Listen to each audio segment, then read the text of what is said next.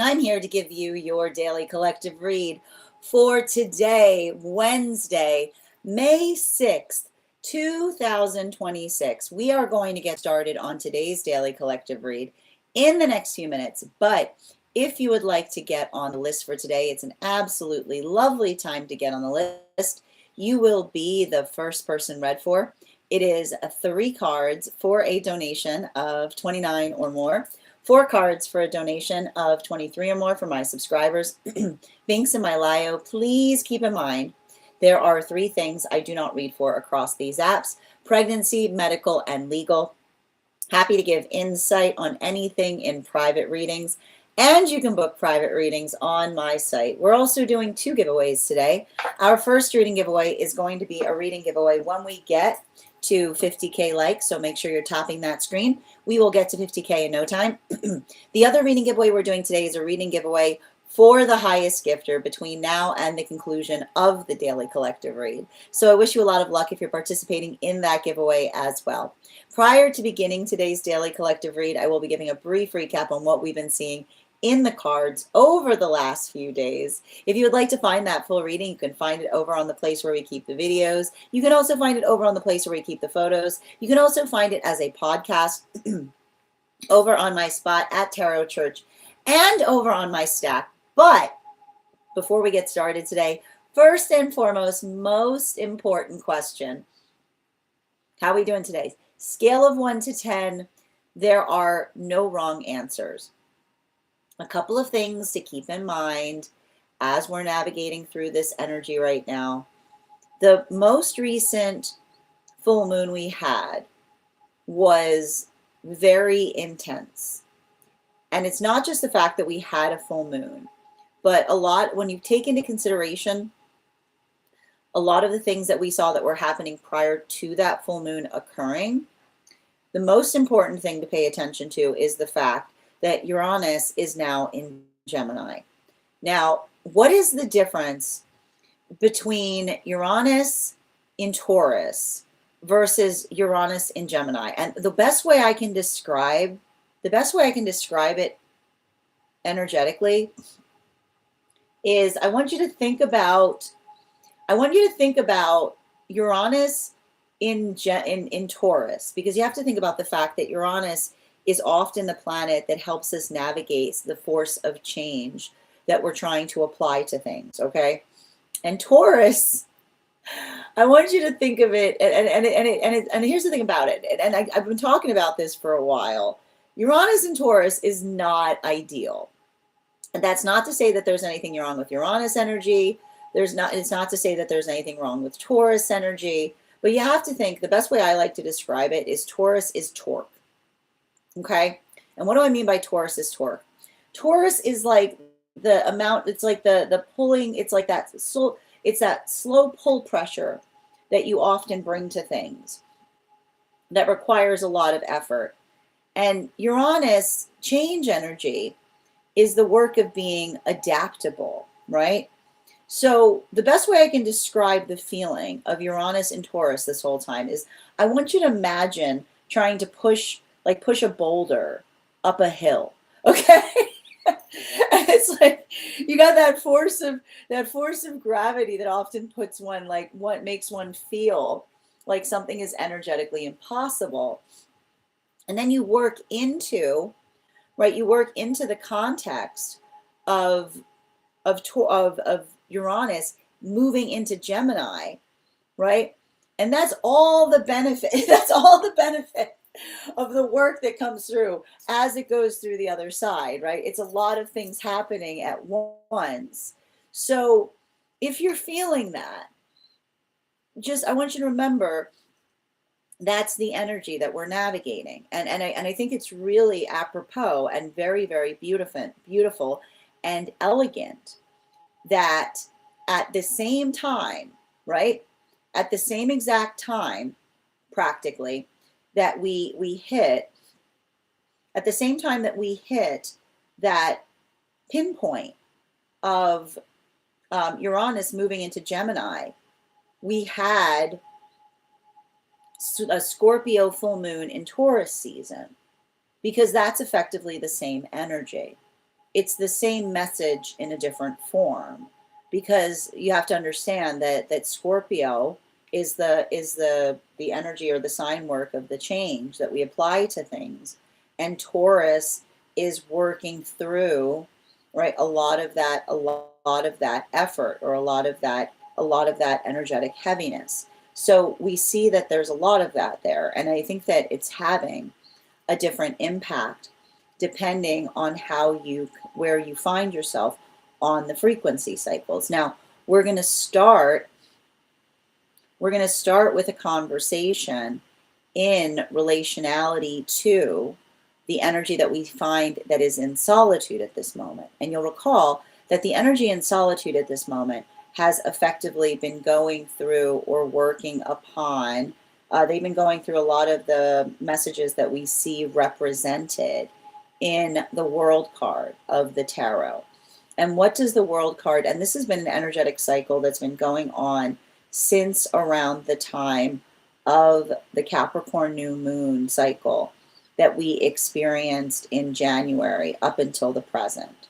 It's working into the context of being able to apply consistency to things that allow the ability of things to flourish in ways that are surprising, delightful, and unexpected.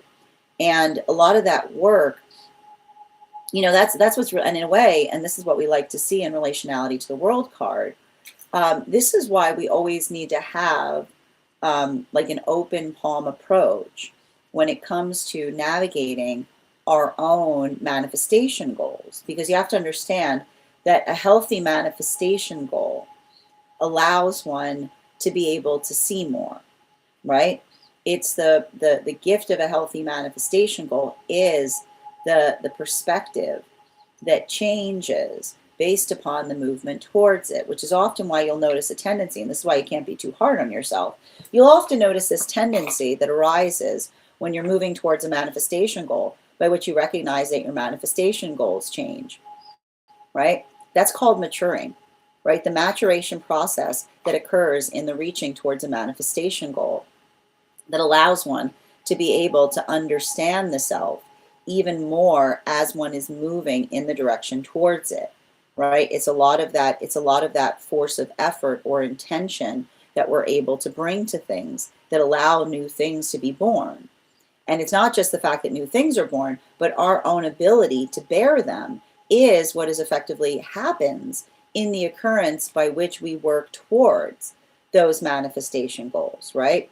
And so for a lot of that work, that observation or that understanding is what is potentially fortifying a lot of the energy right now that we see is in solitude, specifically and particularly if these are energies or situations or circumstances wherein another is working to heal from experiences or relationships by which there was a feeling of a mismatched manifestation goal, right? And that's effectively what I'm seeing is happening for a lot of the energy that's in solitude, right? The observation of a mismatched manifestation goal is often the observation of the healing that comes through in recognizing the space by which we look back on a connection and recognize that another does not desire the same manifestation goal as we ourselves are moving towards.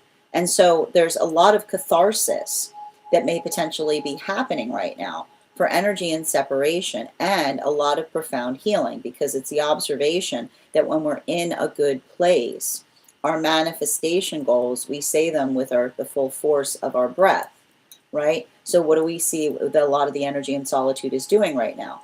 They're practicing breath work, but they're practicing breath work in articulating their manifestation goals, because that's what we mean by breath work, okay? It's not just about breathing, it's about speaking. And when you think about the fact that your voice is breath work and the things that you articulate become breath work, then you put a lot of intention in relationality to what it is that one articulates, that one aspires and desires towards. So we see that that is the energy in solitude that's healing in those experiences, potentially by mutually observing situations that they're healing from, that they're recognizing mismatched manifestation goals were the cause of a disruption, and finding the ability to get better with their words in the context of what it is that they're trying to build with another.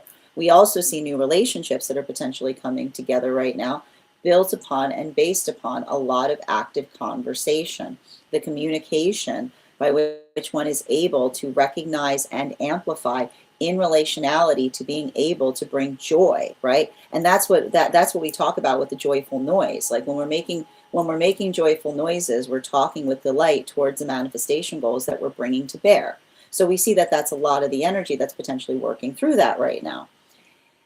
We also see, and that's not to say that there may be some situations that there may be some feelings of energetic frustration on in terms of the past, but even in the space by which the past is being healed, it's being potentially healed with clarification as it relates to what that direction is what I keep on getting. Now, moving towards the energy that's moving deeper into divine union right now. And we're speaking specifically on what we were describing as the moon partnerships. Now we're calling them the moon partnerships because they were effectively coming together between the period of that new moon in Capricorn that we experienced, which was again around January, up until Uranus first going retrograde back in September. These relationships were hard to figure out as I was reading them. This is just to show you that, like, and that's why I was defining them as moon relationships. It felt very obfuscated, but the observation, and that's why we see that this may be a time where there's a lot of deepening partnership that is occurring right now, specifically and particularly, because we see that for a lot of those relationships, the observation or working through situations and circumstances by way of understanding and finding a relationship that can hold all of the facets of the self. Potentially, these are relationships where there's a feeling of profound openness or healing that's occurring, because especially if these were relationships where the individual in them thought that they weren't cut out for partnership because something that they kept on getting communicated to them in relationality to the energy trying to articulate that their purpose was damaging partnership, we see that the healing that's coming through is finding an expansive relationship that allows one the ability to navigate all the phases of the self. So we see that for a lot of those complete relationship dynamics, this could be a time where there's a lot of deepening of relationships, either deepening of commitments or the firming up of partnerships, specifically with the observation of feeling the relationship that allows one to be in one's full comprehension. Now, this brings us to the energy that is deep within divine union. And those are the temperance relationships. Now, the temperance relationships were coming together between the time of that Uranus stationing retrograde up until that solstice period that we had this summer. And this is just to show you that not everything is about smooth sailing. I actually see that for some of these relationships, there's something that is occurring as it relates to healthy argumentation. And the argumentation that is healthy allows one to make something even better. It's the ability to work through something that allows one to be able to energetically perfect it. So we see that for some of these relationships, they may be feeling like they're hammering upon the relationship, but they're hammering upon the relationship in the best way possible, specifically and particularly because it is the observation or the understanding of and they're healing their inner child wounds in the process of doing it too, because they're recognizing the refreshing argument that feels like one comes out of it stronger than one was before. Not the argumentation at one another, but with one another, trying to, again, much like we see the energy in solitude, working towards that mutual manifestation goal, while simultaneously being able to feel stronger because it's a relationship that does not require one to be quiet to be within it, but the space by which they feel that they can give voice to things or bring that voice towards it allows them to be able to heal things in ways that are profound and expansive, because they're not energetically taking things personally so much as they're taking them profoundly. That's allowing them to get stronger through the context of observation. And that understanding is what is fortifying, because it's the gift of potentially being in a relationship where one feels held because one is seen with clarity. Now, that is where we find all of the energy prior to beginning today's daily collective read. But if you'd like to find that full reading, you can find it over on the place where we keep the videos. You can also find it over on the place where we keep the photos. You can also find it as a podcast over on my spot at Tarot Church and over on my Stack. I would also encourage you to head over to my Stack to learn more about our next tarot class, which is going to be held on Thursday, May 21st at 6 p.m. PST, 9 p.m. Eastern. We will be continuing our studies into the tarot with a focus on the court cards in the cup suit. If you'd like to become part of that tarot class program, all you need to do is head on over to my Stack, become a paid subscriber. Your paid subscription there is your ticket of entry into our live classes each and every month. As a paid monthly subscriber, you will have access to over 9 hours worth of material in the Tarot Church Library class archive. Now, it's not necessary to catch up. I'll be doing my best to give you an update on everything we've studied prior to beginning the next class, but the material is there for you to receive as you're ready to receive it. You'll also have access to a one-on-one chat with me and the other students to ask any questions that you may have in relation to anything we've learned and studied thus far. And if you become a founding member, not only will you receive a discount on the full year's worth of classes, you'll also have access to over 20 hours worth of material in the Tarot Church Library class archive, and the opportunity of receiving a complimentary one-on-one mentorship class with me, where I will meet with you personally to assess where you are on your own personal tarot journey and give you the best insights in terms of how to utilize those classes to the best of your advantage moving towards your tarot goals going forward. One of the things I try to do in these classes was make them accessible to the absolute novice tarot reader as well as the seasoned reader. There's definitely something there for everyone. Don't let your lack of experience or your robust experience prevent you from joining us in these classes. And even if you don't become a paid subscriber to my Stack, I would encourage you to follow me there. Stay up to date on any new offerings or services. I post my mystic meditation articles there, which will let you know about what we've been seeing energetically in the cards. Just wrote one recently on navigating this wacky full moon that we just had. Finally, I want to let you guys know that on top of my standard life, I also want to let you guys know that on top of my standard life path readings, I also offer mentorship classes. These are for any of my students seeking a more personalized educational experience with me. I take a very limited number of students for this reason, as those classes are focused on each individual's personal spiritual goals and journey work. Those classes can be purchased on an individual level or as a monthly class series, weekly or biweekly, as your schedule permits, so that you can stay more consistent on your personal journey. Also, for my clients that are seeking more consistent weekly tarot support, I also offer weekly tarot insight packages.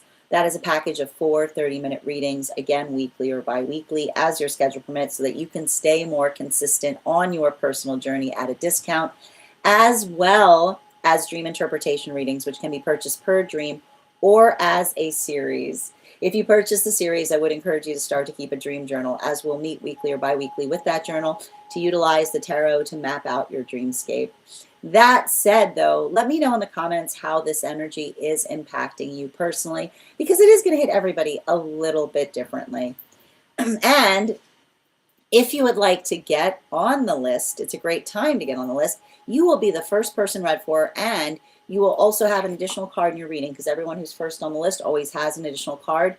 3 cards for a donation of $29 or more. 4 cards for a donation of $23 or more for my subscribers. Links in my bio. Please keep in mind there are 3 things I don't read for across these apps: pregnancy, medical, and legal. Happy to give insight on anything in private readings, and you can book private readings on my site. If you're on the hold list and would like to be added back to the list, just let me know the date that you are added to the hold list. I'll be happy to add you back as well. And if you are joining us across the other social platforms, you can get on the list as well today through the tree that has links in it in my bio. If you're joining us over on the place where we keep the videos, your paid membership there entitles you to the same benefits that I articulated for those on the Clock app. And for those who are joining us on the INSTA, I would love to be able to offer that to you too. I have to get to I have to get to 10,000 there in order to offer membership, so I need your help with that. So if you go ahead and give me a follow there on INSTA, I will thank you with an affirmation live from A Guide for the Advanced Soul. And if you're already following me there, just go ahead and share this live with 3 individuals and comment shared in the comments, and I will also thank you with that affirmation. I'm going to take a minute to read over some of the comments that came through as I was reading today. Welcome. How are you doing today, American Strega? Good to see you. Thank you for being here and receiving these messages. Hope you're doing well today. How are you doing as well? Baby Nicole, thank you for getting on the list. Oh, Ella, actually, you're first today. I apologize. Nicole, you'll be second today, but you will have an additional card in your reading. And if anybody else would like to get on the list right now, you will be the 3rd person read for. Hi there, baby. I'm happy to read for you if you'd like to get on the list. List is open. You'll be the 3rd person read for, sending you support on that journey. And Haunted, thank you for those likes. Appreciate you. Hi there, a questionable 7 out of 10. That's okay, B. Right, we'll see if we can get that up today. Hope you're having a good one. And welcome, Days. Thank you so much for those likes. I appreciate you, and thank you for joining us today, Gisela. How you doing today, Jennifer? Hi there as well, Casually. Joyce, welcome. Excellent. Pumpkin, good to see you today. How you doing today, Bridget? Good to see you as well, dear. Grand Rising, Nicole. Absolutely. And thank you, Ella, for sharing the live. Always appreciate when you share the live. Ella, I've got you first today. Bridget, I've been super sassy these past 2 days. Well, we're going to get into that energy right now. Don't cross me energy. I get it. I get it. Adam, thank you for those heart knees. Good to see you, Avatar. Hi there, dear. Creative, you were able to catch me today. Welcome. Hope you're having a good beginning start to your day. Yes, very, very aware that Yeshua loves us. Thank you for letting us know, big guy. Hi there, Michelle. Welcome. Welcome, Bridget. Happy hump day. We did make it. Good to see you as well, Kay. And thank you, Midnight, for the follow. And thank you for becoming a member, the 123rd member of my fan club. Driving by to tell you, you have fabulous energy. Right back at you, Lunar Goddess. Thank you for stopping by. Hope you have a good one. Excellent. Hi there, Hardy. I need you to be a little bit clearer in terms of what you're asking for. I would also remind you, please make sure that you're not posting non sequiturs in the chat space. Make sure that your statements contain a complete thought, so that way others can communicate effectively with you. I know the full moon was wacky, Kay. Guys, please make sure to welcome Kay in today. Thank our moderator for all of their help today. Good to see you. I'm happy to read for you on that, Hardy. If you'd like to get on the list, list is open. Don't articulate as things that are lost from the past. Just focus on the present. Let the present keep you focused and anchored.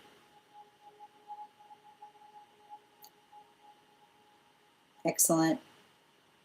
Yep, I've got you on the list, Ella. You're first today. How you doing today, Noah? Yep, I got you.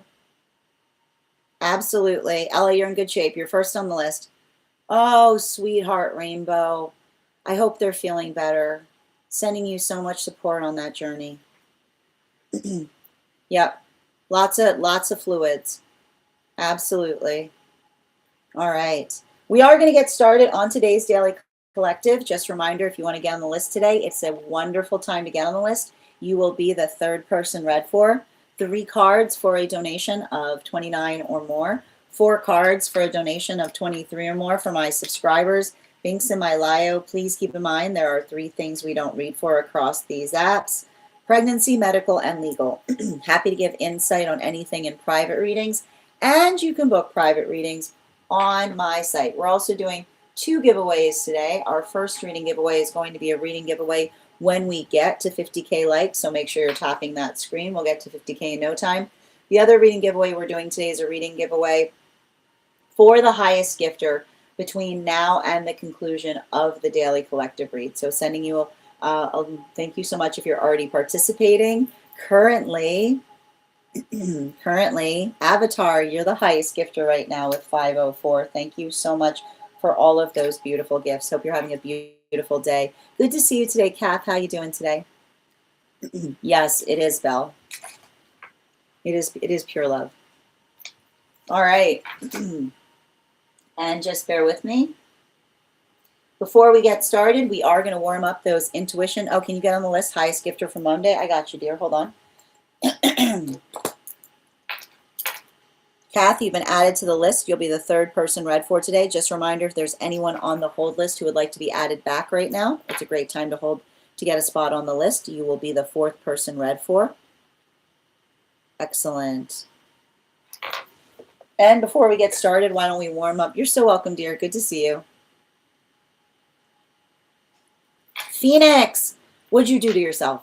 No. Listen, okay? Listen to me, Phoenix. We got Gemini. We got Uranus in Taurus, and we've got Venus in Gemini as well right now. Which means don't be conscientious when you're multitasking. Okay? Don't try to do too many things at once, okay? And especially make sure that you're prioritizing rest if you're already, listen, if you're already feeling hurt, like a little bit of rest now to prevent more hurt later, okay? Make sure that you're prioritizing that, okay? I don't want to hear that you're pushing through and working through something. I don't want to hear that right now. That's not what we want to hear, okay? I mean, from my personal experience, Belle, it's because pretty much most of the messages that I get from that source are articulating upon that love. So I'm basing it upon the messages I receive, if that helps. Absolutely. Grand Rising. How you doing today, Per? You're so welcome, Kath. Good to see you. Absolutely. Grand Rising, Siobhan. How you doing today, dear? Excellent. All right, let's do that intuition check. I've got the animal spirit guide cards here. We're going to count back from 10. When we get to 1, I'll reveal the card. 10, 9, 8, 7, 6, 5, 4, 3, 2, 1. We got the Hinds. Thank you. We'll do that again after the next reading. Oh, look at you, Minnie. And just a reminder, friends, if you want to get on the list, it's a great time to get on the list. You will be the fourth person read for. So if you want to secure yourself a nice spot on the list, now is the time to do so. If you guys could do me a favor and share this live, I would also appreciate it. Make sure anybody who would like to be here for the live is here to receive it. Okay. That said, and thank you, Nezvat, for the follow. Antisocial, thank you for sharing the live. Ella, first things first, actually, before we get started, Ella, did you want to have your reading? You have priority today. So Ella, do you want to have your reading before we get started on the Daily Collective, or do you want to wait till after? So the way it works here, how long am I on today? We're going to be on potentially until like 3 o'clock.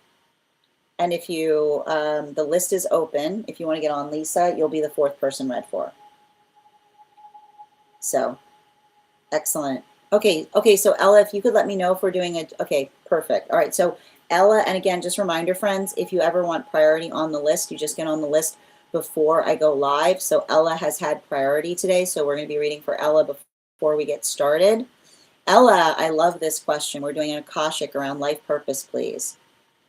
And I'm going to pin you up here. You can't, so Lisa, the way, if you want to do it before we start the collective, you have to get on prior. So if you want to get, for instance, if you want to have priority tomorrow, it's perfectly acceptable. If you will, we're going to be on later tomorrow. But if you get on the list for tomorrow, you'll have priority tomorrow. Or if you get on between the time that I go off live and before the time I get back on. okay? If you'd like to secure that next time. All right, perfect. All right, and that said, let me pin up Ella here. Guys, make sure to give Ella some love. Can I please get, yep, we're doing Akashic around life purpose. And another, please. And one more.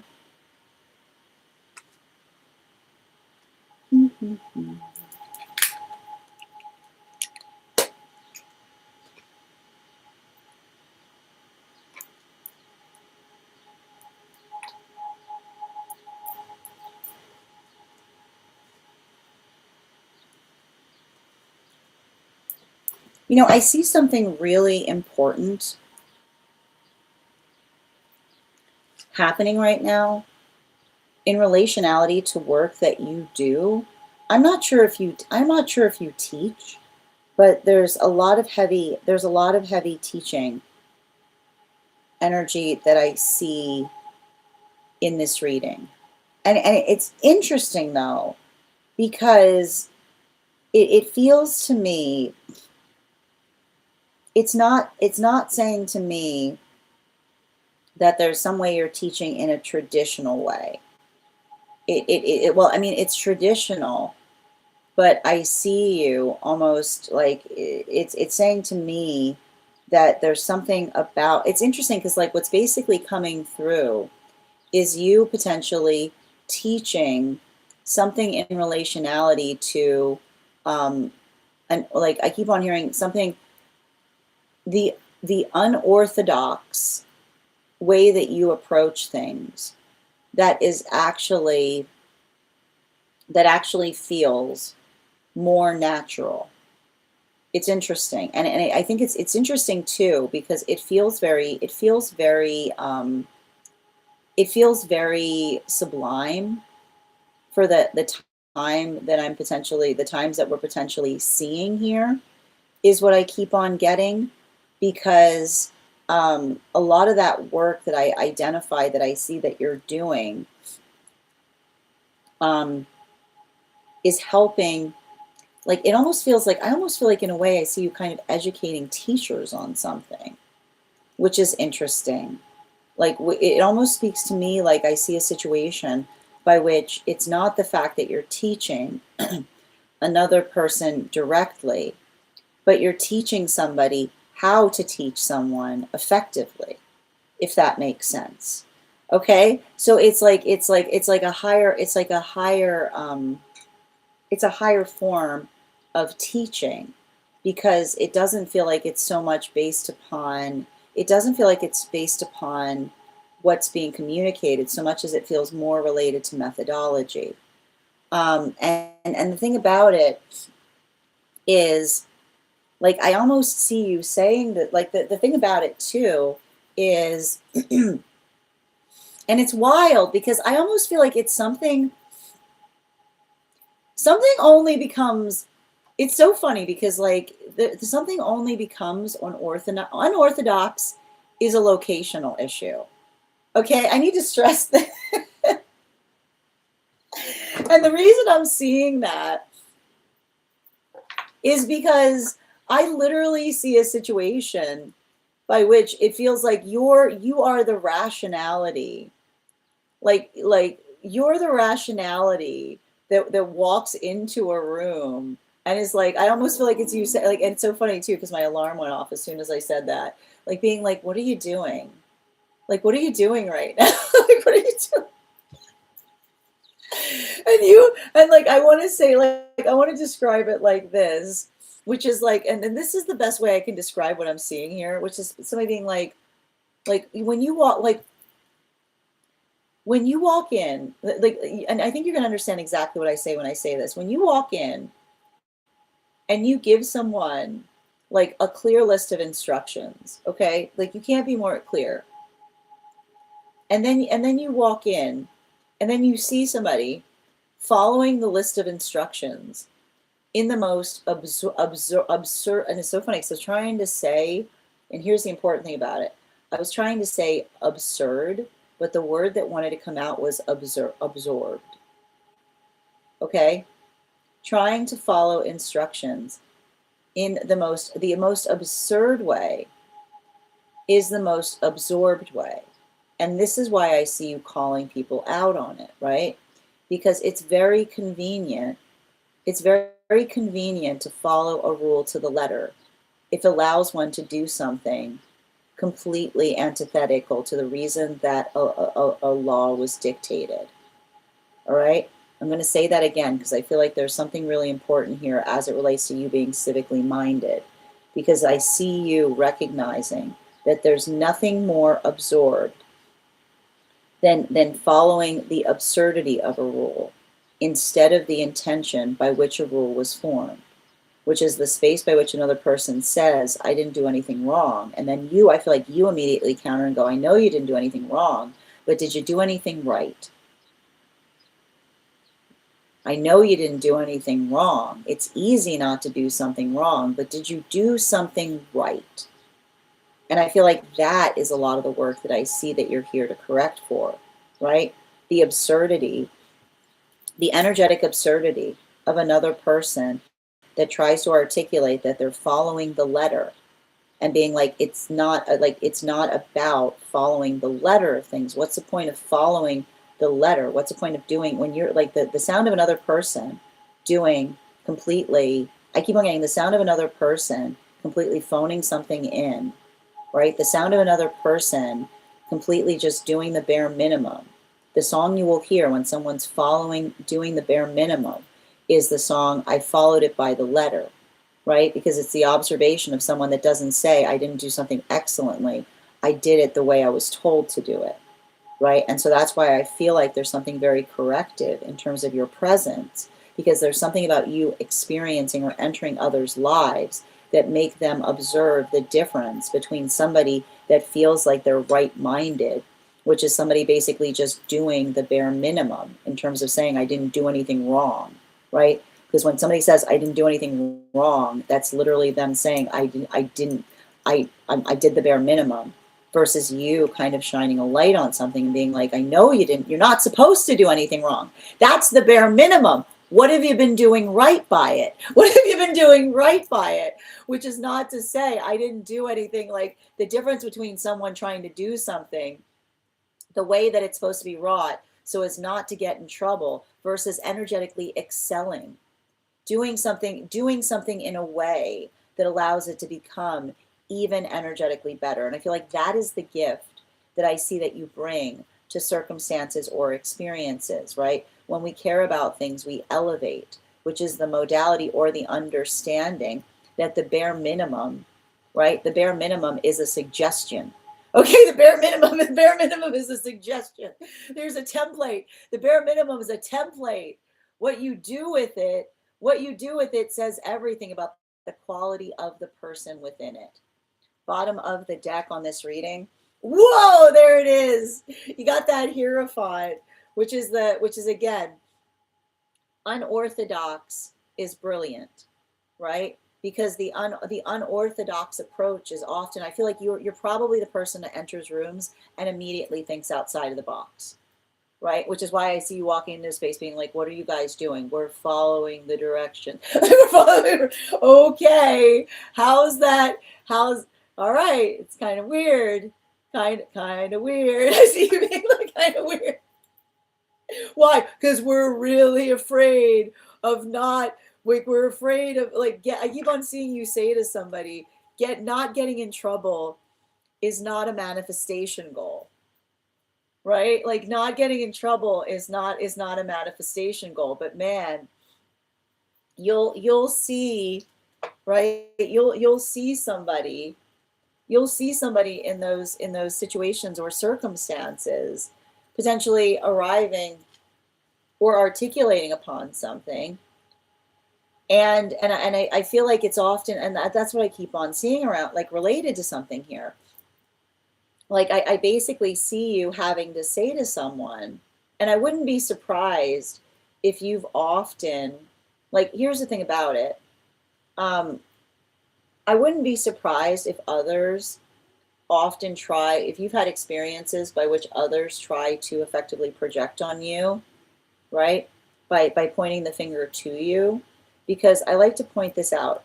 I keep on getting cowardly energy points fingers instead of taking accountability. And I think that you know that. I think you understand that. Cowardly energy is always pointing in a direction and saying the reason something isn't going well isn't because of me, right? It's like it's a lot of that. So I feel like that's really important because I see some kind of circumstance or situation by which you yourself are effectively working through things. And even in the context by which you're working through things, I feel like I see some kind of,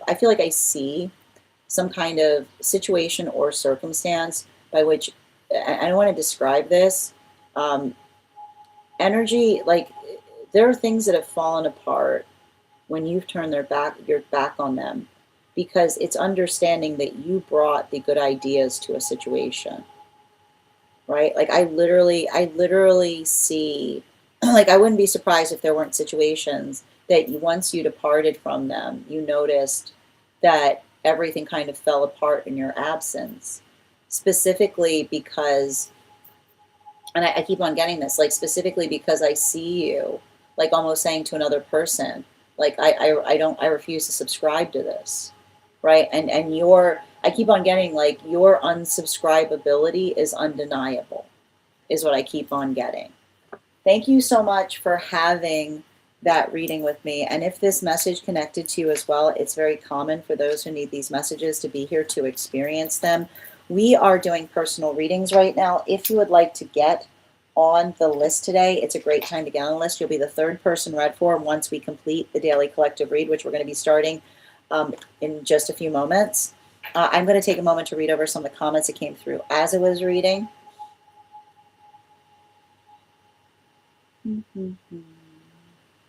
Hi there, no problem, Kath.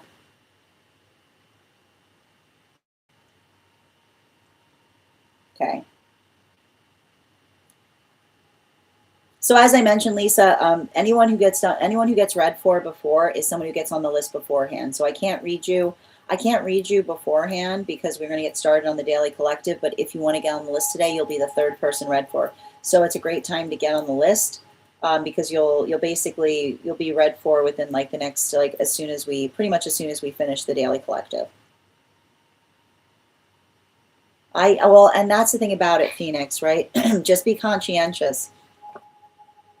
Just be conscientious. Here's the thing about it, especially with this Venus and Gemini, right? Like a few days to heal instead of something that might take longer. Just be conscientious of that, okay? Make sure that you're prioritizing care of the self, especially if another person's trying to help you do so. This is accurate in terms of unorthodox teaching. Thank you for confirming, Ella.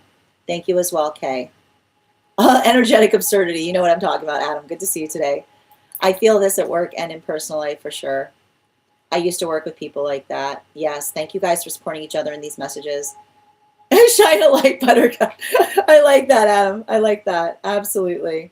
Work doesn't always like my out-of-the-box suggestions. But that's the thing about it. Like, I feel like you're going to do best in energy that desires to innovate. Because I feel like you've got groundbreaking energy. Yeah, she is iconoclastic. Yes, there you go. Lots of projections towards you. Yeah, narrow-minded. Sending you support, Ella. Absolutely. Hi there, Kay.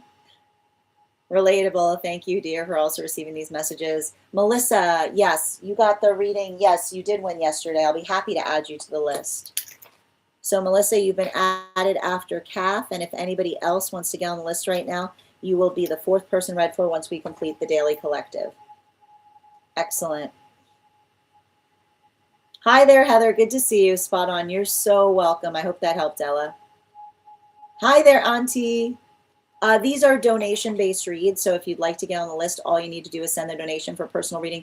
We are about to get started on the free daily collective in just a moment. We also offer free one-card readings to anyone who is a super fan over on the Clock app or anyone who is a paid member over on the place where we keep the videos. You like that, Adam? Excellent. All right, my friends, we're going to get started. As I mentioned, if you guys could do me a favor before we get started on the Daily Collective, let's warm up those intuition muscles once more with an intuition check. I've got the animal spirit guide cards here. We're going to count back from 10. And when we get to 1, I will reveal the card. 10, 9, 8, 7, 6, 5, 4, 3, 2, Bridget, 1. Okay, look at you. Earth Dragon, well done.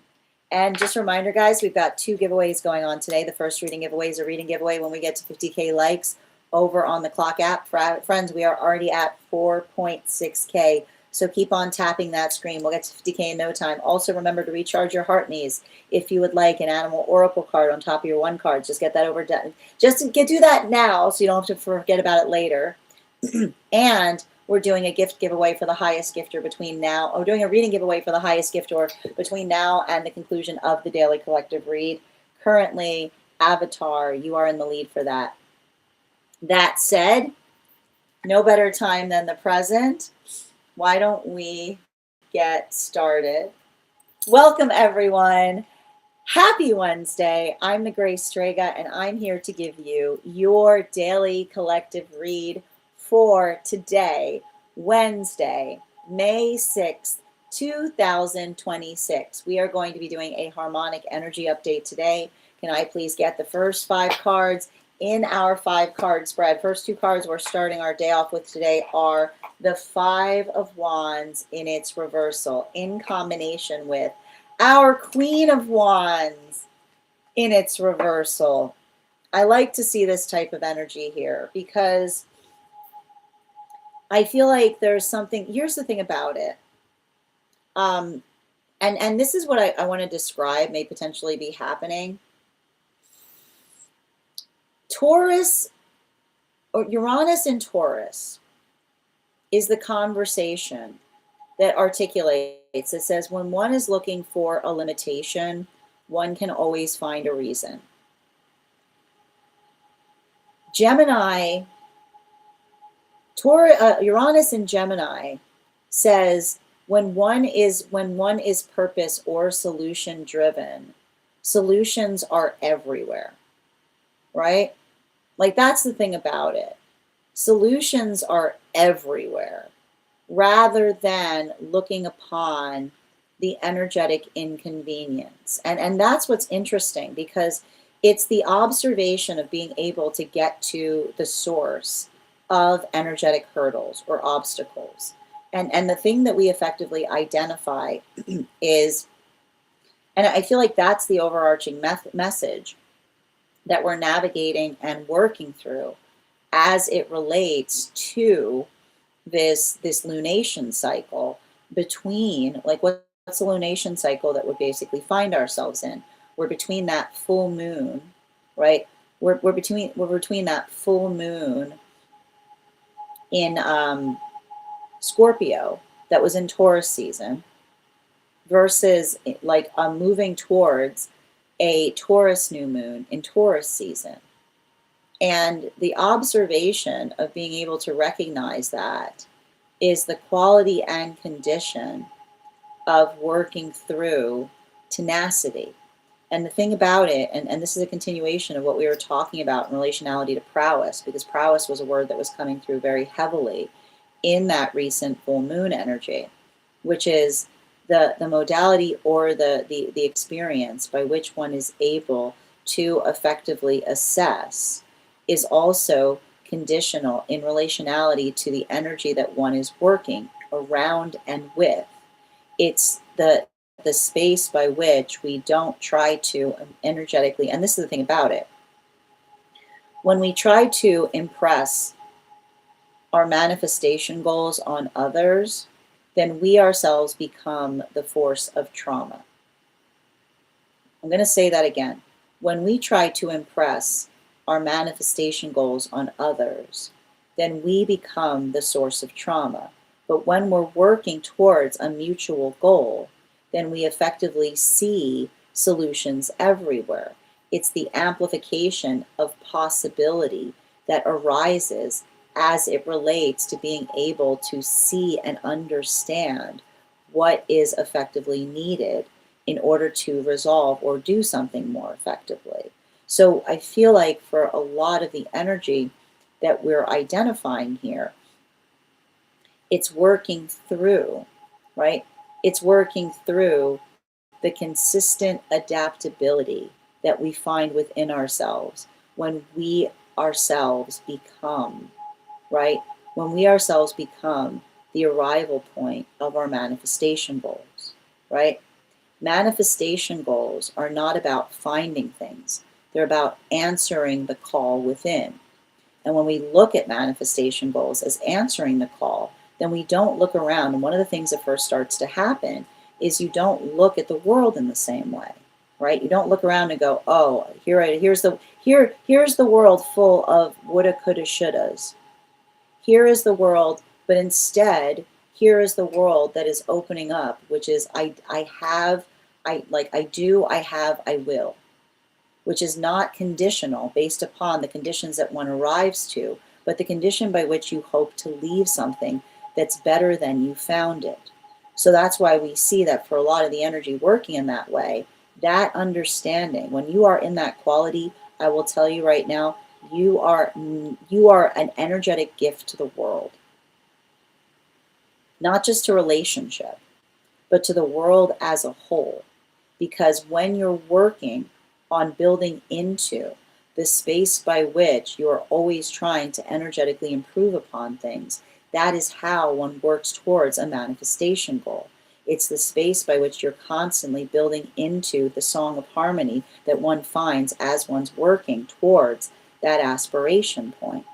So I feel like that's a lot of the healing that we energetically see is occurring for energy in solitude right now as it relates to healing from relationships. And this is also why, and I got to tell you right now, this is why we often talk about the fact that love sometimes isn't enough.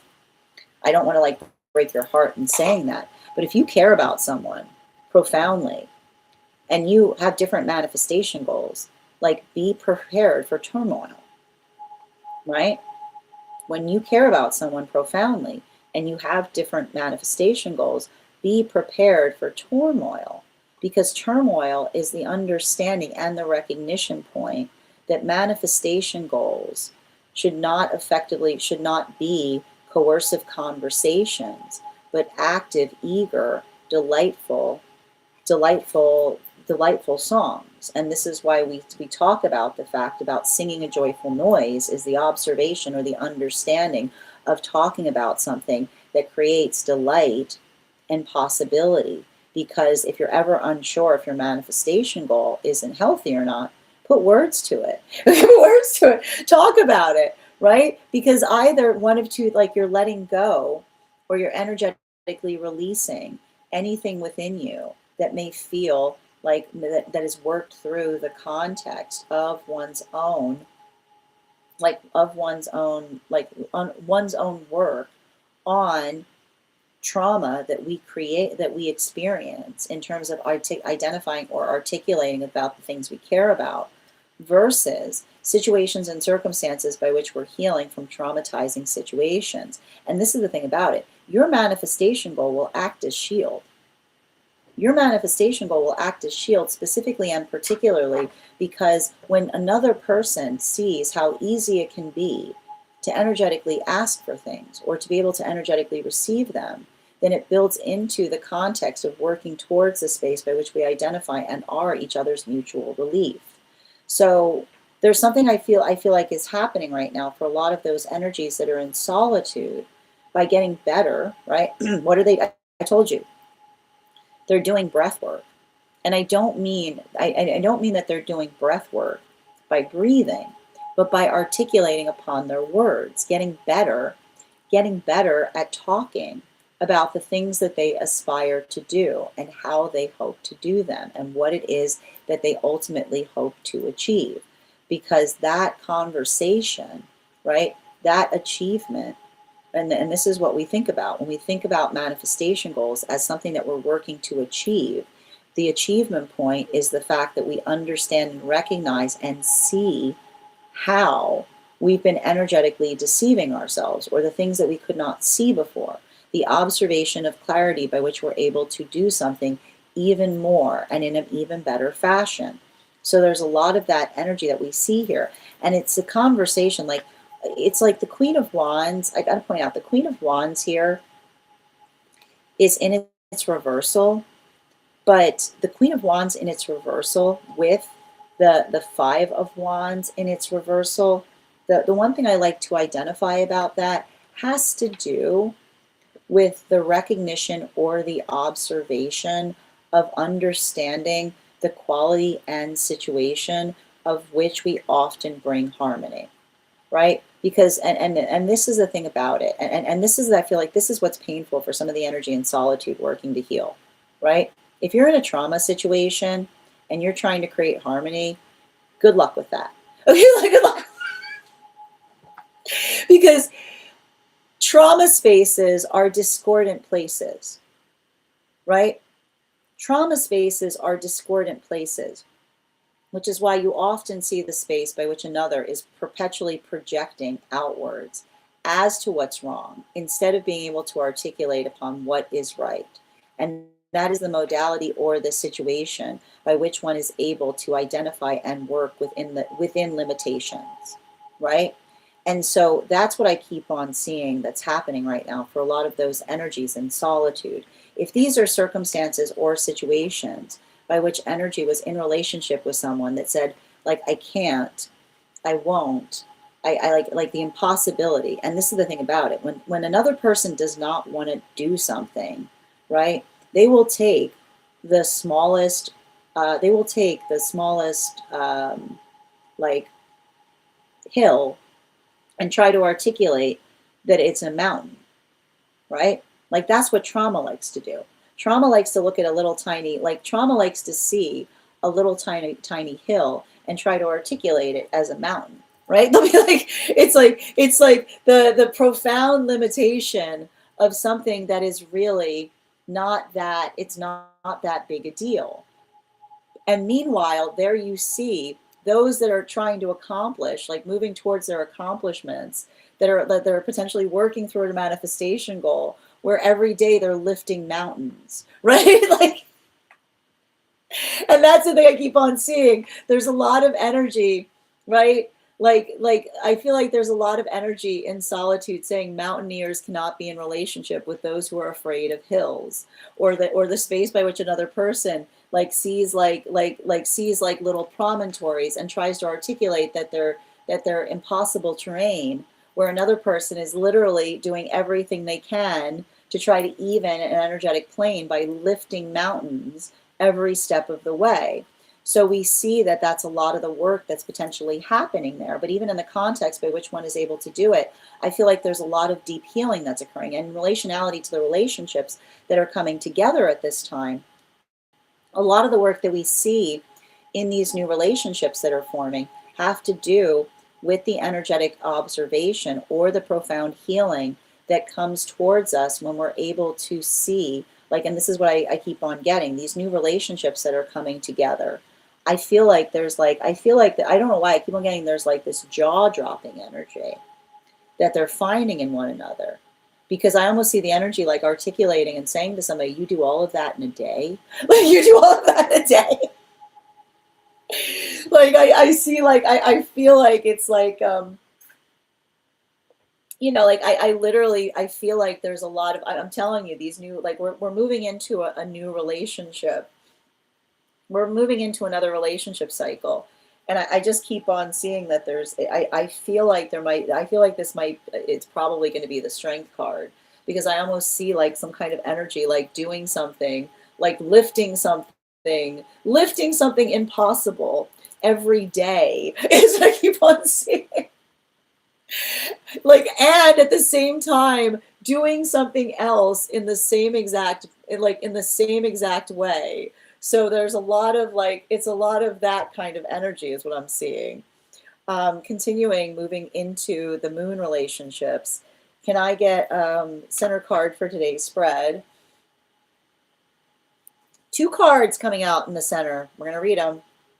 Yeah, we've got the Magician card in its reversal in combination with the 10 of Cups in its reversal. Wow, those two, like, you know what? Like, here's the thing about it. You know, there's something I'm getting right now for those moon relationships. And the word that's coming to me is tempest tossed. And why am I getting the word tempest tossed?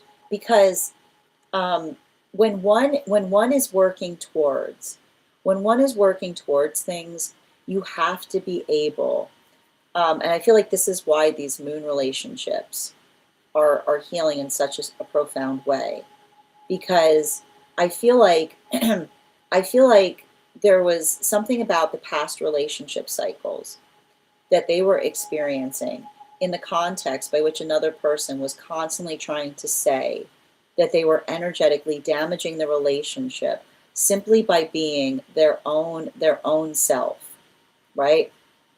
And the modality by which I just keep on getting that the modality by which we don't feel like the modality by which we don't feel like we have to stay energetically constrained in a facet of self is often working towards a relationship of our authenticity, because I almost feel like these are relationships by which they're healing profoundly from someone trying to say to them, you're not who you used to be. And another person saying, you foolish fool, that is the sound of you getting to know me, right?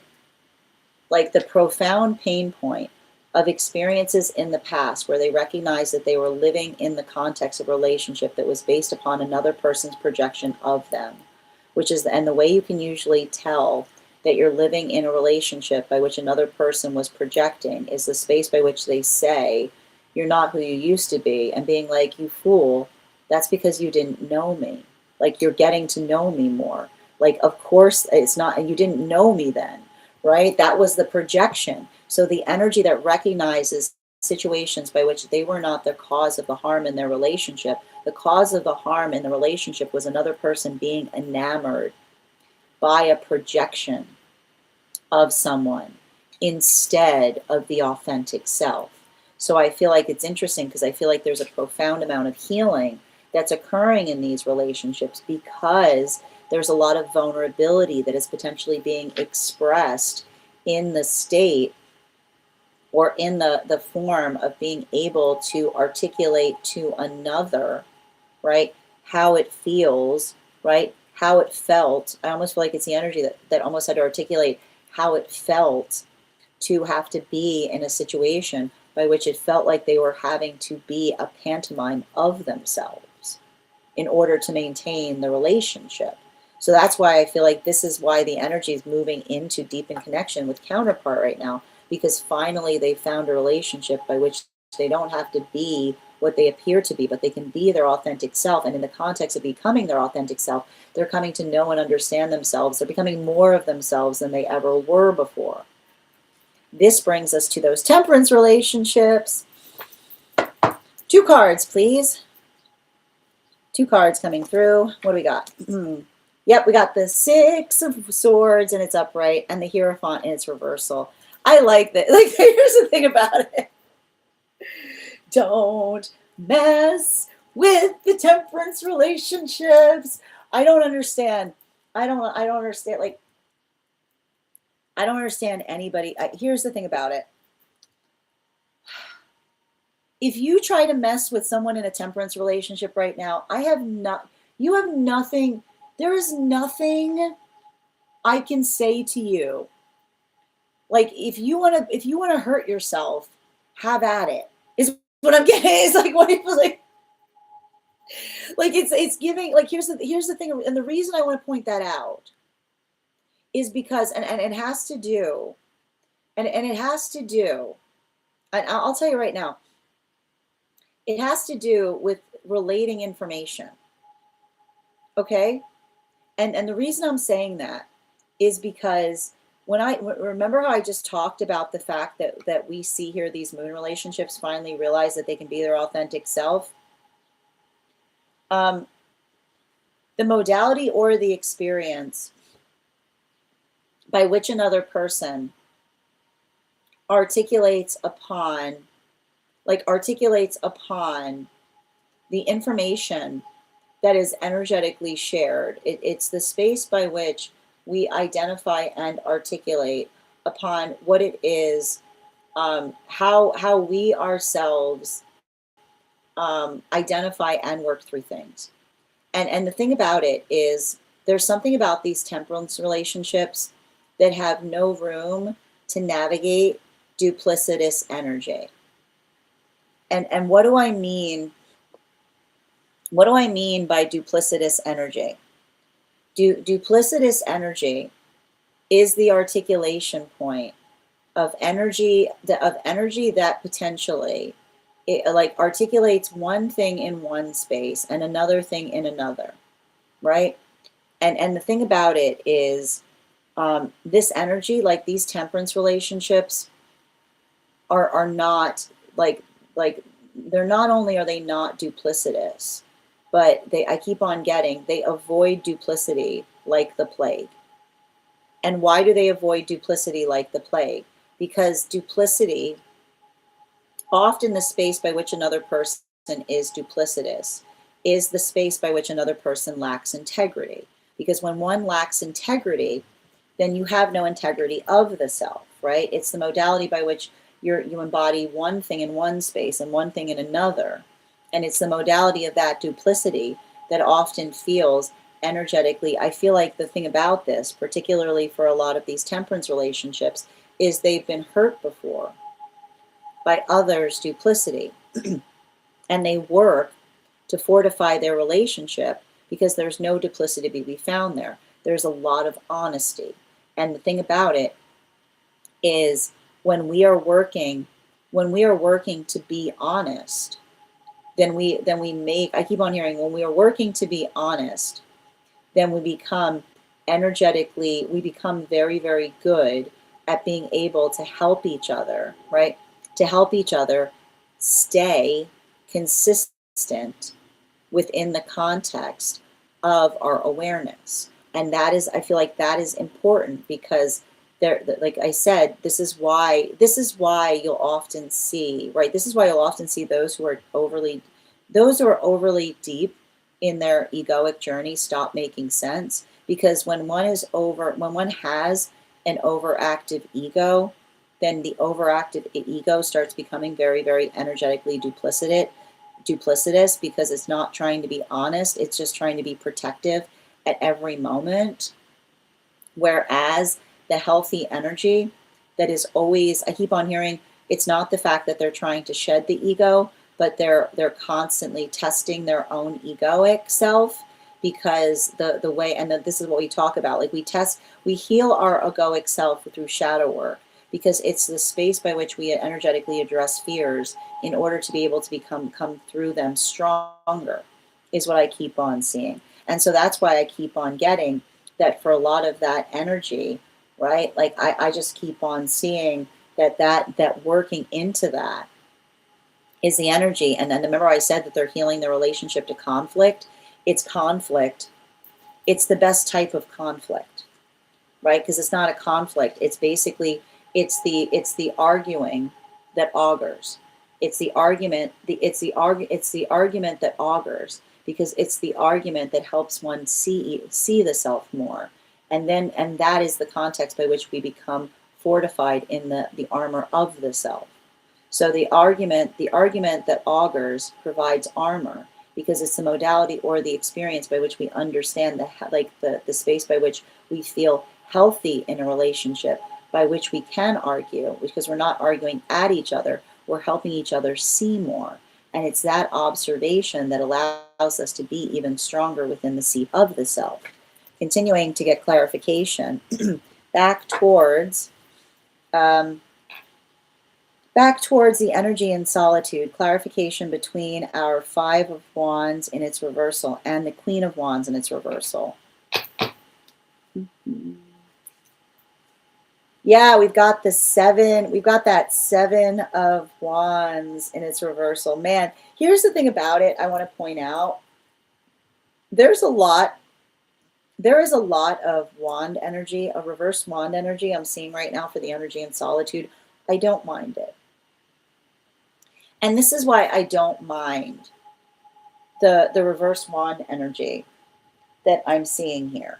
Because the reverse wand energy, okay, and I got to point out, a lot of these cards that we see here have to do with argumentation. Like, you know, we talked about this. We're going to get into this because we're going to start exploring the minor arcana after this class in the tarot. But the Five of Wands and the Seven of Wands, like, I'll just show you these cards and they're upright.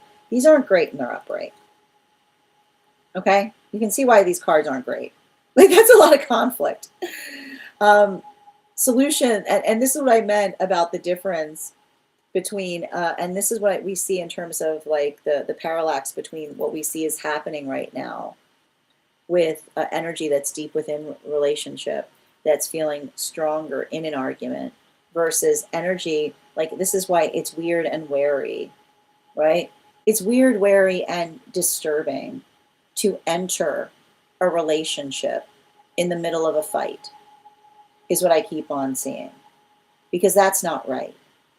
That's no, I keep wondering, a fight is no way to start a relationship, is what I keep on hearing. And the reason that's occurring is because, and this is why the Queen of Wands is in its reversal, the healing that I see in a lot of energy in solitude is recognizing, right, being much more judicious in terms of putting their energy around capricious. I keep on hearing, they're getting more judicious about avoiding capricious energy. And why are they getting more judicious about about healing from capricious energy? Because capricious energy self-sabotages, right? Capricious energy self-sabotages in the space of understanding and recognizing that the space by which another is perpetually, constantly working through the observation of energetic hurdles, or working into the context of not being able to energetically resolve something, but seeing, right, this is the energy, and I want to describe this. This is the energy, right? The energy in solitude that is now recognizing their own gift of moving mountains, right? Like that observation of being able to put their force of intention towards things. And that doesn't mean wishing, right? Putting force of intention towards things isn't going like, I wish, but going, I am the wish. Like, I am the wish. Like, here I am, like doing the, like one's doing the stuff, like just like it's like doing the stuff that one wishes the wish would employ, right? Like employing the wish. There goes the wish employed. Look at that wish just activating, right? That allows the context by which the energy recognizes and understands the circumstance by which, and this is the thing about it, right? You have to energetically appreciate energy like that, or it's like, because if not, right, if you're in a trauma environment and you're literally trying to create harmony, right, and another person is too much caught up in the egoic state that they're trying to create, then it literally creates the space by which the only thing you find there is volatility. So I feel like there's something really important there, and something about the importance upon it is helping the energy to understand the gift, right? This is energy that is effectively identifying and recognizing the gift that they bring to situations, specifically and particularly because they have and they understand a profound amount of their own self-worth, right? And this is why we often talk about one of the best things you can do to heal a relationship is to find that self-worth. Because when one understands the quality and condition and nature of your energy, then you hold it, right? You hold it more preciously. You're more energetically careful with it. Now, continuing to get clarification between the Queen of Wands in its reversal, the Ten of Cups in its reversal, and the Magician card in its reversal. And that's what I keep on seeing in terms of those new relationships that are coming together. Because I got to tell you right now, there are new relationships coming together. And I keep on seeing, it's like, I feel like the energy is almost like breathing a sigh of relief because they feel, right? They feel like the relief, that they the relief that they found is potentially someone that is equally invested in doing that heavy lifting. Continuing to move towards, and this brings us to the energy that's moving deeper into divine union right now, those moon relationships, clarification between the Queen of Wands in its reversal, the Ten of Cups in its reversal, and the Magician card in its reversal. One card to clarify.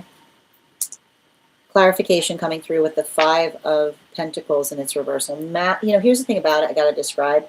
I feel like something's happening right now for the energy deep within divine union, which is a complete reassessment of the past. This is why the energy is moving into relationship with so much rapidity, because what they found in counterpart is allowing them the context of completely re-seeing the past in a whole new light because of a connection of a counterpart that by which they become right. And the space by which they become right isn't the space by which another person is sugarcoating their own perception on someone, but the observation of being able to see, like a relationship that fully allows the possibility for another person to expand and expound, right? That is the easement that we find in beautiful counterpart relationship. Expounding and enhancement.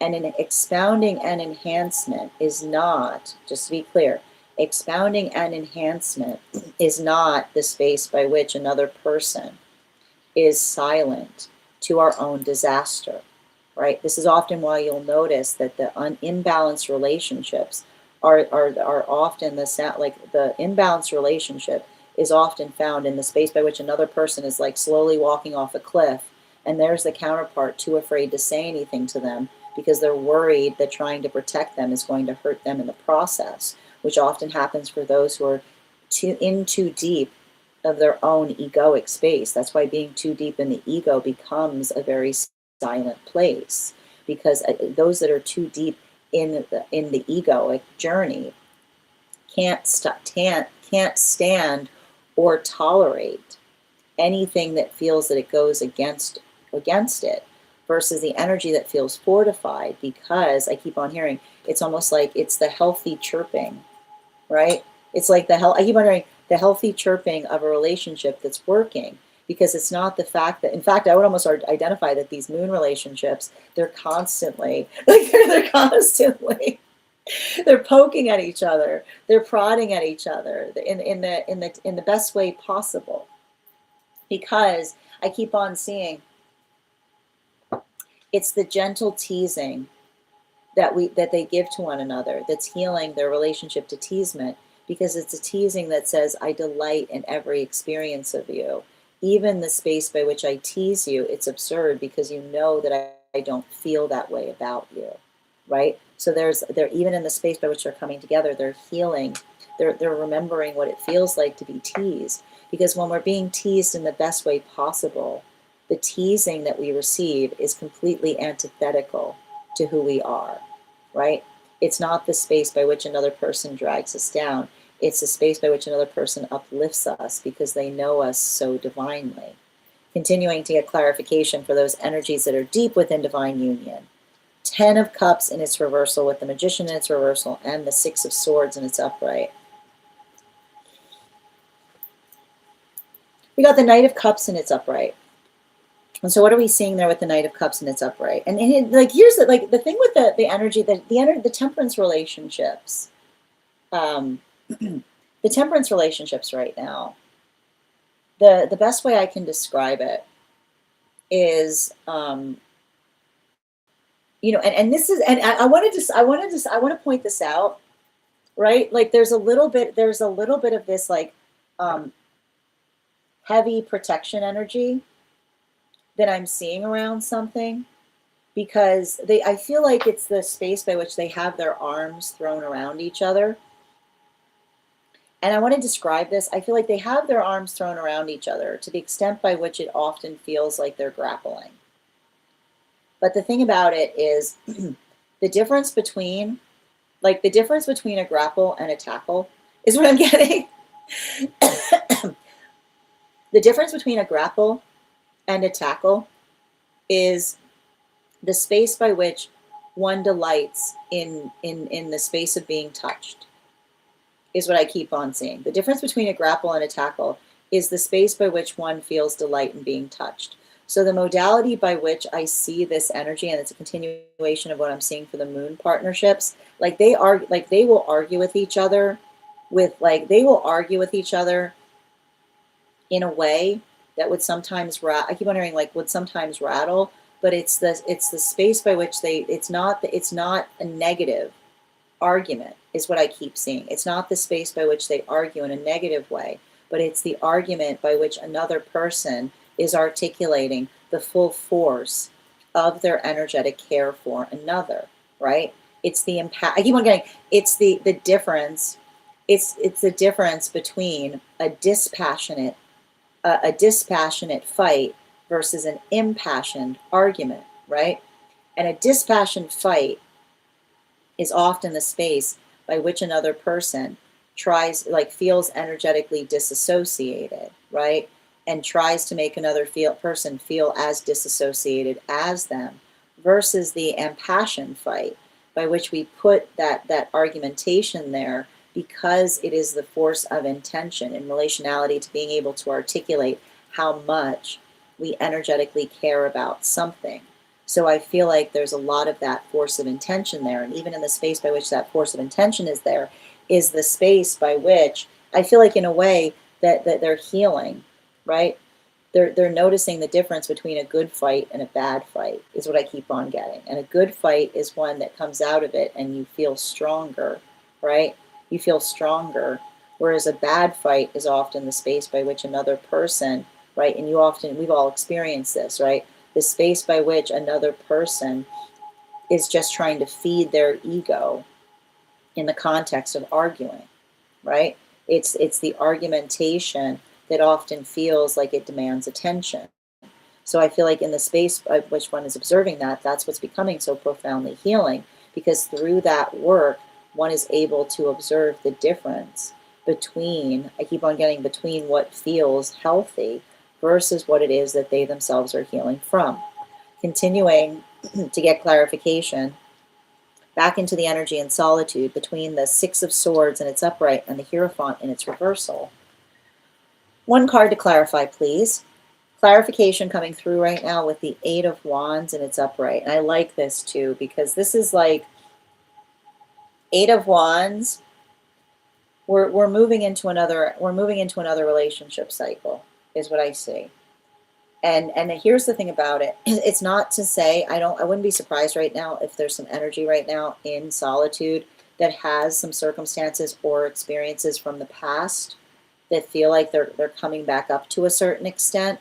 But I feel like this is a lot of the energy in solitude that has a lot of healthy direction sense. And the space by which they have direction sense, I just keep on seeing, right?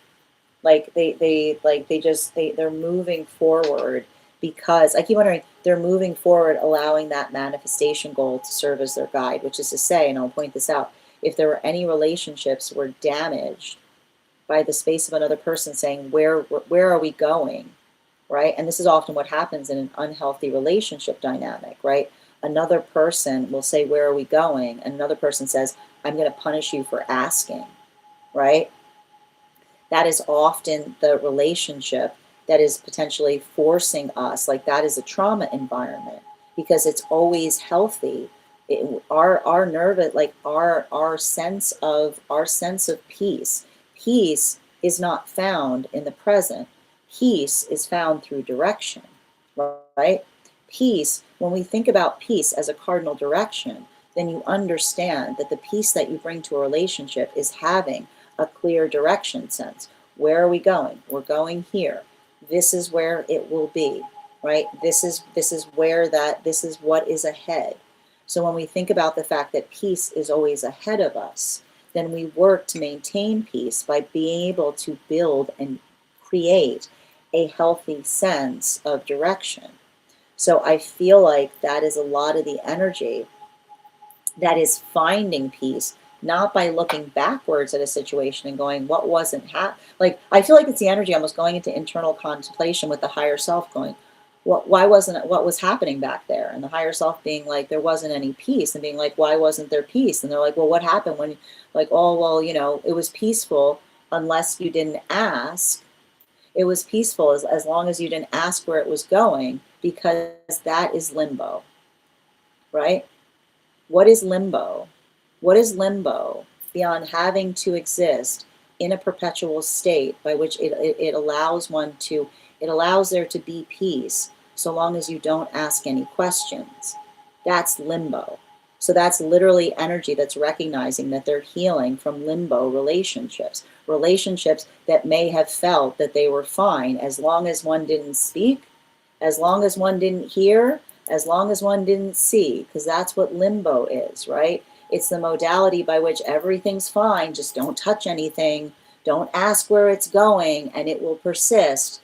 But it requires one to become very small, because when you're in a limbo relationship, the only thing that can damage it is your presence, right? So that's the observation. What is the energy in solitude doing? They're getting bigger, right? They're getting bigger. They're loving their direction. They're articulate upon it. They're sharing it. They're speaking upon it, because that is the way by which they're finding their highest counterpart, right? That is them being able to find and feel the force of being present in relationship instead of feeling the need to have to shrink in order to fit within one. Now, this brings us to the energy that's moving deeper into divine union right now. Clarification between that Seven of Wands in its reversal and the Five of Pentacles in its reversal. Can I get one card to clarify, please? Clarification coming through right now with our 10 of Wands in its upright. So what we're basically identifying here, and I just kind of want to move you through what I'm seeing, because for a lot of the energy, I'm basically identifying and recognizing that a lot of that intention, like I'll tell you right now, you'll hear me out. This period of time that we've been going through, I would not be surprised if there's a lot of new proposals that are coming through, a lot of new energetic commitments, because the observation of what we're basically seeing and describing here has a lot to do with the definition of the relationships. These are those moon partnerships that we talked about, that finally feel that they are in a relationship by which they don't feel like they have to pretend to be themselves. Instead, they just get to be themselves, right? That is the beauty of being in a holistic relationship. It's the space by which we feel the authenticity to be free, specifically because we don't feel we have to perform the act of being ourselves at every moment. And that's why I feel like they're seeing their past in a whole different way, particularly and especially, I just need to say it again, if somebody said to them, if they felt like they kept on going into relationships where another person articulated and said, you're not the person who you were when we first met, another person saying that's because you are in love with the projection of me, not with the authentic self, because when we get to know each other, we delight in seeing ourselves more, right? We don't and that's the energy that's effectively feeling healed, because they're finally in a partnership by which another person keeps on. So what is happening in those relationships? Someone's saying, I keep seeing more and more of you. And the more I see, like, look at this, the energy goes, like, look, this is the energy go, I keep on seeing more and more in you. And the more I see, right, the more I see, the more I want to go forward, right? And that doesn't mean that it's perfect, right? Because a healthy relationship is not a space by which we have to be perfect. It's the space by which, when we understand our imperfections, we understand what it is that we're working through, right? We become each other's blessings when we understand our imperfections, because even in the space of the relationship, right? And I told you, especially because they're healing, these are relationships that are healing from the experience by which another person, like the trauma environment that always tries to take a small obstacle and make it seem mountainous. This is the energy that's healing in the space by which another person says, that's not a big deal, right? Like that's not a big deal. Like that thing you're worried about, it's not that a big a deal. It's really it's like, who made you think that was a big deal in the first place? Boom. Massive, massive healing coming in right there. Continuing to get clarification, moving back towards these temperance partnerships. 10 of the 5 of Pentacles in its reversal with the Knight of Cups in its upright. One card, please. What do we got here? We've got the 6 of Pentacles in its upright.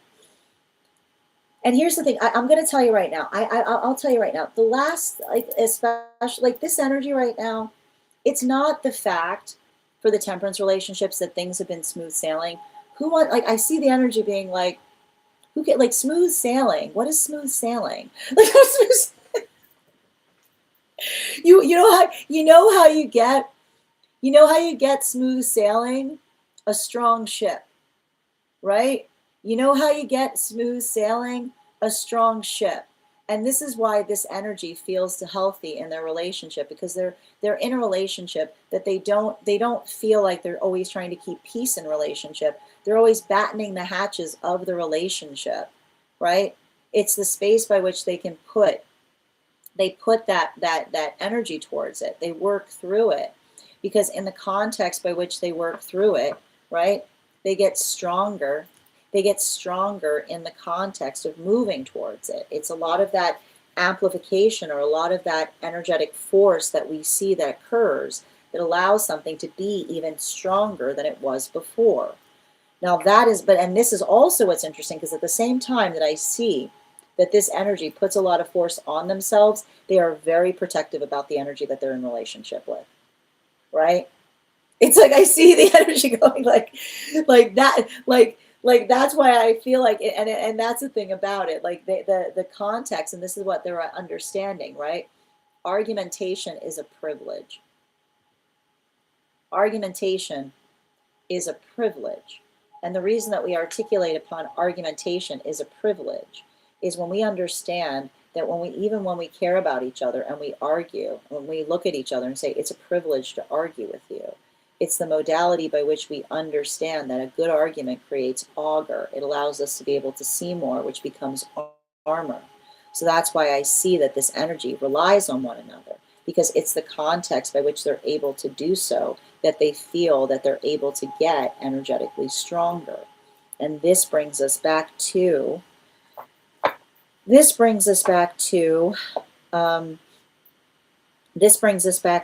energy that is, this is bringing us back to the energy that is in solitude. Clarification between the Knight of Cups and that 8 of Wands in its upright. We've got the World card in its upright. And the thing with the World card, the thing I'm just going to tell you with this World card in its upright is,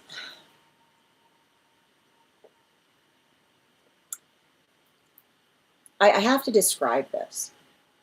And I feel like this is really important for the energy in solitude, because for the energy in solitude, I literally see the space by which another person was working fastidiously to try to make, and this is the thing about when we care about each other, we never feel the sense of we're constantly feeling like we're trying to make right by one another, okay? But you'll notice this in a trauma environment, right? Like, you owe me is the song of a trauma environment. It's the most, and you'll often see this in limbo relationships, right? Because limbo relationships are effectively articulated in the space by which you have no clarity as to upon what's occurring. Another energy specifically demands or desires one's presence. And then in the context by which you try to ask for something, or ask them with a direction something that's going, right? Sheer chaos ensues. Right? Like, there you go. If you ever want to recognize if you're in a limbo relationship, there you go. Like, everything's fine. Just stop speaking, stop seeing, stop hearing, and everything will be fine. Because it's a relationship that requires one to shrink. in the context of being within it, right? And the thing is, when we care about relationship, we are up in each other's business, because your business is my business when we're sharing business together. It's a busyness, because healthy relationship is always buzzing, right?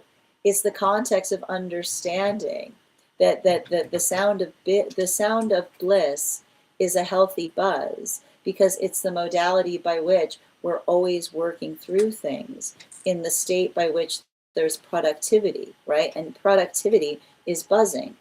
And so that's why I feel like what's beautiful about some of these relationships is either this is energy and solitude that's blissfully buzzing, right? And the modality by which we see that they're blissfully buzzing is them kind of building into the context of finding their bliss, right?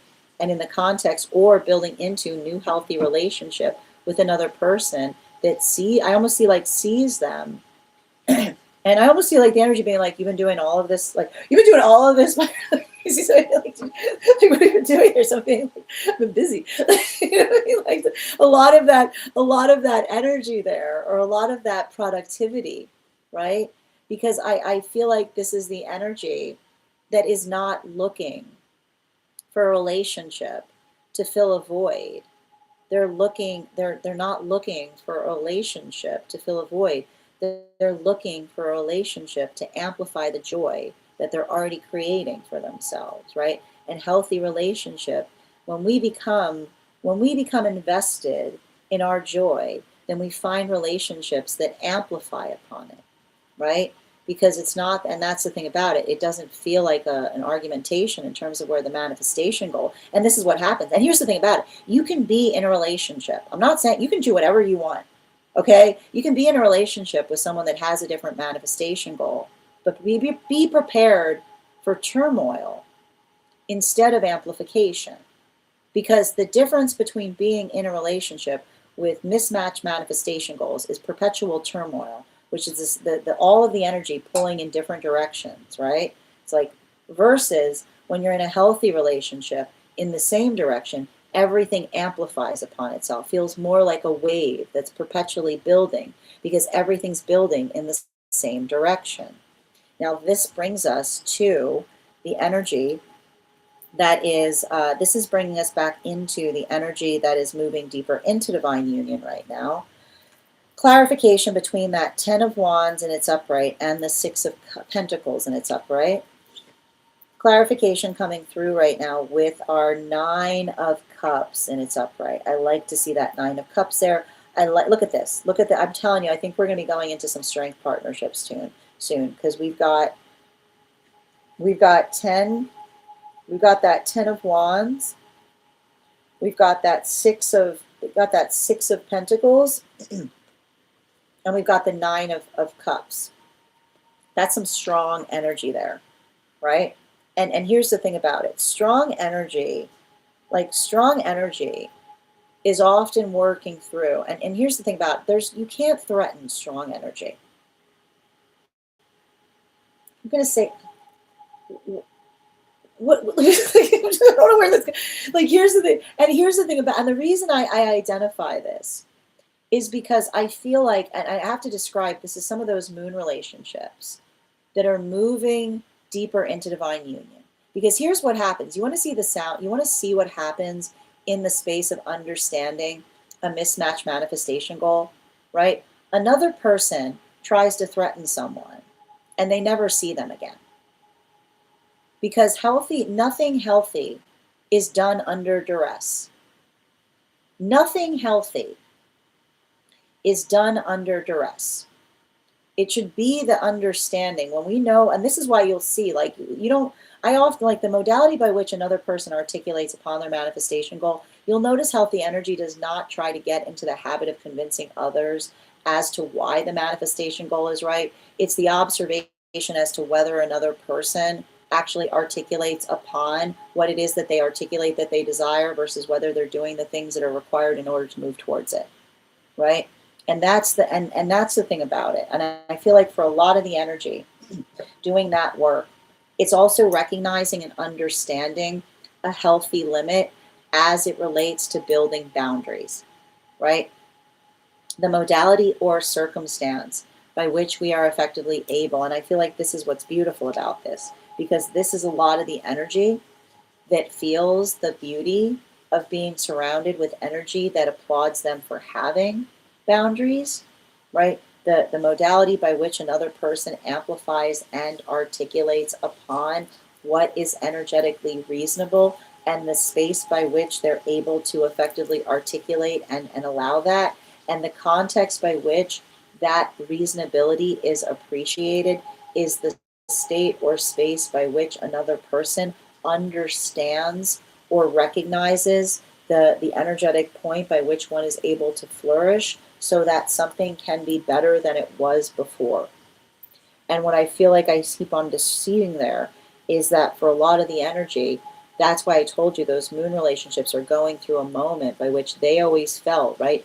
They always felt that they were potentially breaking relationship with their strength until they found a partnership that adores them for that force of effort, that adores them for the strength by which they bring towards things, right? It's the context of understanding that often the journey of finding the self is not about energetically changing, but recognizing it's proportional, right? It's the ability to change, but often the change that we bring about is the space by which we love ourselves more.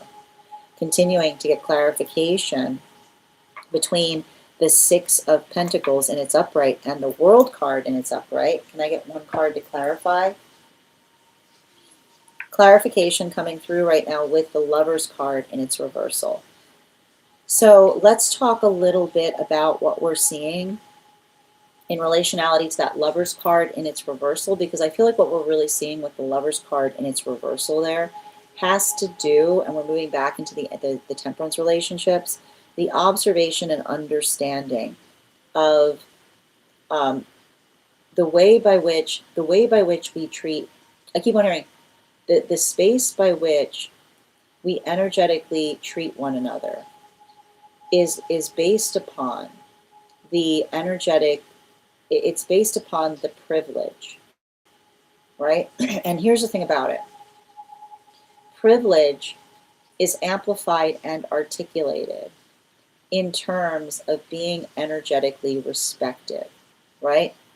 And the space by which we're energetically respective is the observation or the understanding or the qualification by which we are able to identify and recognize how we are basically working to energetically perfect something.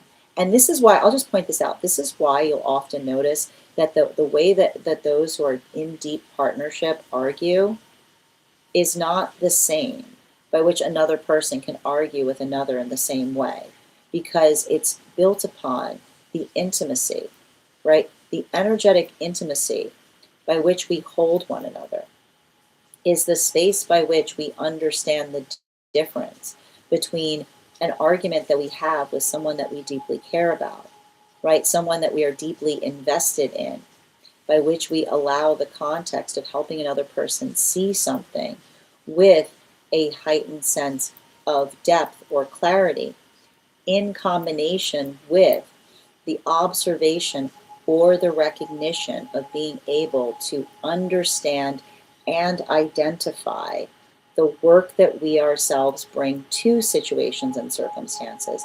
And even in the context by which one is able to do so, the differentiation between an argument that someone may have with one, that one is not deeply invested in the self, which is more of an argument at someone, versus a difference of a healthy argument that is for one person, which is the space by which another person is arguing for another to be able to help another understand what it is that one is working towards. Final card between the Nine of Cups in its upright and the Lovers card in its reversal. Can I get one card, please? We have here the Ace of Swords in its upright. So what are we effectively seeing with that Ace of Swords in its upright. The Ace of Swords in its upright, and I love the fact that we're ending the reading today with this Ace of Swords energy, because the Ace of Swords in its upright identifies and articulates upon what it is, not only what it is that we feel, but the space by which we understand and recognize what it is that we are getting better at, right? And I like to describe this because, and you know, we're going to be getting into this too, because we are going to be doing a deep dive into the aces shortly. But I often like to identify that the Ace of Swords is often a card that we see as it relates to sharpening. And what do we mean by sharpening? Sharpening is how we get better at something, right? It's the space by which we understand and work through something in terms of being able to energetically navigate or experience something. And here's the thing about it. You can't be sharp unless you've got experience in things, right? Because the observation of being able to attenuate and recognize what one is working through or how one has energetically navigated something is often built upon the state of our own experiences, right? And this is why we don't get upset. Like we don't identify or recognize the fact that some things, like some some things are not a privilege to go through, right? And this is often, and the sound of trauma will often be somebody saying, and you'll often notice this, like a trauma environment will try to say like, oh, I did all of that to make you sharper, as if never has happened in all of experience. But you'll notice, right? You'll notice trauma, like you'll often notice that trauma environments try to claim privilege to another person's sharpness, because it's the observation of trying to articulate to another and said, well, if it wasn't for that, like that's not the point. Because it's the observation that in the context by which we do things, it has nothing to do, right? It has absolutely nothing to do with what it is that we go through, because you can't do things that would effectively try to break someone, right? And you'll often see this with trauma. Trauma will literally try to break someone. And then after, like once one has endured it, another person tries to say, oh, I did that for the sense of sharpening. No, they didn't. Absolutely not. Never has happened ever. But often you'll often see an ego-driven energy try to scramble for an energetic reason by which everything, right? Everything is their intention, right? Even in the, like you can't claim intention in a future that you have no context of, right? You can't claim intention in the space by which you anticipate what's ahead. In fact, and the thing is, we don't get sharp, right? We don't get sharp in the context of navigating another person's trauma, but often the space by which we work to energetically avoid it. So often, like you'll often see these segmentation spaces by which you've got a bunch of energy, right? That's in solitude, convincing themselves that they're too sharp for everyone, instead of recognizing that that is cruelty, right? like that's just like that everybody's avoiding the cruel energy that tries to like lick their own wounds, in terms of identifying that sadly nobody is sharp enough to be able to navigate them, instead of understanding that the way we become sharp is by moving softly.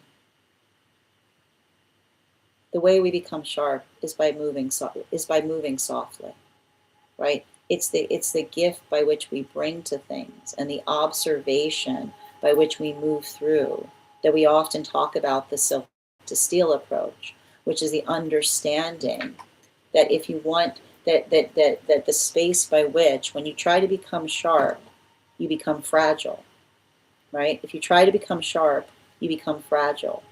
But if you try to become soft, you become strong. So I feel like this is the culmination of a lot of those world relationships, because it's the observation of the energetic vulnerability that the energy is finding on their healing journey to relationship. And what are they finding on their journey to relationship? Love of the self, compassion.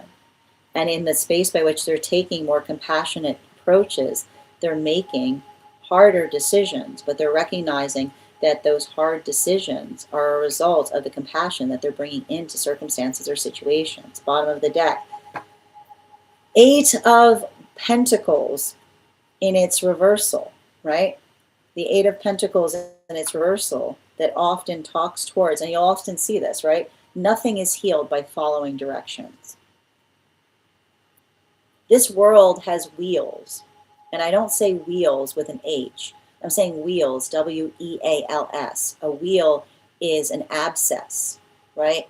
This world has abscesses that were caused by energy following directions that they don't understand.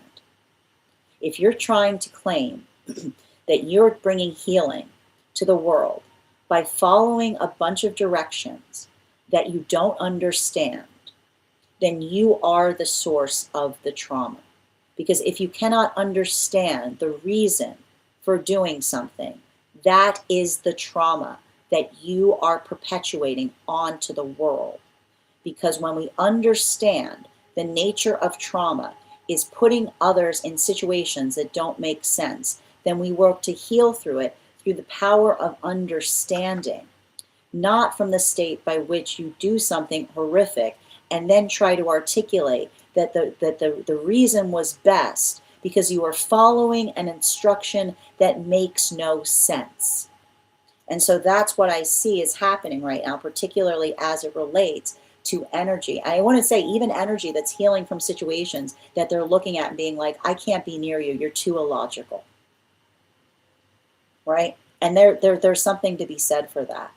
The observation of being able to see that the damage that happens to our crowns when we're navigating things that don't make sense is the observation of being able to understand the valuation of the self versus having no direction sense, just doing things because another person articulates upon it rather than putting the logical effort into things. So I feel like what's beautiful about that is for a lot of the energy, making compassionate choices. And even as it's hard, they're healing because they recognize those choices make absolute sense. That is our daily collective read for today. I want to thank you guys so much for being here and receiving these messages.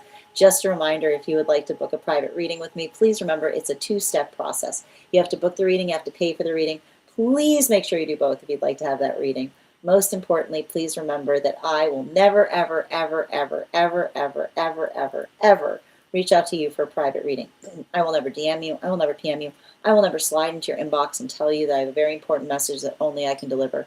The only way you can book a reading with me is if you book one on my site, so I'll encourage you to do it there. A couple of updates before we move into personal readings today. First and foremost, thank you to everyone who participated in our recent class on the court cards in the wand suit.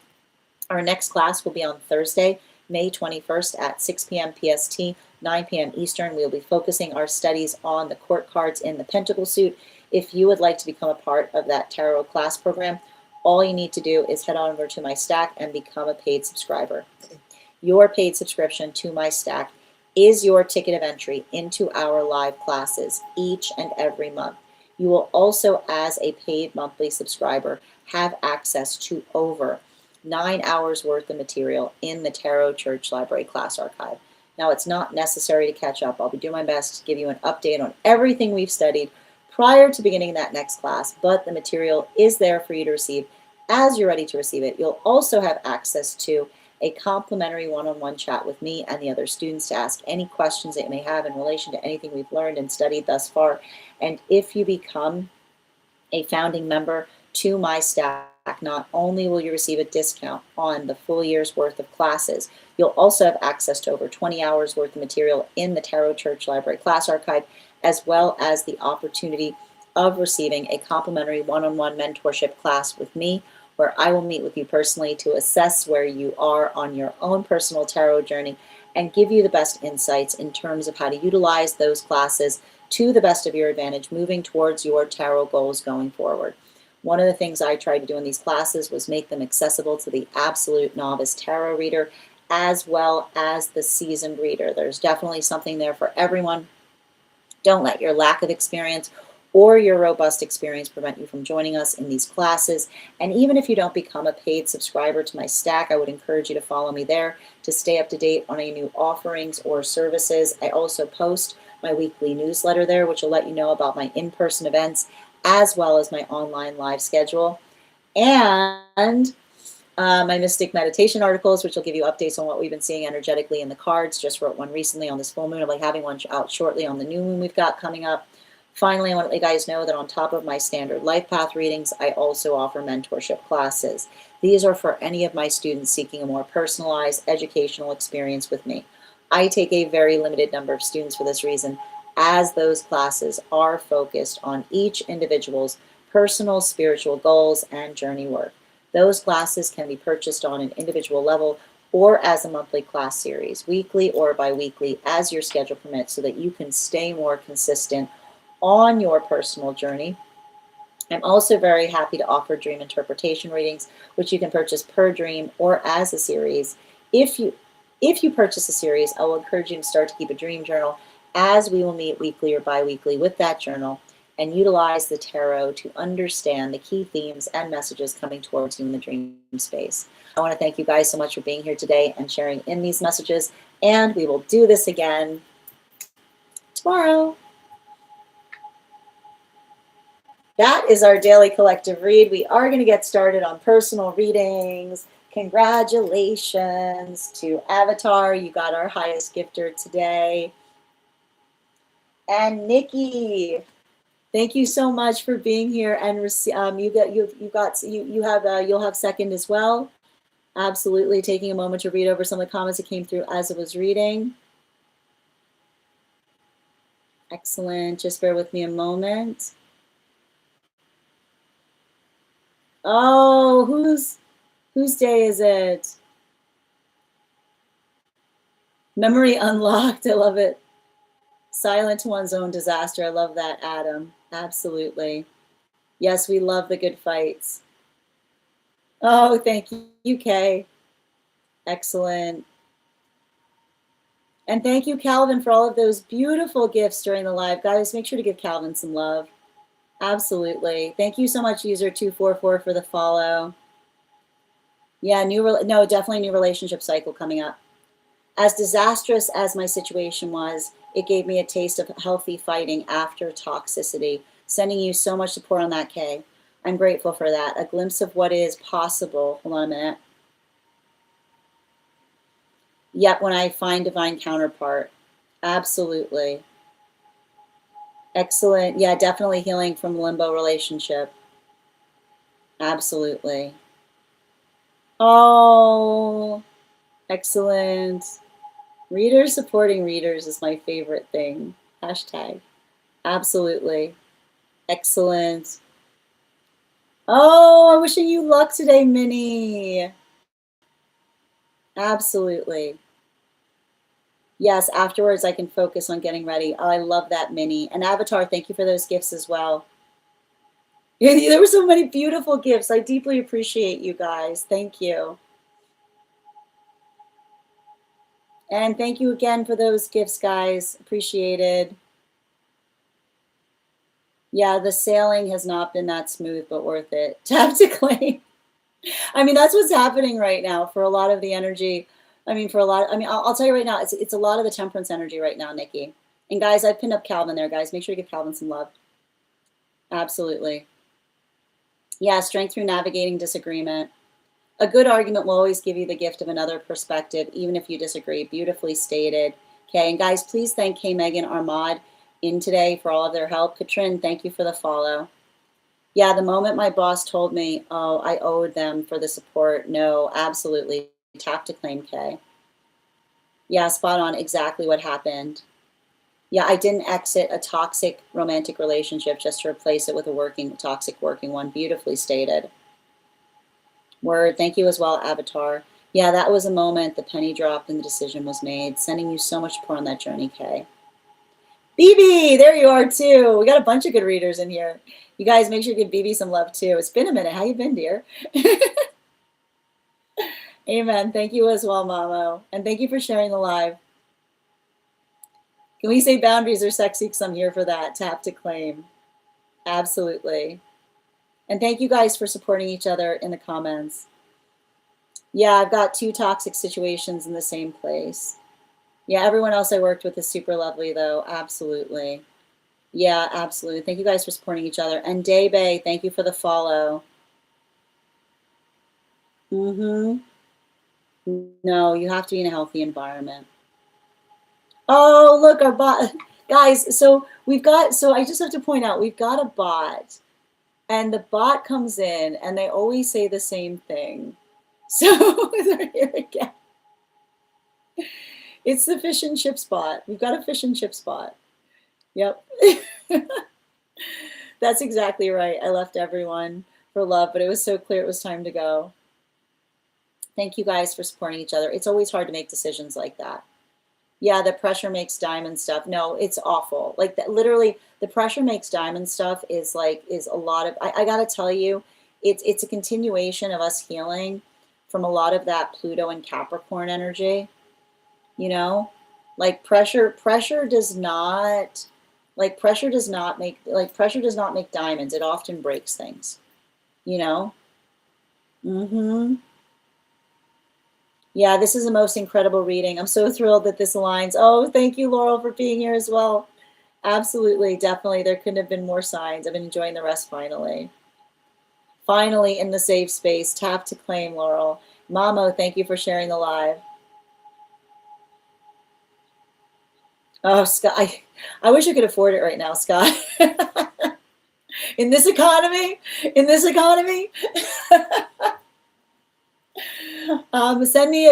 Send me a PM. I'll keep your work in mind. Thank you, though. We are a collective that's determined to heal. Tap to claim. We become sharp by moving softly. Absolutely. Love. Tap to claim, Kay. So true on directions. You're so welcome, Nikki. Absolutely.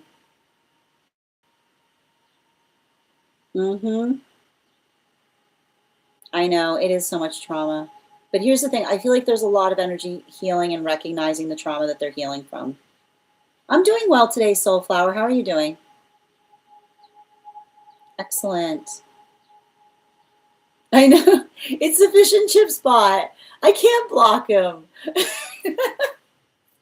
I mean, they just come in and they say it's just, just doing their job. Can't make this stuff up. Oh, yeah, they're here. They're up. Yep. It's my favorite. Which one is it? My favorite one. I forgot their name. They're up a little more. They're up a little more, Mel. Yeah, out of all the bots, I'd say the fish and chips one is the best one. Clearly. Grand Rising, Team Olsana. I'm so glad to hear that, Soulflower. All right, we're going to get started on personal readings right now. The list right now, if you'd like to get on the list, is open. If you get on the list right now, you will be the 1, 2, 3, 4, 5th person read for. 3 cards for a donation of $29 or more. 4 cards for a donation of $23 or more for my subscribers. Links in my bio. Please keep in mind there are 3 things I don't read for across these apps: pregnancy, medical, and legal. Happy to give insight on anything in private readings, and you can book private readings on my site. We're also going to be doing a giveaway when we get to 50K likes. Guys, we're already at 44.9K. So make sure you're tapping that screen. We'll get to 50K in no time. Absolutely. And the first person we're reading for today is Nicole. Nicole, if you're here, can you respond in all caps? Let me know if you'd like a general reading or if you have a specific question you'd like me to answer. Hold on a minute. Where's your, hold on. You know what? Every time I read for you, you've got a guide. Like, you've got a guide.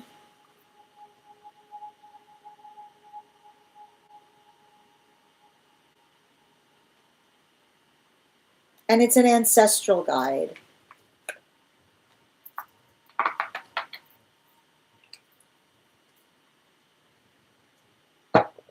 Yep, I got you, dear. Thank you. Coffee Cake, thank you for the follow. Coffee Cake. And just a reminder to those who are joining us across the other apps, you can also get on the list today via my tree that has Binks in it in my bio. If you're joining us over on the place where we keep the videos, please keep in mind your paid membership there entitles you to the same benefits that we have on the Clock app. I would like to be able to start offering memberships over on the place where we keep the photos. I need your help for that. So friends, if you're following me on INSTA, take a moment to swing by there, give me a follow. I'll reward you with an affirmation from a guide for the advanced soul. And if you're already following me there, just share this live with 3 individuals, and I will also give you that. And just comment shared in the comments. I'll also give you that affirmation. I feel like you wrote the name very beautiful if it was curved. Yeah, we'll get to it because it feels to me like there's a guide that wants to talk to you about something. Hold on, I'm just pulling up your question, Nicole. Do you have a book yet? I need I'm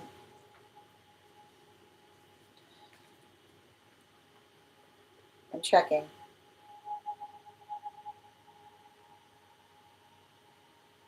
You know, it's interesting that you ask. Because, and here's the thing that's wild about it. Yeah, there it is. I was looking to give you a book the other day, and I couldn't find my pen. And it's very interesting. Because I know what the book looks like, but I can't find it. So there's something about that we're going to talk about, because it's you know, I know what's happening right now for you, and it's yeah. Next time we read, we'll have some clarity on it. No, it is interesting because I noticed the same thing the other day when it came to your book. Because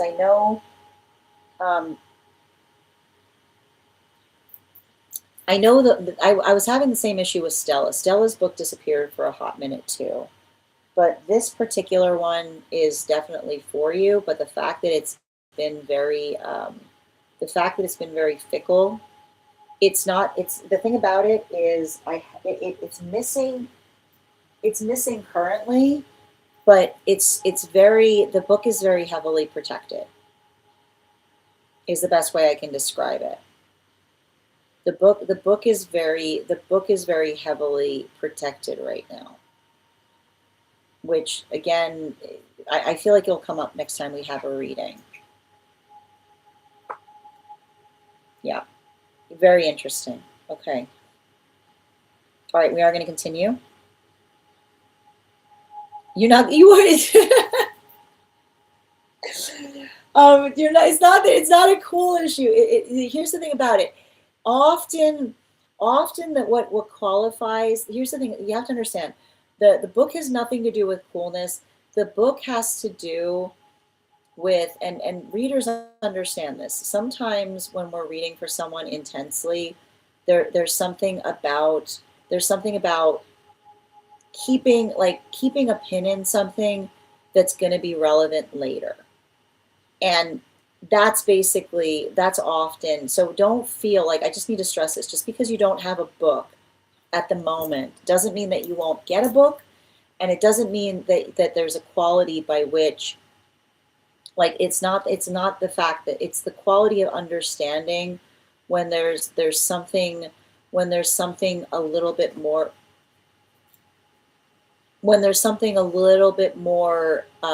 precise that's going on, that I need to do deeper information to figure out what's happening there, is the best way to describe it. It's not that you're highly there. Yeah, because honestly, like sometimes, like, a lot of that would mean that, like, that it's the fact that what you're going through, like, it's very, very clear. Like, I have a clear understanding of it. Sometimes it's often those books are homework for me to get to try to identify what's going on. Like, often, like, and this is often like a perfect example. Like, Nicole has a guide that keeps dropping words in that I need to go explore. So I was putting that down so that I could take a note to be able to check on it. It's not that it's tucked into another book. It keeps on, it's funny because I keep on trying to write in it, and it keeps on finding a way for me not to write in it, which is interesting. Okay. Well, but I understand why. Okay. And we got to 50K. So before we continue with the readings, we are going to do the 50K giveaway. So I'm thinking of a number right now between, oh,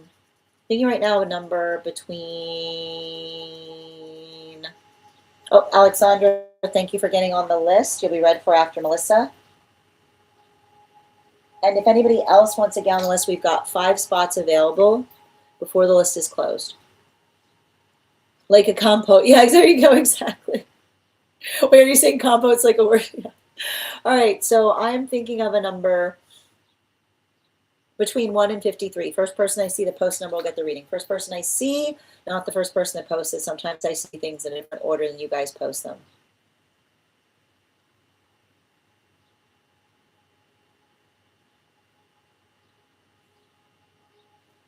Oh, Avatar, congratulations. Well done. We will do it again when we get to 100K. In the meantime, if you would like to get on the list for a personal reading, we've got 5 spots available before the list will be closed. All right, you also, if you have information that you feel is relevant to the purpose of our read, if you have a dream that you would like interpreted or a past life you would like more information on, you can include it in the notes when you send the donation. You can also post it in our subscriber-only disco channel in the appropriate channel. And bear with me.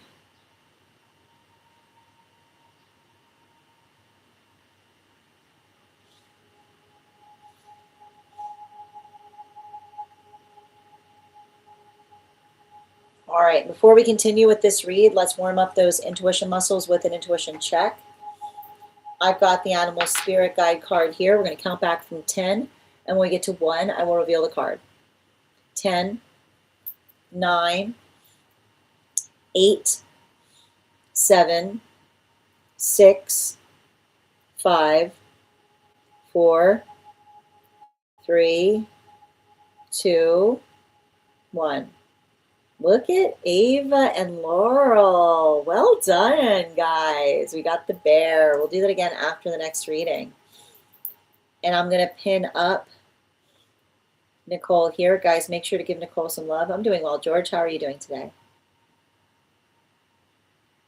One moment. Where'd Nicole go?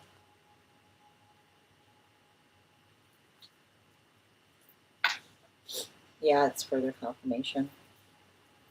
Okay. Outside tea. I'm going to extend off of this for my reading today.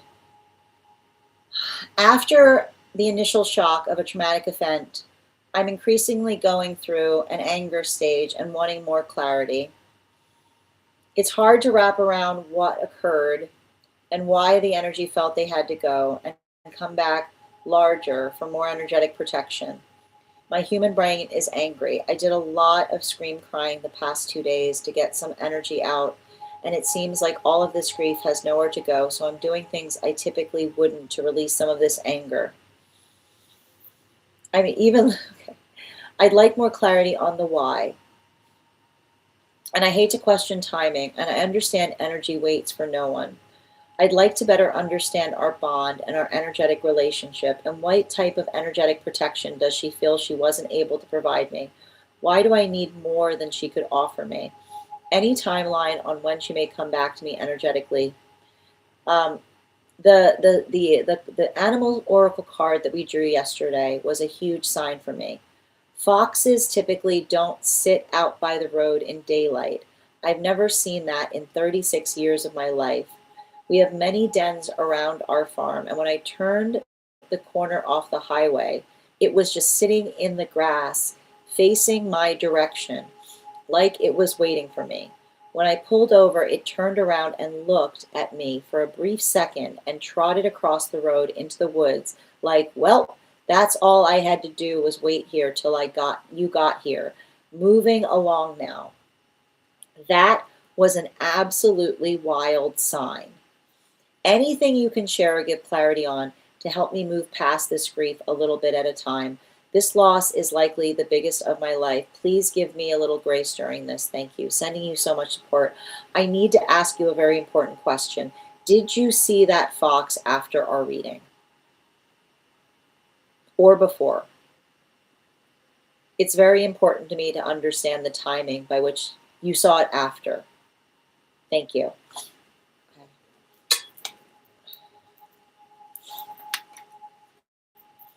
You saw it yesterday evening. So for those who need clarity, there was a very difficult message that was coming through. And the overarching card that was coming through on the message was a fox. So for clarity, there was a reading that I did yesterday by which the individual was given a fox in the spread. And then there was a wild situation last night where the individual encountered a fox in broad daylight that stared upon them and moved away. Can I get 4 cards to clarify? And because you're the first person on the list today, you'll also be getting an additional card in your reading. So can I get 5 cards? 1, 2, 3,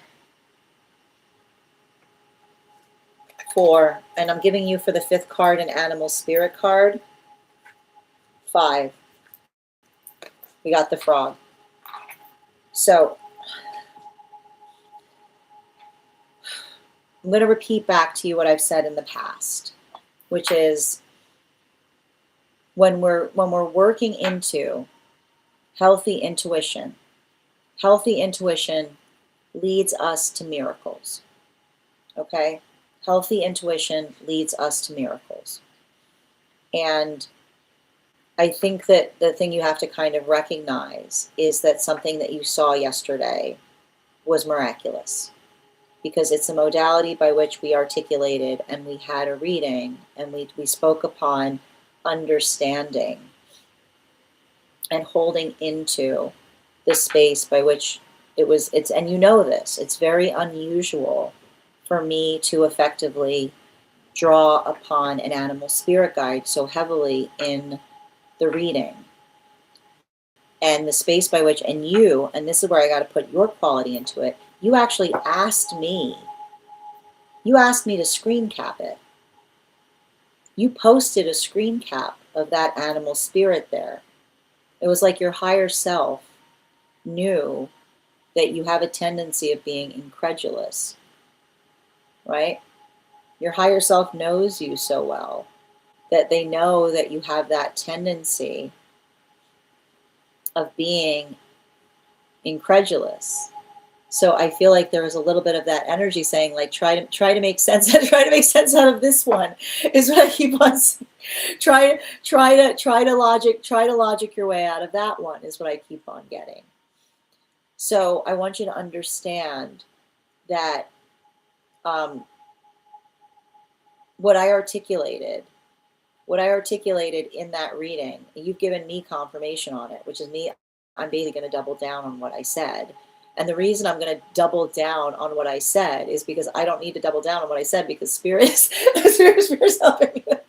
Like I know it's painful, but I'm going to start drawing some cards because, and I need you to understand something that's really important as to why we see the frog here. Okay. I don't know if you see something about this frog card, but you have to understand that this isn't just a frog card. Did you ever notice there are tadpoles? Did you ever notice there were tadpoles in this card? Look closely. Bet you didn't see those tadpoles before. Right? This is a card of transformation. This is a card of transformation. This is a card that talks about, and you have to understand, in order for a frog to reach the space by which they become able to do something, right? To jump out of the pond, they need to first undergo several transformations, which is the modality by which they experience the space of being an egg and then becoming a tadpole in order to become a frog. And so I just keep on seeing, and I can keep on getting the messages coming through. And it's interesting too, because the reason that we've got two bears that came through, the reason that we had two individuals that pulled the bear is because your animal spirit, like your pet guardian, was in conversation with one of your guides. And the thing about it is, I literally see the situation by which they identified, right? There's that bear energy, somebody articulating upon the fact that they did not feel energetically equipped to protect you. They did not feel energetically equipped to protect you the way that they desired to, in the form by which they were next to you, is what I keep on seeing. And I feel like that is the observation of them potentially articulating and stating the space of I keep on seeing that the observation, like knowing, right? Knowing that something was going to be painful, right? But also the recognition that it would not necessarily be painful for long because, right? Because they have every intention of returning back to you in a way by which they feel that they can protect you more, right? And this is here, we see this again with the Tower card in its reversal, which is the observation of working through a situation by which I keep on seeing they were trying to figure out a way by which it wouldn't hurt you, but they decided, right? I feel like it was that, I feel like it was the I feel like, here's the thing I keep on getting. If something, and I'm just working you through their logic, and I need to stress this, okay? I need to stress this. So when I'm reading, okay, when I'm reading logically in a mediumship situation, that I'm not defending, okay? I need to stress this. I'm not defending their choice. I'm just communicating. I'm just relaying the information, okay? Which is, if something, if something had happened that you could not see, that they feel that you would have been in more agony because you would have convinced yourself that it was your fault. I keep on saying they tried to do something, or they were worried that if another person did it, that you would put all your blame on them. They literally did something that they would never do if it was not intentional, which is especially, I keep on getting, especially if they'd seen you pull away 1,000,000 times before, is what I keep on saying. That the way that they're trying to confirm this is the fact by which they're articulating upon the fact that the conscientious space by which, if it wasn't even something, if you weren't even doing something, if you were doing something that was, I keep on hearing, if you were doing something that it was an anomaly, then it would make sense. But if it was something that they'd seen you do, like this is your confirmation, if you were doing something that they'd seen you do 1,000 times before, if it was something that they'd seen you do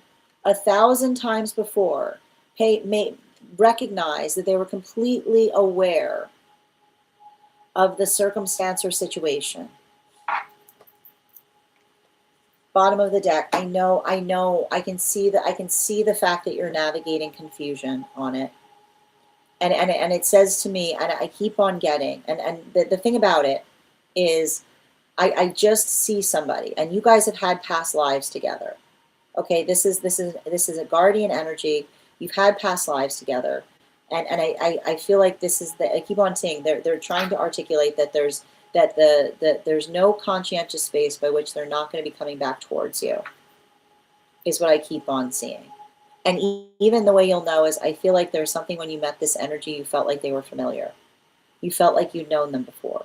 You felt like you felt that kinship towards them. So I just keep on seeing that there's the conscientious space by which they're saying they're not only are they here, right? They're in spirit around you. And I feel like they're looking to come back in like within the span of your own experience, sooner rather than later. I keep on hearing sooner rather than later, which is why they keep on articulating that they had to take a drastic measure. I'll stress, this is also an anomaly to me. I haven't read on energy doing this before either, but I just keep on getting, like, I feel like it's identifying the fact that they're articulating that there are situations by which their first priority was to protect you. And I keep on seeing, rest assured, even in this, there's protection. And there's and I keep on getting the fact that I feel like, I don't know, I feel like I would definitely be paying attention to your dreams right now, because I feel like they did something with the blessing of your guide, or with a guide, like I told you, the ancestral, like I feel like it was an ancestral guide that articulated the fact that they'd be protecting you in the meantime. Like in the time, I literally see them being like that's why they were coming through. I'm going to privately message you. I'm going to privately message you the word I got.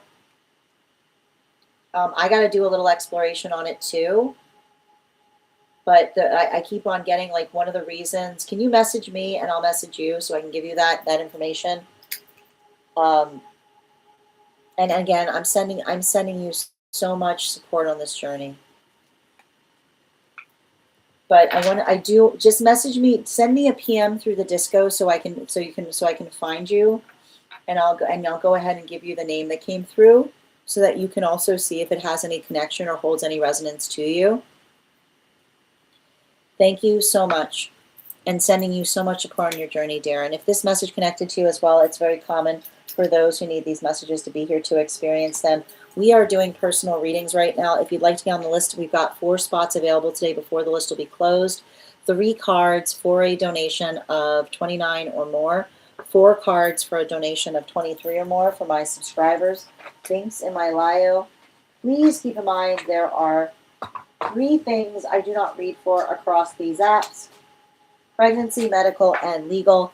Happy to give insight on anything in private readings, and you can book private readings on my site. We're also doing a giveaway today. When we get to 100K likes, I'll be gifting a reading back to the collective. We're already at 62K, friends, so make sure you're tapping that screen. We'll get to 100K in no time.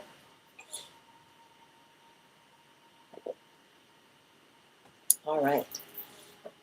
The list right now, Ash, is, and Stella, thank you for getting on the list. You'll be read for after Alexandra. We've got 1, 2, 3, 4, 5 people on the list right now.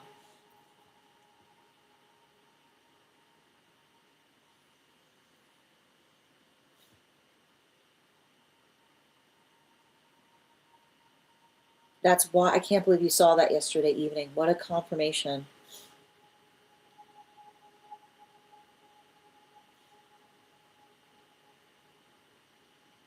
One letter difference, close enough. You had to post the one I missed a word on. Yes. It's okay. Oh,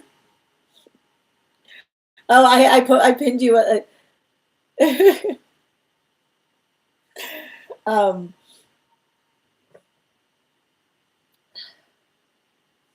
yep. But I did not, it's not putting you on blast. I think it's interesting too, because, and I want to describe, I need to stress this. I need to point this out. I do not listen to me. I don't think they're coming back in that form. Okay. So get that. Don't feel like, I don't think they're coming back in that form. I feel like they were bringing that form forward to confirm the reading, if it makes sense. I'll tell you what I think is happening there if you message me. Yeah. Okay. Yes, I saw it yesterday evening. That's wild. I know, it's completely wild. I accept. Yeah, I kept pulling that card up and I took a picture, incredulous, right? Spirit's got your back, absolutely. It was such a beautiful confirmation. Thank you for thank you for sharing it with me. Oh, sweetheart, I didn't notice that before.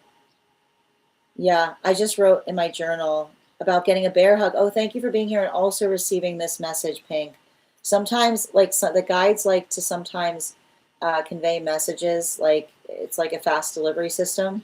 So, synchronicities about a friend who passed, still watching over me and protecting me. Oh, thank you for also receiving that message, Pink. I know it hurts your heart. I understand, but it still hurts. I feel like I keep on seeing the energy say, if if if it wasn't necessary, they would never dream of doing so. But I feel like there's something about it that they felt. Like I just keep on seeing them say, remember, I would never do it if I didn't feel it like it was if this was absolutely necessary. Chula, these are donation-based readings. If you'd like to get on the list right now, I've got 4 spots available before the list will be closed. Yeah, absolutely. I remember one part of my dream the night before after their passing. Yeah, absolutely. If you want to do a dream interpretation, we certainly can. No hurt in reading into it. Yeah, I'm happy to read the list, Stella. So the list we have right now is Kath, Avatar, Melissa, Alexandra, and you, Stella. Excellent. All right, let's continue right now. The next person, hold on a minute. Oh, comporting, not compote. Comport, yes.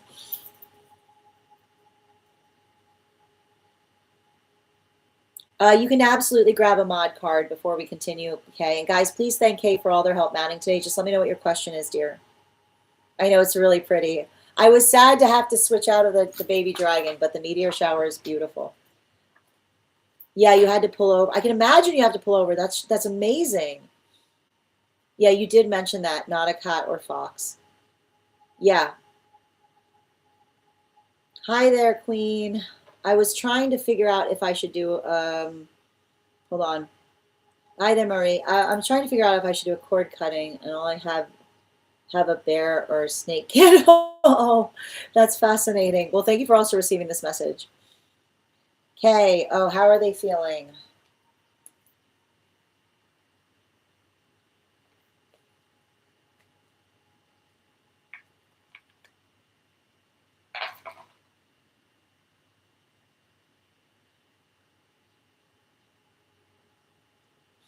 The song This Little Light is coming through, is what I keep on seeing. Um, Bottom of the deck. Yeah. I keep on hearing, I feel like I keep on seeing a bunch of energy saying, um, I feel like I see somebody working through whether it was them that caused it,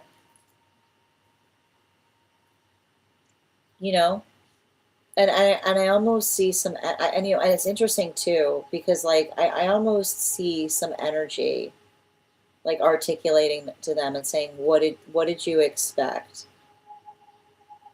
And I just keep on seeing someone say, not this, animal spirit guide. And that's because they're saying, because that was the best person you ever met. Right? Like I feel like they did not, I feel like they underestimated you in some kind of profound way.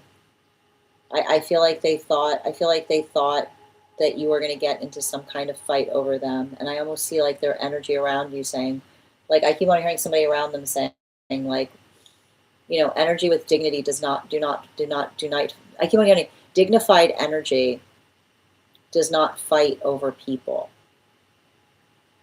you know? Like I just keep on hearing, I feel like they're having a conversation with someone that's trying to say to them, dignified people don't fight. Oh, dignified people don't fight for attention, you know? And so I almost feel like somebody who's navigating the devastation that they didn't realize how dignified you were. Yeah.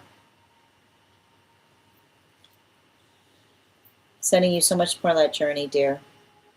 And again, thank you for all of your help modding today.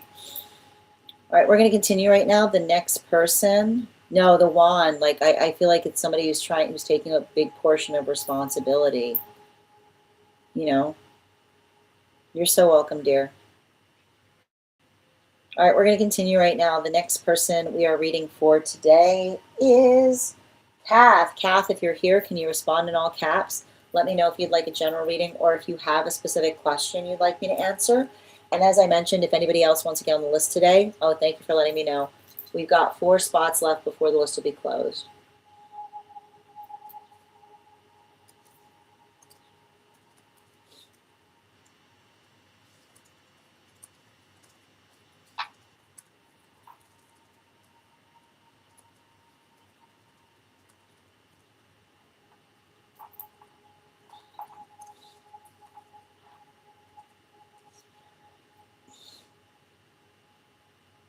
All right, let's continue.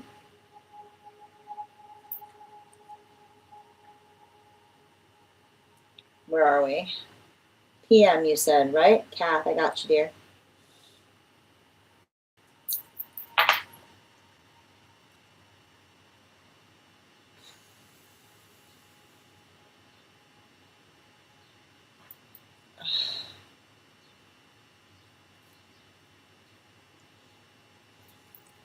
You have a beautiful evening, Kay. All right, and we're going to now read for Kath. Before we do so, let's warm up those intuition muscles with an intuition check. I've got the animal spirit guide card here. We're going to count back from 10. When we get to 1, I will reveal the card. 10, 9, 8, 7, 6, 5, 4, 3, 2, 1. We got the hair. We'll be doing that again after the next reading.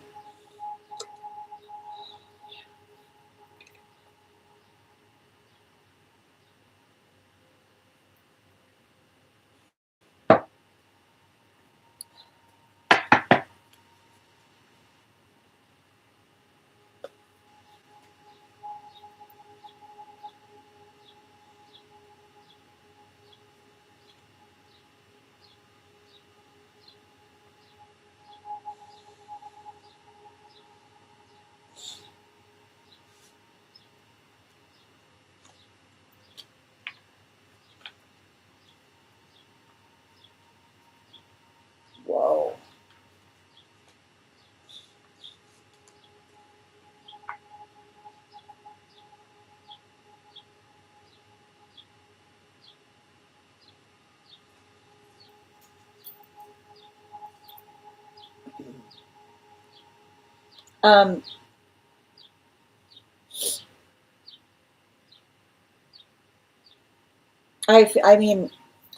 I mean, how honest do you want me to be around something?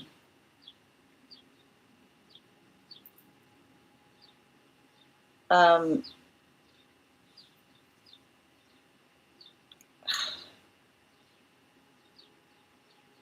you know what a relationship of appearances is?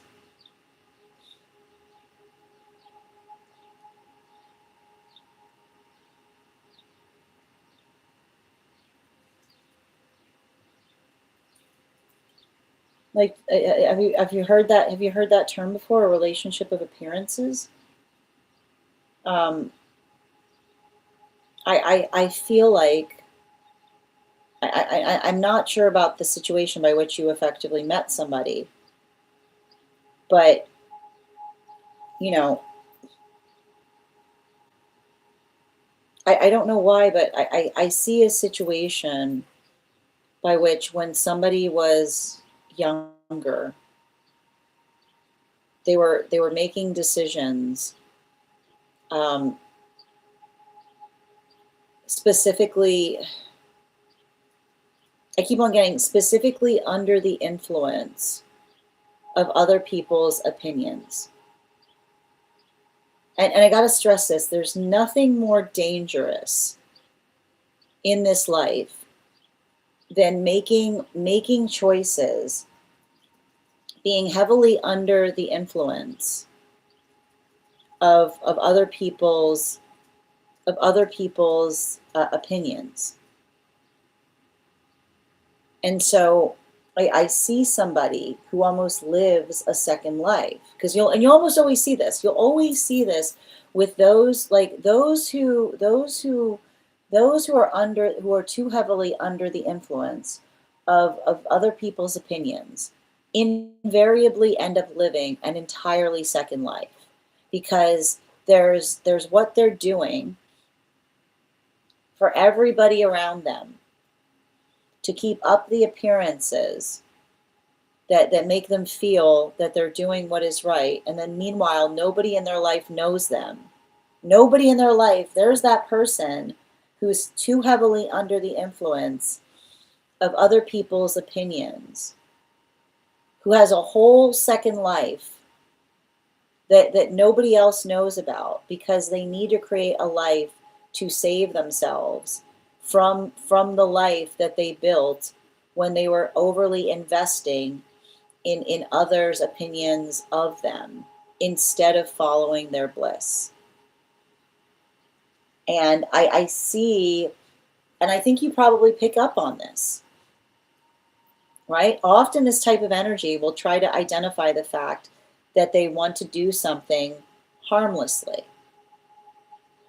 And the way you can usually tell if something is harmless is in the space by which another person is completely aware that it's happening. Confirmation, right? And and I like to point this out, if there's something they want to do with you that they're not sharing with anyone, right? If they're, even if, I keep on hearing, if there's something that they want to do with you that they're not sharing with anyone, then there's nothing harmless about it. Because I almost see somebody who's trying to build an escape hatch out of their own relationship. Because and like especially and because I don't know why, but I feel like I see a lot of this relationship that has blinders on to a certain extent. You know, like there's a lot of that type of energy there. So I want you to be conscientious about that. And especially the way you'll also tell is if this person reappears and disappears. Right? If they're you'll tell, I feel like this is somebody trying to build a relationship with you when another person disappears. That's where that's where this hair energy is coming from, right? The space by which, I keep wondering, the disappearing, reappearing relationship, which means they only reach out when somebody's away or when they're away, because they know they've got a little bit of clearance, I keep on seeing, to do something that another person isn't aware of. So I feel like if you want to dispel this energy quick, then you say, is your you want this energy to go away? All you need to say is your wife aware? Is your wife comfortable with us meeting? I guarantee you say that, you'll probably never hear from this energy again. Because I keep on getting, if it's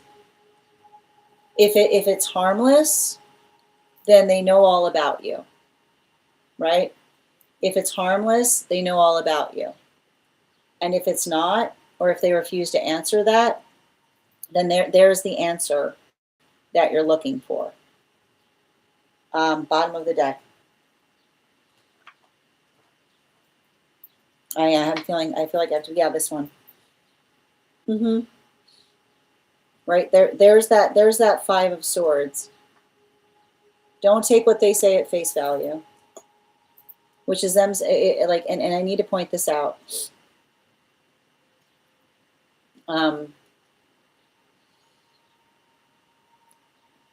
The space by which I keep on seeing, if they're comfortable with you, then you'd be happy to meet both of, like I keep on saying, if they're comfortable with you, then you'd be happy to meet both of them, is what I keep on seeing. Because I feel like I just keep on getting the same, I keep on, the way you'll know that, the way you'll confirm this reading is if it feels like someone reaches out to you very inconsistently, which means at weird times, or trying to arrange meetings in very tight spaces of time. So potentially periods of time only lasting a few days in the context by which another person is away. And if they absolutely disappear and then return back, and the space by which, not just the fact that they say that they're aware, but if they're aware, then they won't mind all of you meeting. Right? If they're aware, then they won't mind all of you meeting the next time the opportunity presents itself. Because I just keep on getting the same sign of someone who potentially made a determination point in coming together with someone at a time by which they were building more towards others' opinions of the life they were building rather than the authentic life that they were hoping to achieve. And so it's caused them to have an entire second life right now, where again, it's like they've got the world that they're within and the world that they're creating. And I keep on hearing, when we're in a healthy space, there is no second life. When we're in a healthy space, then when we're in a healthy space, there's no creeping around.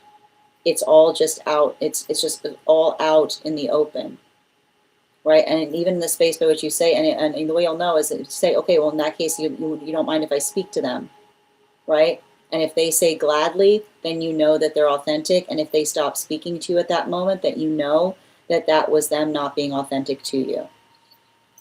Thank you so much for having that reading with me, Kath. And if this message connected to you as well, it's very common for those who need these messages to be here to experience them. We are doing personal readings right now.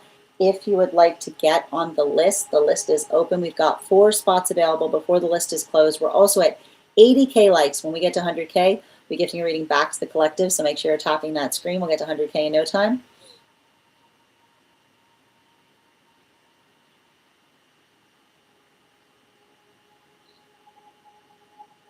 You've been guessing the hair the whole day. Did you get it? Oh, you got it. Well done. Absolutely. And Nicole. Well done, Nicole. Oh, yeah, no problem, Kay. Yeah, relationship of appearances. You haven't met in person yet after all that time. In the past, oh, see, so there you go. Perfect example. So they met with them and they're with them now. Yeah, I feel like he regrets not meeting me first. Yes, and still hasn't moved on. But that's what I said, right? Like not allowing the space by which they're trying to build a second life with you. Yeah, what confuses me is that, what like that, I feel like I hope this adds clarification. Yeah, you feel like he wants to escape from that relationship. We'll let this reading serve as confirmation on that. Exactly. He reappears and disappears again after I clearly said I don't want complications. And you have asked that. Yeah, and you asked if they were aware, and you don't trust them. And you said you declined and said you didn't want to complicate. Beautifully said. Isa, thank you for the follow. Previously, they said that they don't care, but I doubt that's the case. Yeah. If they don't care, then they'll be aware of it. Right? If they don't care, then they'll be aware of it. Agree. Thank you, Kath. You're so welcome, dear. You're so welcome. Thank you. Oh, Nicole did. Yeah, I see that. So I have to point out the context by which I was hearing that song, Kay, was actually very, I have to describe it, it was very sad. Because the reason I keep on, like, I was hearing the song, but it was being sung very sadly. Like in the almost in the context of someone who is talking about like it's like I feel like it's them talking about the way that they feel about you, or the modality by which I keep on seeing like instead of something, it's like instead of something reaching a blaze, it's like it's become a pilot light is what I keep on getting. So I almost feel like I see somebody who's singing that because they feel like the light's gone out. Yeah, exactly. Yeah, you've got it. Yeah, exactly. Thank you for confirmation on that, Kay. Sending you support on that journey.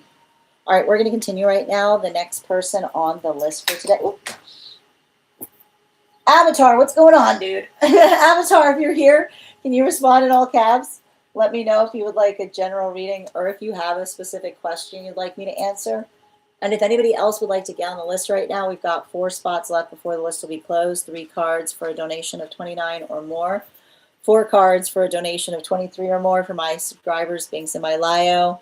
Please keep in mind there are 3 things I don't read for across these apps: pregnancy, medical, and legal. Happy to give insight on anything in private readings, and you can book private readings on my site.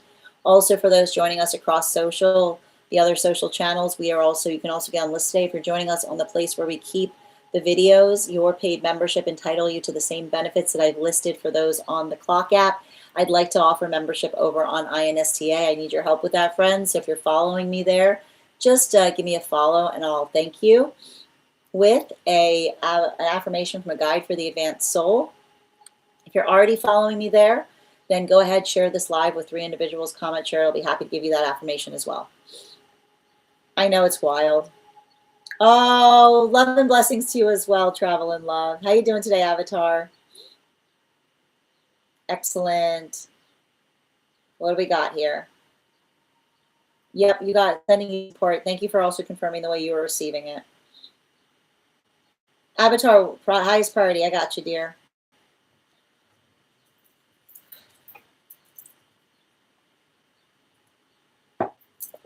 And before we continue with Avatar's reading, let's warm up those intuition muscles with an intuition check. I've got the animal spirit guide card here. I'm going to count back from 10. When we get to 1, I'll reveal the card. 10, 9, 8, 7, 6, 5,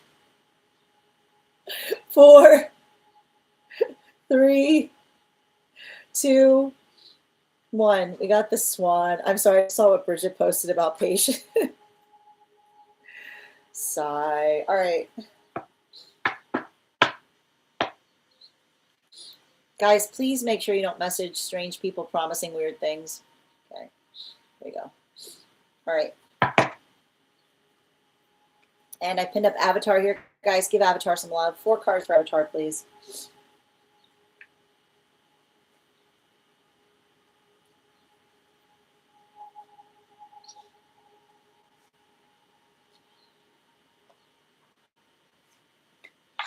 Oh my God.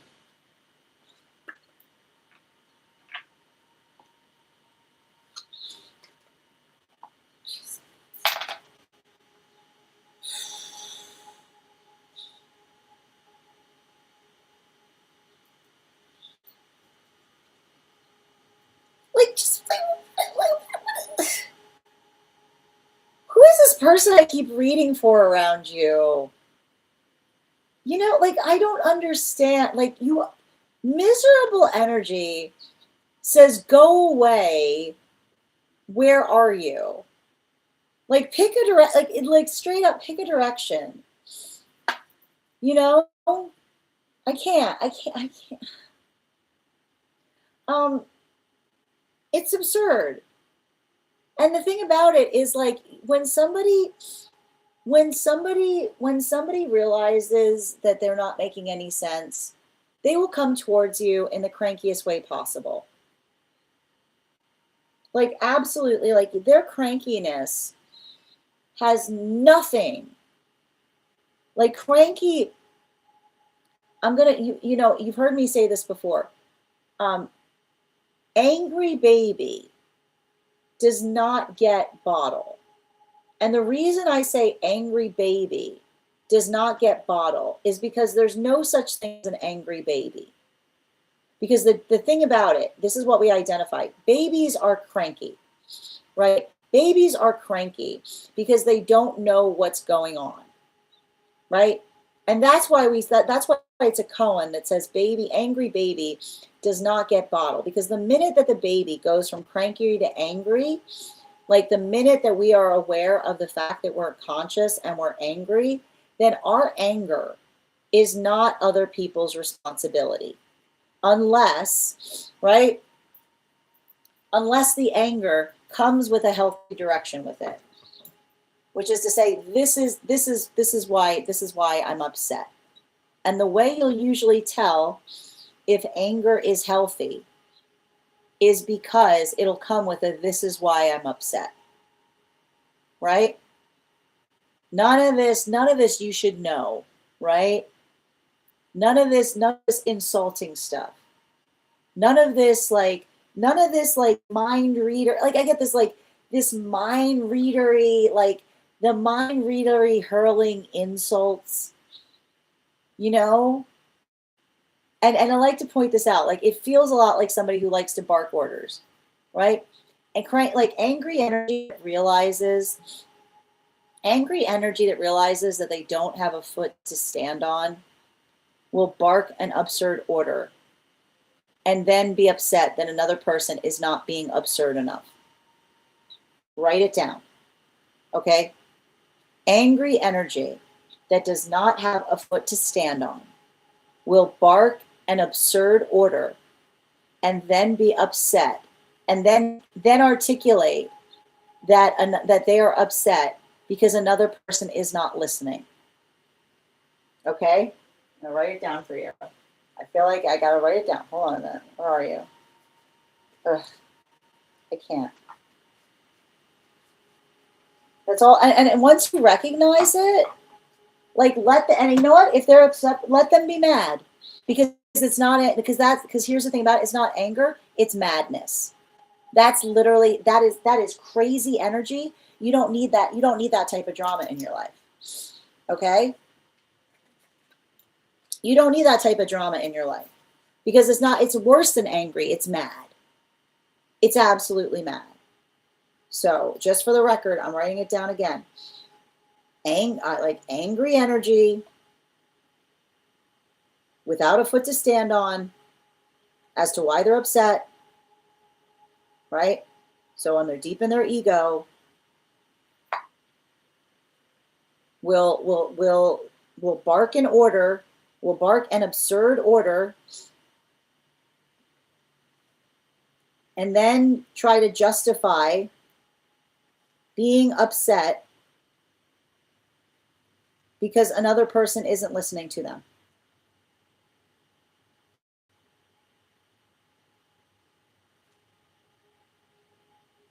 That's mad energy. It's worse than angry. It's mad, which means it's mad. It's mad. Right? It's the anger looking for a cause. Right? And that's why when somebody's doing that, you give them nothing. Once you see somebody who does that, you don't give them happiness. They don't get any of your emotions. They don't get your happy. They don't get your sad. They don't get your upset, because that is the space by which, literally, that is just the space by which they get nothing. Nothing. Not even crumbs. Because that is the energy, like that is not you. That is not you being cruel. That's you being aware. That is not you being cruel. That is you being aware of somebody who has negative intentions towards you. And I wish I could say, yeah, I wish I could say that that a world exists where people don't act like that. And hopefully the day will come. But again, unfortunately, some people are not raised right. Some people are just not raised right. You'll often see that with energy that's not raised right. Right? Because that is energy that tries to pantomime, like looking to feel big instead of being a bigger person. Is what I keep on getting, right? Pay attention to someone looking to feel big instead of being a bigger person. And let them have it. You know? Be like you just, like, I just keep on seeing you. Like, literally, I got all of this energy here. Like, all of this, like, look at all this energy. Right? Look at this nonsense. Right? Look at all, you see all this nonsense? Okay? You want to see where you are? You want to see where I see you?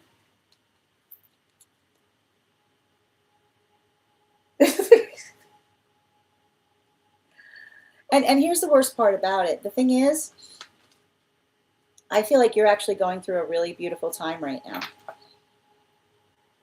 I feel like there's something happening for you right now that it's not, I keep on hearing, it's not just the fact that a rising tide raises all ships. A beautiful carriage carries beautiful energy within it. A beautiful carriage carries beautiful energy within it.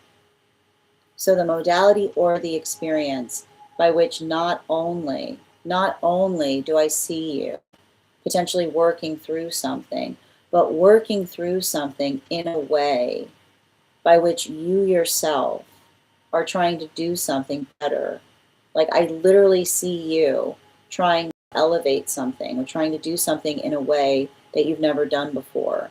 If somebody's going to be up in their feelings, seeing you working so relentlessly towards what you know is a blessing. That's the sound of someone shutting the door on their own foot. That is the sound of someone shutting the door on their own foot. Right? Don't take it personally. Be aware of it, because I feel like you've got to like, no, I know it doesn't, and if it doesn't feel right, then remember, if you're feeling upset about it and you've got a right to explain why you're upset, it's not too much to ask. That is you. I keep wondering, that's you being the informed one. Just let it, don't let it upset you. Let it reaffirm the direction you're headed in. Thank you so much for having that reading with me, Avatar. And if this message connected to you as well, it's very common for those who need these messages to be here to experience them. We are doing personal readings right now. The list is open. I've got 3 spots left for today. If you would like to get on the list, 3 cards for a donation of $29 or more, 4 cards for a donation of $23 or more for my subscribers. Links in my bio. Please keep in mind there are 3 things I don't read for across this. Here, whose cards are these? Okay, I've already got the next reading out. We don't read for medical, legal, or pregnancy. And if you're joining us across the other apps, you can also get on the list via my tree that has links in it in my bio. Thank you for sharing the live, Apple user. Not calling you a baby, Bridget. Because again, if you have a reason to be upset, then you're not a baby.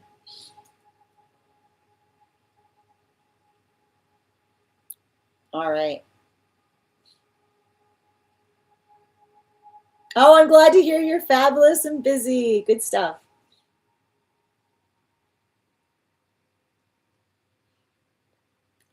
Sin, I want to confirm relationship of appearance means they're maintaining it just for their image.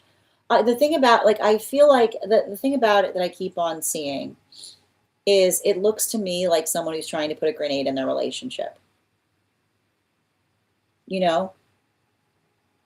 Like, I literally, I see a situation of someone trying to build a connection with you, and then I trying to identify to another person that it's harmless, and then them having to say, if it's harmless, why are you keeping it such a secret? right? It almost feels like somebody trying to make another person feel insecure about a connection so that they can utilize it as a reason to take a step that they themselves are afraid to take. So I feel like that is you following your intuition in terms of saying that something there feels volatile. Yeah, they're stalking social. Oh, I'm feeling called out. Thank you for confirming avatar. Oh, no drama, no drama. Yeah, I feel it though. Yeah, exactly. That type of energy, Ella. I've experienced that. And then they get mad when you did what they asked, and all you can do is shrug. Exactly. That part right there, they aren't raised right. I guess it's hard to say. But it's not, here's the thing, it's not hard to apologize when one is in the space of knowing oneself and taking accountability for things. Happy to try to post on Discord, Melissa. Yeah, I'm chilling. They must have want me to, what it was. Exactly, sending you support avatar. Good to see you, Ivana. Yep, I've added you to the list. I've got you, Kath. Thank you, dear. Hi, Ivana. You're so welcome, dear. I hope that helps as a reminder. Dada, thank you for sharing the live. Always appreciate when you guys share the live. Hope you're having a beautiful day today. Hi there, Solomon. I'm happy to read for you. These are donation-based readings if you'd like to get on the list right now. I've got 3 spots left for today. We also do free one-card readings for super fans and for those who are paid members over on the place where we keep the videos. All right, next person we're reading for today, Melissa. Melissa, I got all your cards out here. Can you let me know if we're doing a general reading or if you have a specific question you'd like me to answer? The list I have right now is Melissa, Alexandra, Stella, and Kath. If I have not named you and you've gotten on the list, send me the initials where you sent the donation. Just the initials, not the full name of the location. The apps hate hearing about the other apps. They're very jealous. Okay, and before we continue with Melissa's reading, I don't have a payment form by those initials, MK. So if you could tell me the initials of where you sent the payment form that you sent the donation in, then I'll be happy to confirm your placement on the list. And before we continue right now, let's warm up those intuition muscles with intuition check. I've got the animal spirit guide cards here. We're going to count back from 10. And when we get to 1, I will reveal the card. 10, 9, 8, 7, 6, 5, 4, 3, 2, 1. We got the horse. Oh, again, thank you, Tilly. But next time, just the initials, not the name of the location. And I'll confirm now.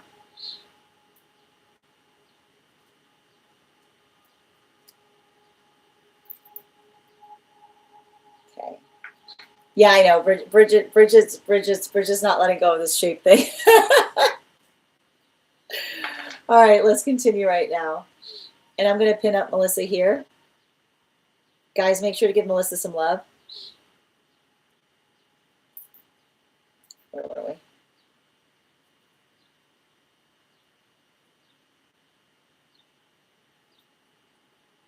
All right. I've got you on the list, Tilly. We've got 2 more spots today before the list will be closed.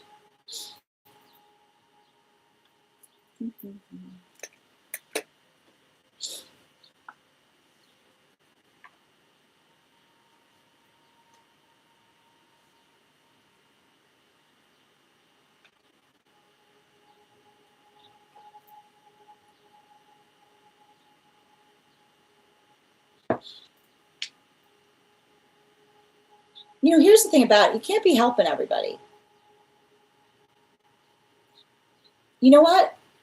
And you understand, I need to point this out. I think there's something really important here. Okay? Because I feel like I see some kind of situation by which, like, if you're working, if you're working to shore yourself up, Now is not, and I want you to understand this, that is not to say that you're not generous, but I see you saying you're working to get to a place by which you can be more generous. Okay? You're working upon being in a space by which you can be more generous. And I feel like there's something about that that may be feeling hard, but I keep on seeing that is not you being hard. That's you being patient with your generosity, right? And you can usually you can usually understand that by saying to another person, I wish I could give you more. But I simply can't. And I also feel like it has something to do with someone deeply misunderstanding what your own circumstances or situation is, right? Like you are not the person. And I feel like I often see this, like the space by which, and I think that you have to explain to somebody the difference between, I keep on getting the difference between a windfall, like the difference between a windfall and scraping by is like, I feel like I see you do something where you have like a very, you have like a growing season, right? And it's interesting too, because I feel like you have to kind of look at it like a farmer. I know you don't farm, but you have to look at it like a farmer, which says like when you're working into something that is seasonal, you have to think like a farmer, specifically and particularly, because it's a space by which you say there are some periods by which there's a lot that are going to get you through the times that are empty, right? It's not the space by which it's like that all the time. So I feel like that's really hard because I feel like you need to communicate that to someone who potentially sees you. I keep on hearing who has seen you at moments with your hands full, and you having to say to another person, the fullness, like the fullness of my hands that you find me in is the fullness of the moment. It's your job to effectively shore it up by making sure that you're able to energetically stretch it. So I feel like that's really difficult because, and I keep on seeing somebody, somebody thinking selfishly, right? And we'll articulate that you're being selfish, right? What does selfish energy say? You're being very selfish right now for not giving me what I want and you need desperately. I'm going to say that again. What does selfish energy say? You're being very selfish right now by not giving me something I want that you need desperately, which is the modality by which when we are working through need, want doesn't enter the picture. It's not about navigating what we want. It's about having to do what we need because we know that's the way we need to do it. And if somebody doesn't want to perceive you that way, let them go, right? If somebody sees you working in a necessary way, which is the modality or the moment by which you're doing everything energetically possible, right? I keep on getting like you're working tirelessly, right? Not a spare moment. Don't let anybody have the audacity to try to tell you that you're being very selfish. Because I just see you, like I see you working in an exhaustive, profound fashion right now. Let that just don't, I keep wondering, let that inform you as to the type of person that you're dealing with. Because, and that's the funny thing about it, right? The word that selfish energy almost always employs to generous energy is selfish. And there's nothing selfish about the choices that you're making if they're necessary. Especially especially as it relates, I feel like it's also interesting too, because I almost feel like I see you wanting to invest in something. But it feels to me like you're investing something in yourself. You're in, and I want to keep on hearing, it's not something that you want to do, is not like, I don't know why I keep on hearing, it's not selfish if it'll get you in a higher income bracket. I don't know why that's coming up, but I feel like you have to say that to someone in relationality to something that you're aspiring to do, right? It's not selfish if you have every assurance that doing something will get you in a different income bracket, because that's you investing in yourself in the best way possible.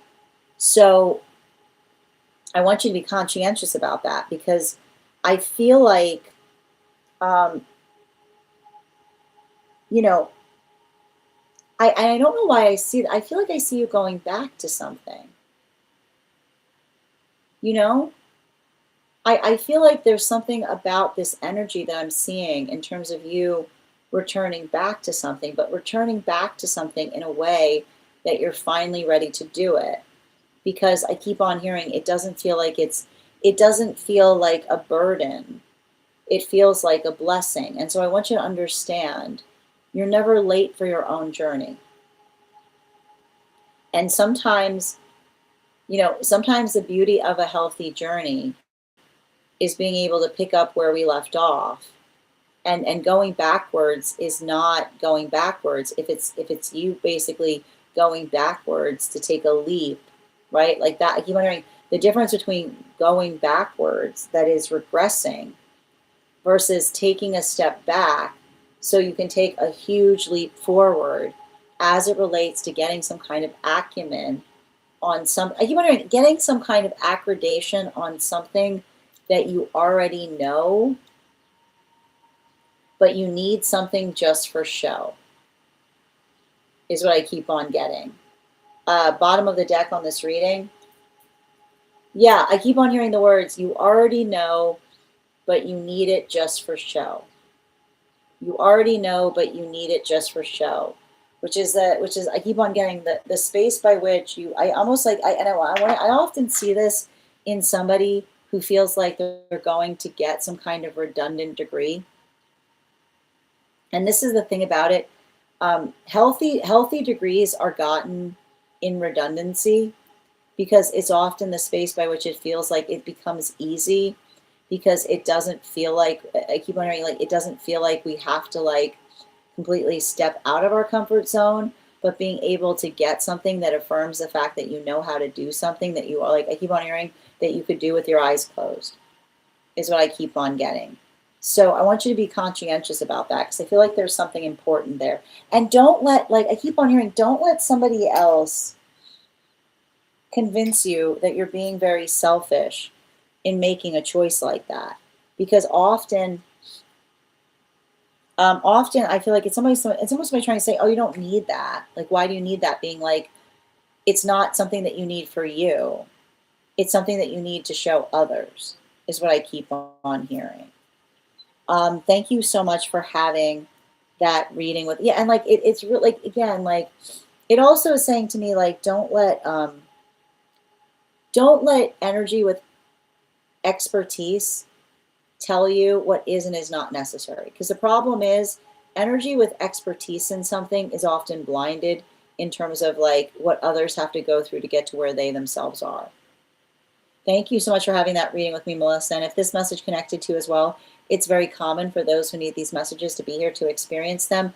We are doing personal readings right now. If you'd like to be on the list today, I've got one spot available before the list will be closed. 3 cards for a donation of $29 or more. 4 cards for a donation of $23 or more for my subscribers. Links in my bio. Please keep in mind, we read for here life path, highest priority messages from spirit, angelic, dream interpretation, past life, mediumship, love reading, pet reading, animal spirit guide reading, Akashic, mind, body, spirit, love, and aura. If you have information that you feel is relevant for the purpose of our read, you can include it in the notes when you send the donation. You can also post it in our subscriber-only disco channel in the appropriate channels. Bridget is acting iconoclastic. It's okay, Tilly. Michael, you did not text me because you don't have my number. Okay. And Gemini, thank you for sharing the live. Always appreciate when you guys share the live. Absolutely. Yeah, that caught my attention. I'd love a higher income bracket. That's interesting. And Paulin, thank you for the follow. And Dada, thank you for sharing the live. Always appreciate when you guys share the live. April, thank you for the follow as well. And we got to 100K. We do free readings for our super fans here, April. So we've got one. Hold on a minute. We've got 1, 2, 3, 4, 5, 6. We've got 7 more readings before we move into one card readings for super fans. If you'd like to become a super fan, I also have room on the list right now for one more person today. Excellent. If I forgot to put a note in the booking, yeah, you can write it here. Absolutely, dear. Yeah. And the list right now for anyone asking, we've got Alexandra, Stella, Kath, Tilly, and Per. But before we continue right now, we've got 200K. Thank you guys so much for helping us get to that goal. We're going to give away another free reading. I am going to think of a number right now between 1 and 49. First person I see that posts a number will get the reading. First person I see, not the first person that posts it. Sometimes I see things in a different order than you guys post them.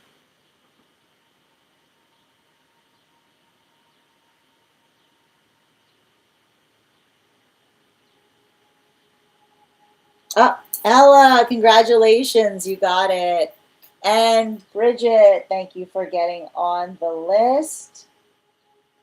And the list is now closed. And we will do another free giveaway when we get to 150K.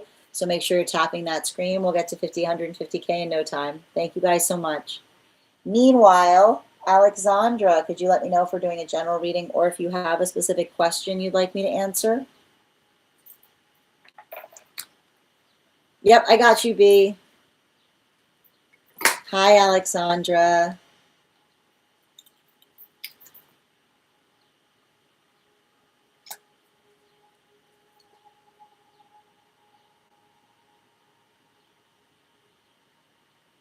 And while we wait for Alexandra's question, let's warm up those intuition muscles with an intuition check. I've got the animal spirit guide card here. We're going to count back from 10, and when we get to 1, I will reveal the card.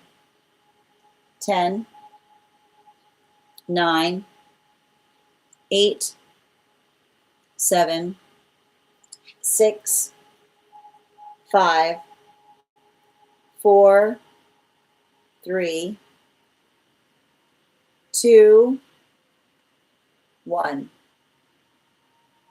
We got the crane. We'll be doing that again after the next reading. All right.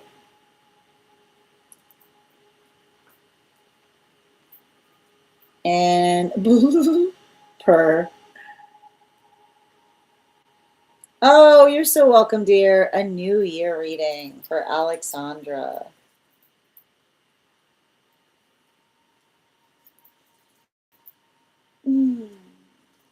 Four cards, please.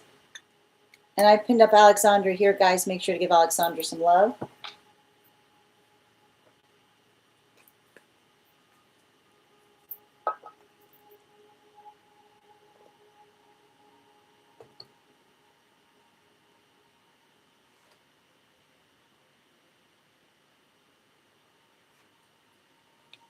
It feels like a message, ooh, from both of your guides, but one's got a little bit more to talk about.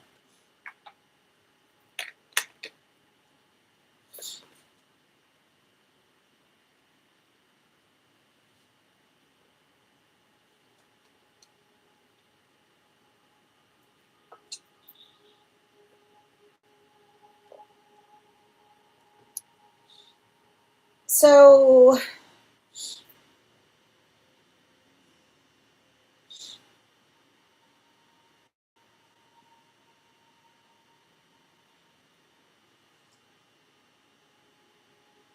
You know, it's interesting because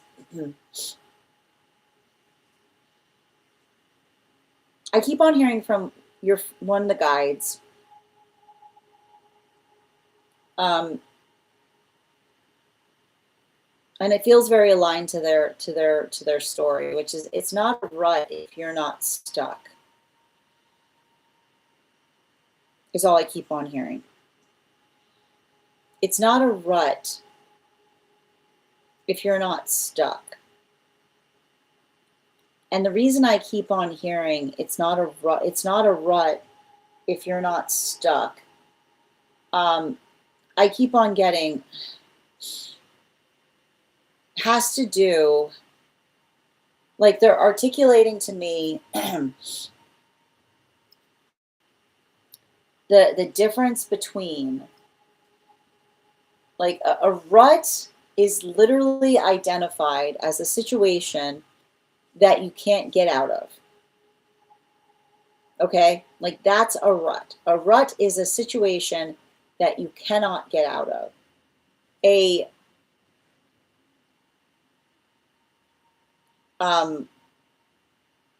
it's interesting too, because they're articulating upon the fact that a nut is something that you wait on, because you know if there's something patient, if you're patient, there's something on the other side of it. And I feel like what's beautiful about what I keep on hearing, particularly with this guide, is they're articulating upon the fact that the only way, that the irony of growing is the fact that we have to go downwards, right? Like when you think about the nature of growth, the first direction that the seed goes is down, right? It goes down so that it can grow up. And proportionally, the amount of depth by which a seed is planted needs to be just energetically right, because it's the space by which it's able to effectively reach the surface through its own desire to reach it. And so I feel like there's something about that the guide is articulating the fact that you are not in a rut. You're currently in a nurturing process, right? And a nurturing process is often the space by which we look towards something, we dive into something in order to get a better shape of what the energetic problem is, or what can be fixed versus what is effectively unfixable. And I want you to understand that, because I feel like you get very upset in moments by which you feel or feel the frustration of your time being wasted. And I keep on getting your time is never wasted if we leave a situation with a better understanding of what direction we're moving towards, right?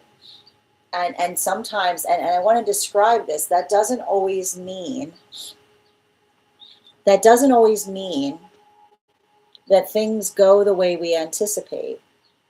But things don't need to go the way we anticipate for us to be able to grow through them.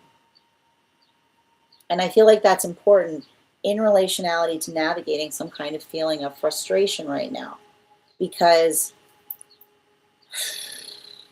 a lot of this frustration that I'm seeing here, right? And I think and this is now coming through on the other guide, right? Because the other guide's basically articulating to me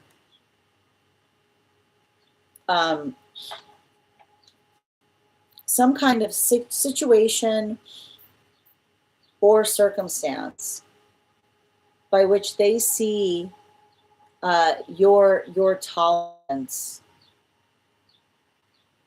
like your tolerance being like tested in some way, is what I keep on getting. Like some kind of observation or working through something in a way by which I almost see you having to articulate like to another person, like what you are and are not available for, is what I keep on seeing. And I think that that's really valuable because I just keep on seeing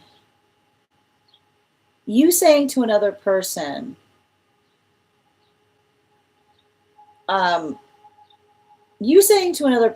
anything you need does not change the nature of the fact that you can be determinative in terms of what you give them, is what I keep on seeing. Because, and I think it's interesting because I almost feel like I see you saying to someone, anything you need, which is the observation of you showing somebody that they're in need of you, is what I keep on getting. Because I keep on seeing it doesn't make sense.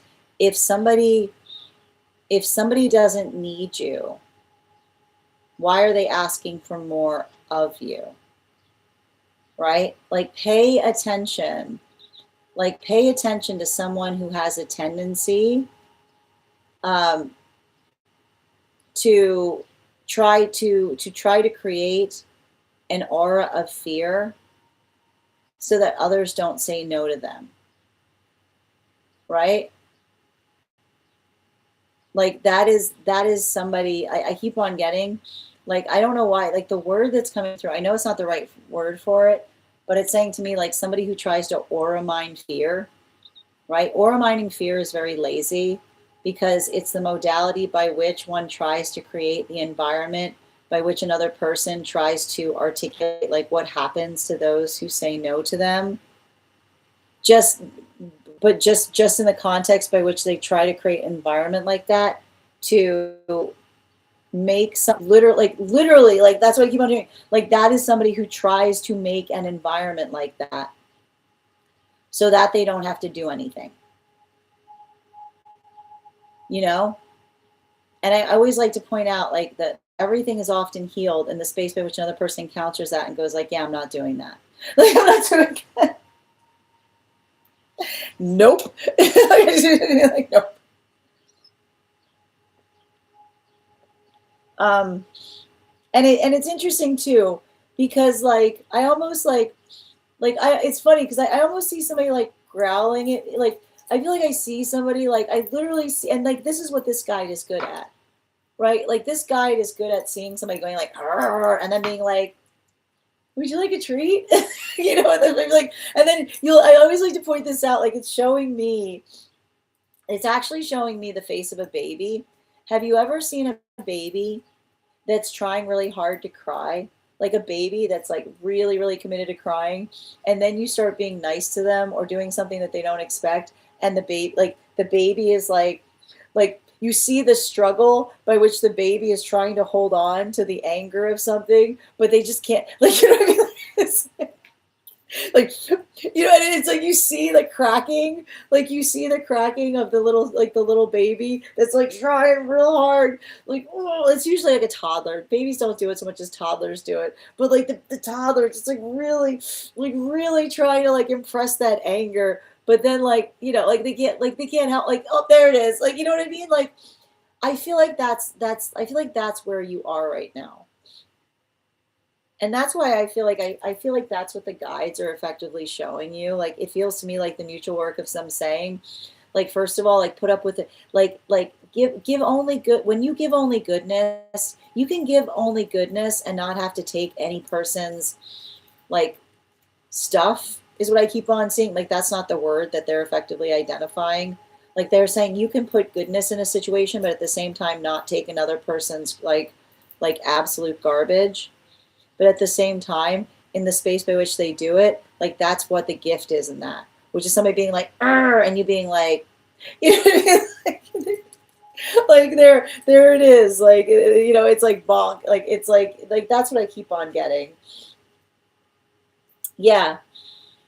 And it feels like a little bit, I don't know where your scorpionic placements are, but it's like there's something to be valuable. And this is where these guides come through. You saying to somebody like, I know your secret, you know, which is the space by which you look at another person and say, like, I see what you're trying to do here, and I'm not going to interfere, but I'm also not going to encourage it, right? That is the sound of you putting someone on notice, right? Like, that is the sound of that is not you having to walk away. Like, the guides are saying, you don't have to sometimes walk away from situations like that, but sometimes saying to another person, I see what you're doing here, right? Recognize that I'm aware of it. Then now they are doing something under the purview of understanding that you are watching them, right? And there's something significant and important about the power of your gaze, is what I keep on hearing. And I feel like that's the message that's coming through. Remember,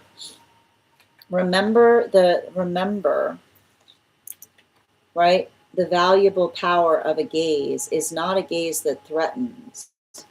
It's a gaze that energetically observes and says, why are you doing that? What? Like, why is it working? You know, there's a power to be found in an observation. Thank you so much for having that reading with me, Alexander. And if this message connected to you as well, it's very common for those who need these messages to be here to experience them. We are doing personal readings right now. If you'd like to get on the list is closed, but you can get on the list for tomorrow and you'll have first priority, which means you'll be read for before the daily collective begins. I'm going to take a moment to read over the comments that came through as I was reading.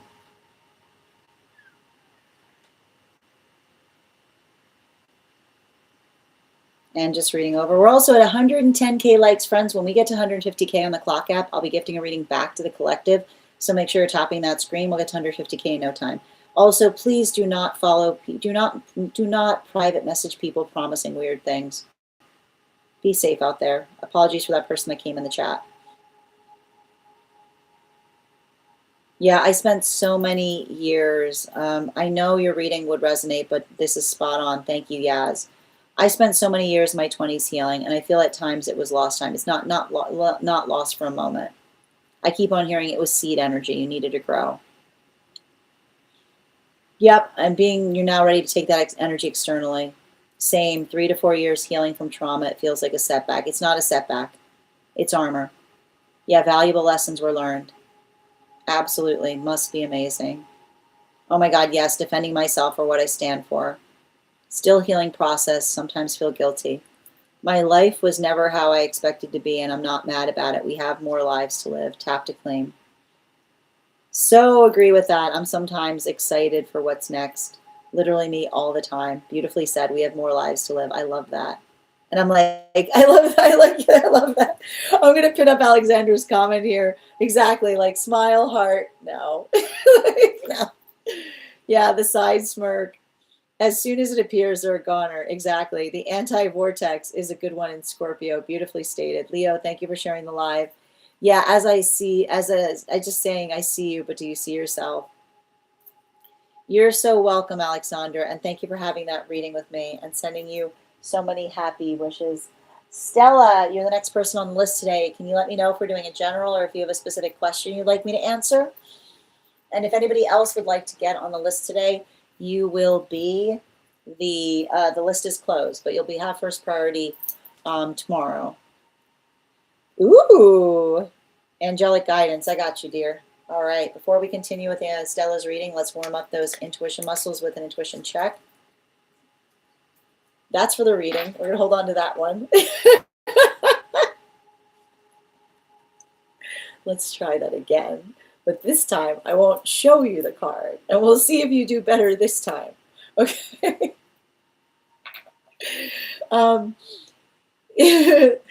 10, 9, 8, 7. Somebody had to do it. 7, 6, 5, 4, 3, 2, 1. We got the Wren. Thank you. We'll do that again after the next reading. And I'm going to pin up Stella here. Guys, make sure to give Stella some love.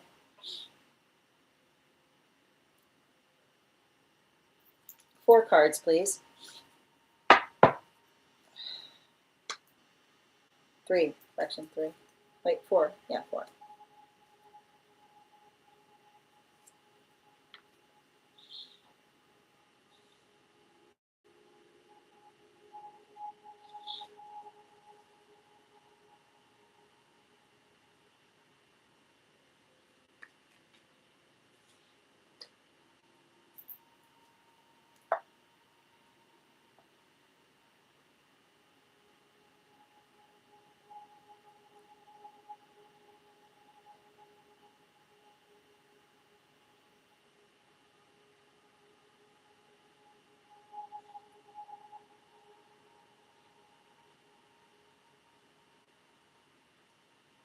You know, it's really interesting because something I'm seeing here in this reading,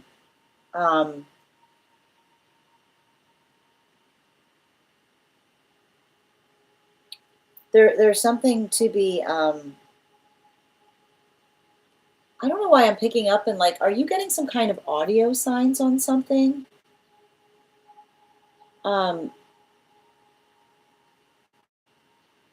I just keep on hearing the same message in relationality to angelic saying you're not mishearing something. That's them speaking to you, is what I keep on getting. And I feel like a lot of it, you know, the thing I keep on seeing around something, like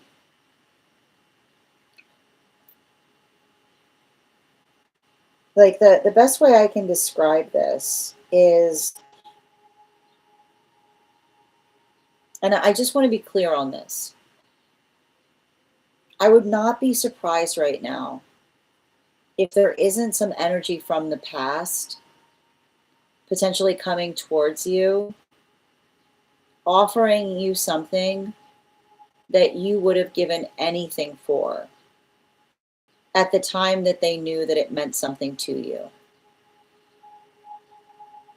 There's nothing, I just keep, it's interesting because it's coming through very specifically, which is, and it's like the angelic that's coming forth with this says that when somebody does something like this, be very aware of it, right? The modality by which another person tries to heal something by offering something to us that would have meant everything at the time that we needed it, but then becomes nothing in the space by which we've grown from it. I need to write that down for you.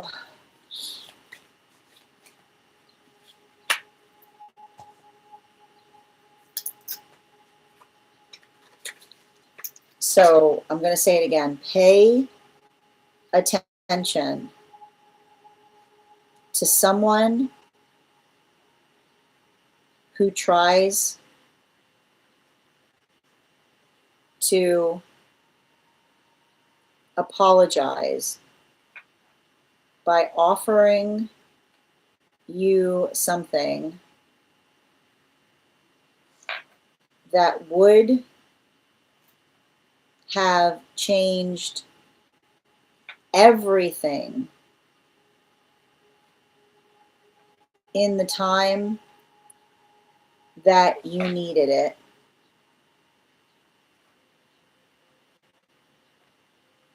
but becomes worth nothing in the context that you grew from it.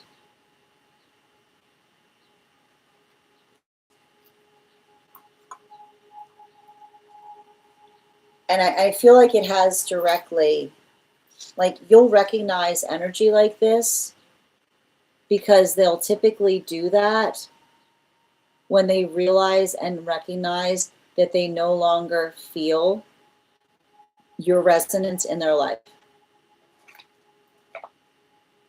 right? That'll be confirmation for you, right?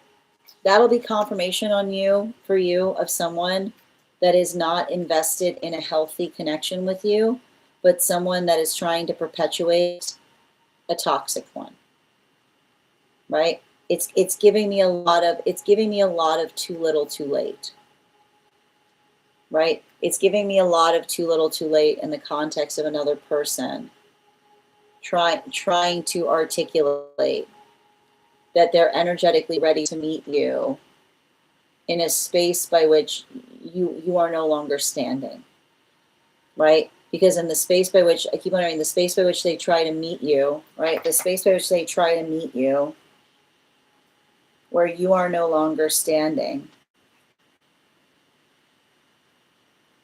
is the space by which they're trying to get you to go backwards instead of forwards.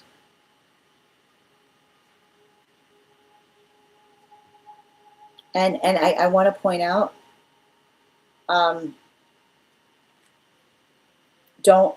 can see why you would get angry. I can see why you would get angry in situations of that nature. Don't get angry. Let it confirm. Like let it confirm everything you need to know.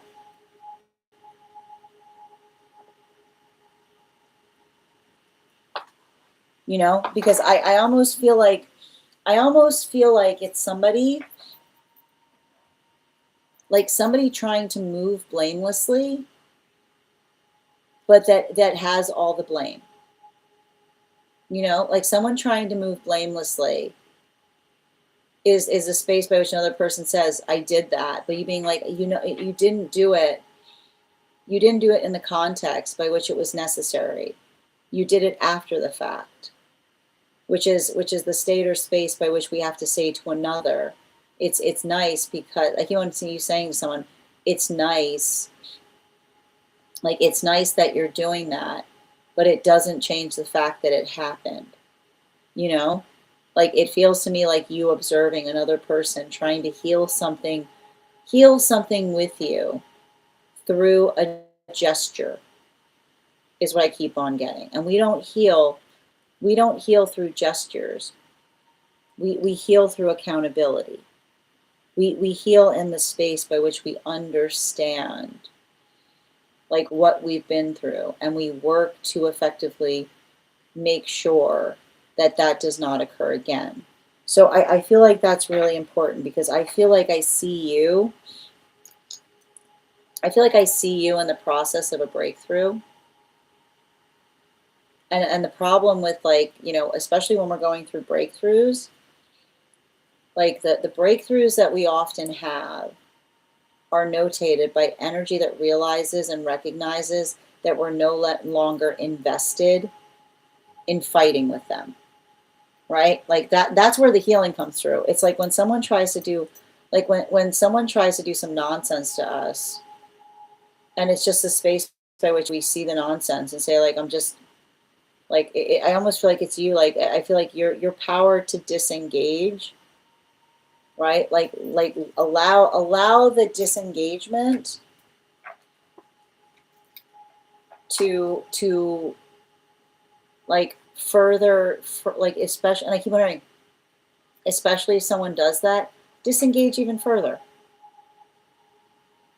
You know, like allow the context of understanding and recognizing that,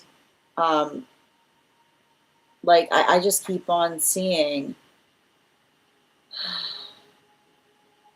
and the way you can often tell too, if this helps, because I feel like this is coming through as well. If another person is giving us something that isn't helpful, the way you can really tell if someone actually cares is saying, you know, that's not necessary, but this is what care would look like to me right now. right? And their own ability to transfer what they want to give you versus what you articulate would be the shape of care, will tell you everything you need to know as to whether that expression is authentic or whether it feels like it serves the self, right? The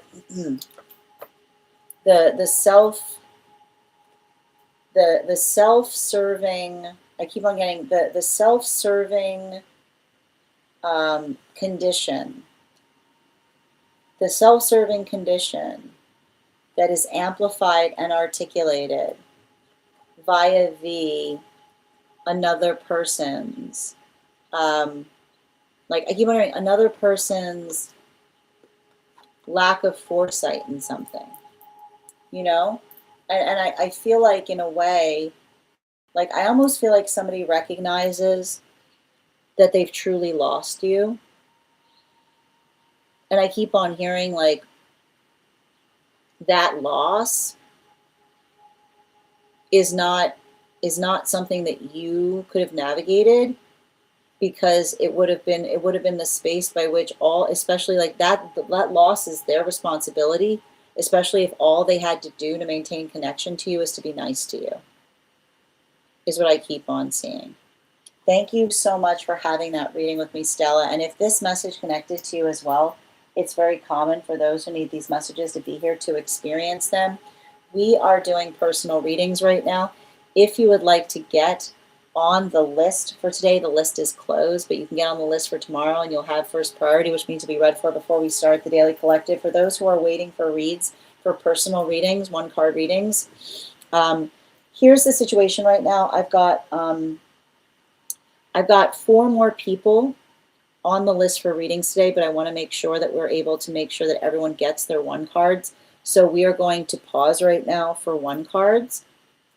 And we're going to do the 1 card readings, and then we'll move back into the list. Just because we are on a short timeline, and I want to make sure that we have time to prioritize those readings right now. So, and thank you, Amy, for the follow. If you are, I'm just going to take a minute to read over the comments that came through as I was reading. Tammy, thank you for the follow. 9 of Cups, let's go. I like that. It's crazy, but why did it become nothing? Yeah, not my reading, but this is resonating so much. Thank you, Siri. Every time I see a journal, I wish to be able to read backwards. Skill not needed at this time. I feel that, but why did it become worth nothing? It's so annoying when they do that. Yeah. Tammy, thank you for the follow. My ex made amends with me last week and asked for another chance. This message resonates. Thank you, Sierra.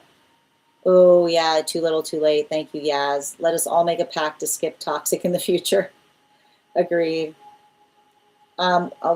We're doing this was a personal reading, Utah, for an individual. It resonates so much, but I know I haven't worked enough yet. They haven't worked enough yet. Yeah, the second I started singing it while, the second Sin said it, I started singing it while washing my dishes. Oh, thank you, Bridget. I've dealt with this. Thank you for also receiving this message, Marie. This is thank you for helping, Bridget. I love this reading too. Tilly, I'm done with giving my energy to someone who doesn't reciprocate. Tap to claim. The list is closed right now, Creative. Absolutely. And Amy, thank you for the follow. Also not my reading, but I stopped here at right time. It resonated with me. Thank you as well, Atale. All right, let's continue. All right, so my friends, we're going to take a moment to pause and offer the 1 card readings for super fans. If you are a super fan who would like a card pulled, go ahead and put your question in the comments. If you're joining us on the place where we keep the videos, you're also entitled to a free 1 card right now. Ava, 1 card on stepping closer to my purpose, please. I feel like this is you identifying and recognizing what feels effortless to you. Bottom of the deck. Yeah, especially with the 4 of Swords in its reversal. Something that allows you to recognize that rest is not antithetical to your purpose. It's okay to rest on your journey to a purpose. Animal spirit guide. Yeah, it's interesting too, because I feel like something about your purpose is stepping into your confidence in relationality to the fact that energy, like energy might sometimes be weird. Like when we have captivating energy, it's not uncommon for energy to be weird, like to be weird towards us, but their weirdness is not your responsibility. Thank you, Ava. Bridget, 1 card, highest priority, please. And friends, please make sure you're recharging your heart needs if you'd like an animal spirit oracle card on top of your 1 cards. I feel like I see you bringing a lot of balance to situations right now.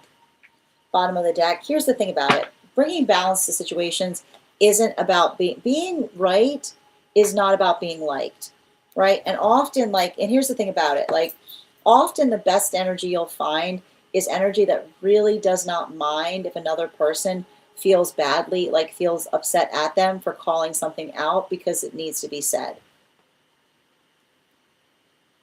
Creative, 1 card, highest priority, please.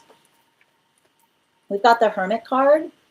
So I feel like there's something about you kind of taking some time for yourself to perfect something in a way that you haven't before. Yeah, especially with the 5 of Wands. Make sure that you're not spreading yourself too thin at this time. Animal spirit. Yeah, if there isn't enough of you, you need to be offering more. You need to be asking for more. If there isn't enough of you, that's the sound of you needing to ask for more. Nicole, 1 card, highest priority from Angelic.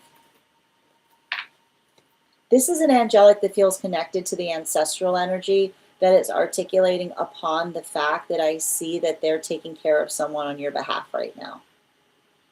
Animal spirit guide. Yeah, especially with this 7 of Pentacles in its upright. I keep on seeing, the word I keep on hearing is if it's something that happened a million times, it wasn't an anomaly. But I also keep on getting the message of helping you to heal your heart space by understanding that this was not your responsibility. This is navigating another's choices and trusting their choices that move them away from you will also bring them back to you. Alexandra, 1 card, highest priority, please. 2 cards coming through.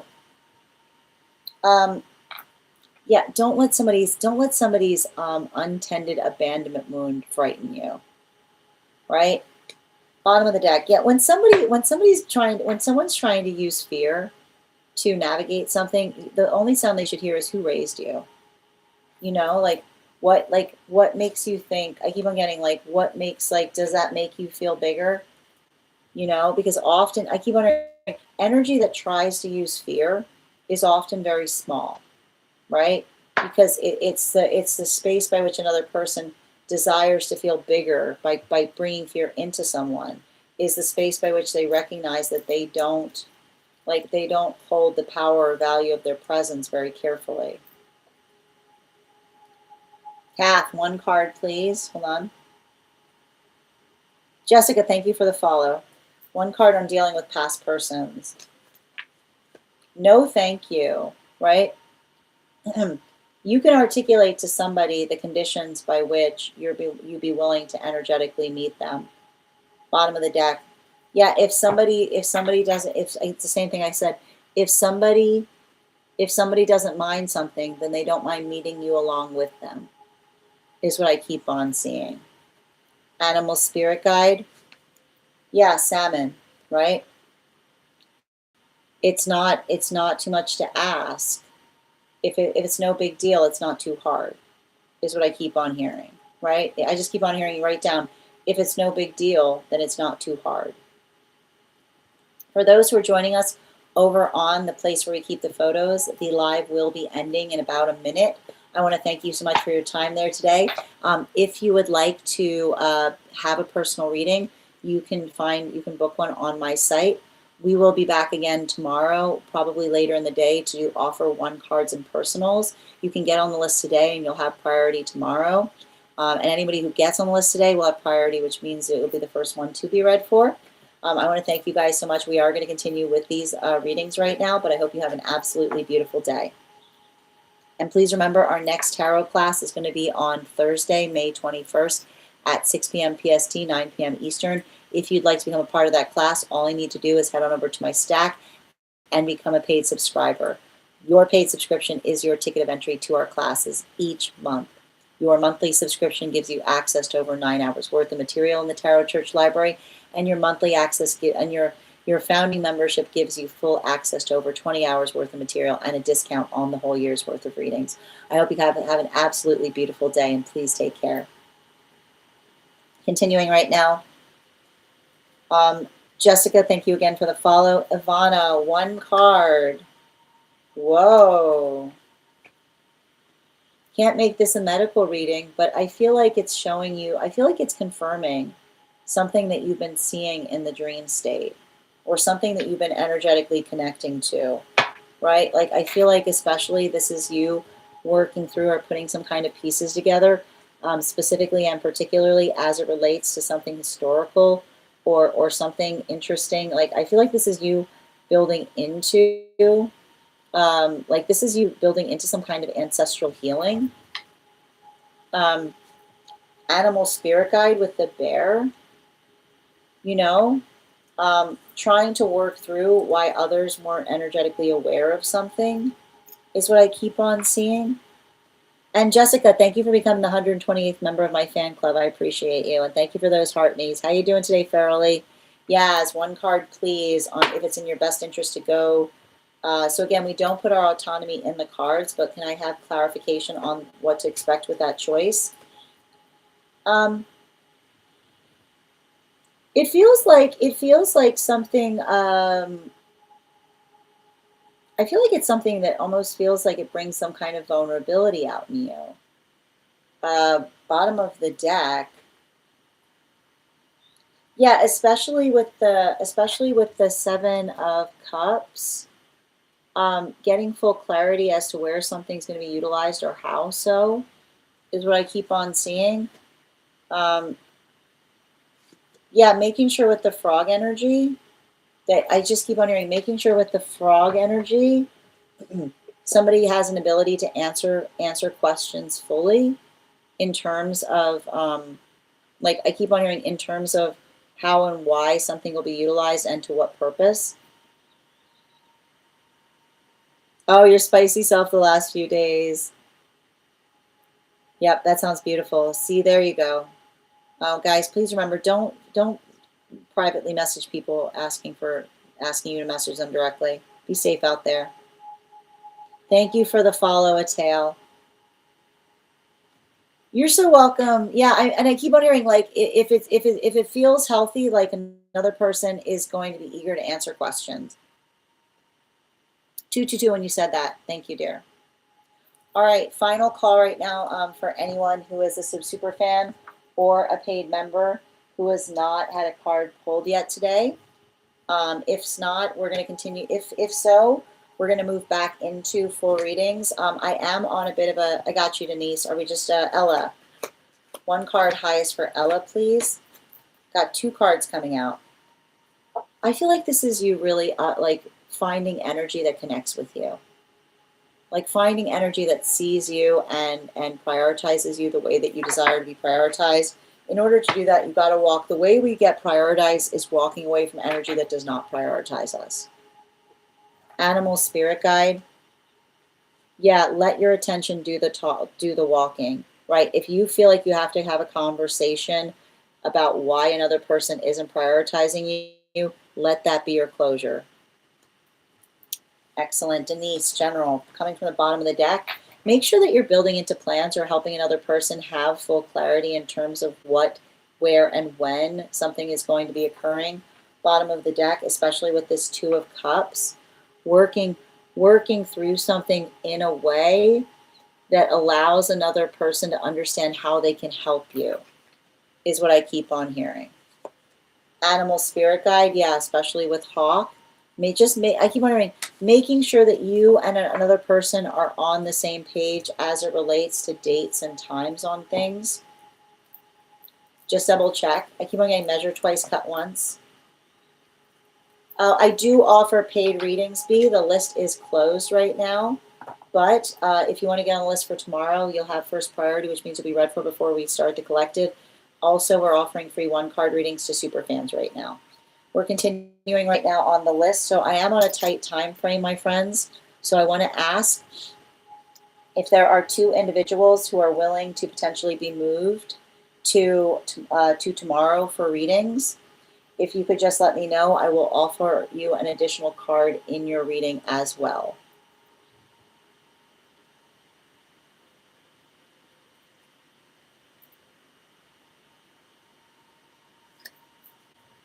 You're so welcome, Denise.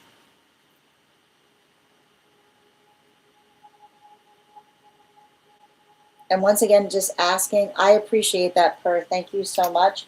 I'm putting you first tomorrow. And I'm looking for one, and I'm looking for one another individual who would be willing to be able to be moved to tomorrow. I'll thank you with an additional card in your reading.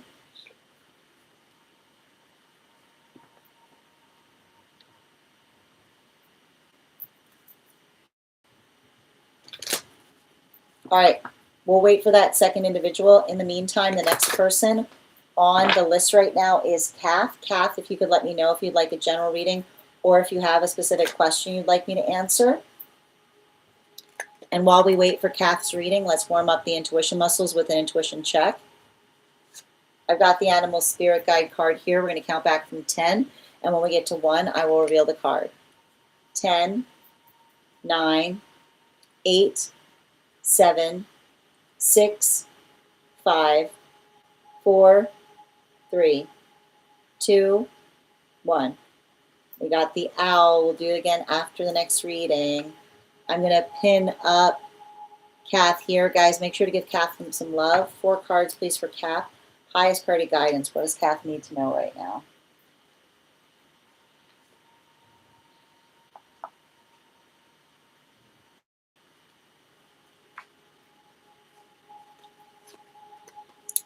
Yeah, I mean, I want you to kind of be aware of a lot of energy that feels like they come back to you without any clarity in terms of the direction that something's going.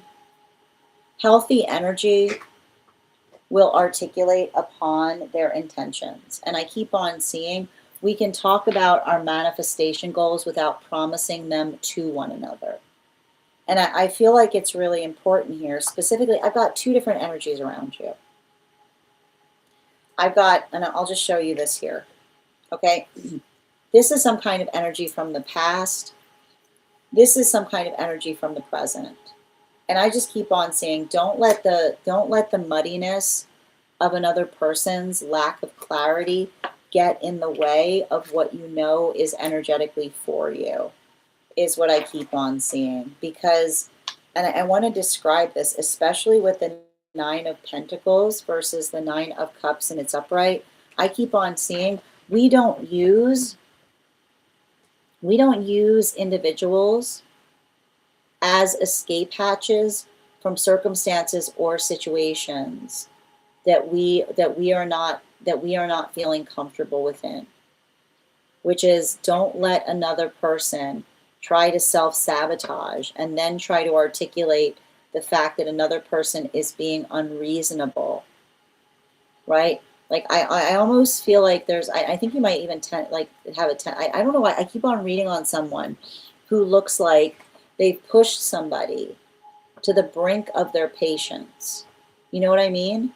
Like I keep on seeing somebody who is like, has pushed someone to the brink of their patience and is then trying to do something and claim that it's energetically harmless, knowing full well that it will effectively be the straw that breaks another's back, is what I keep on getting, right? The modality or experience, I keep on seeing, if it's harmless, then there's nothing wrong in talking about it.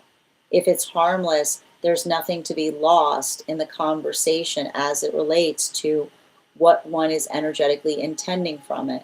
And so I literally, like, I almost feel like I see some kind of nefarious energy here, right?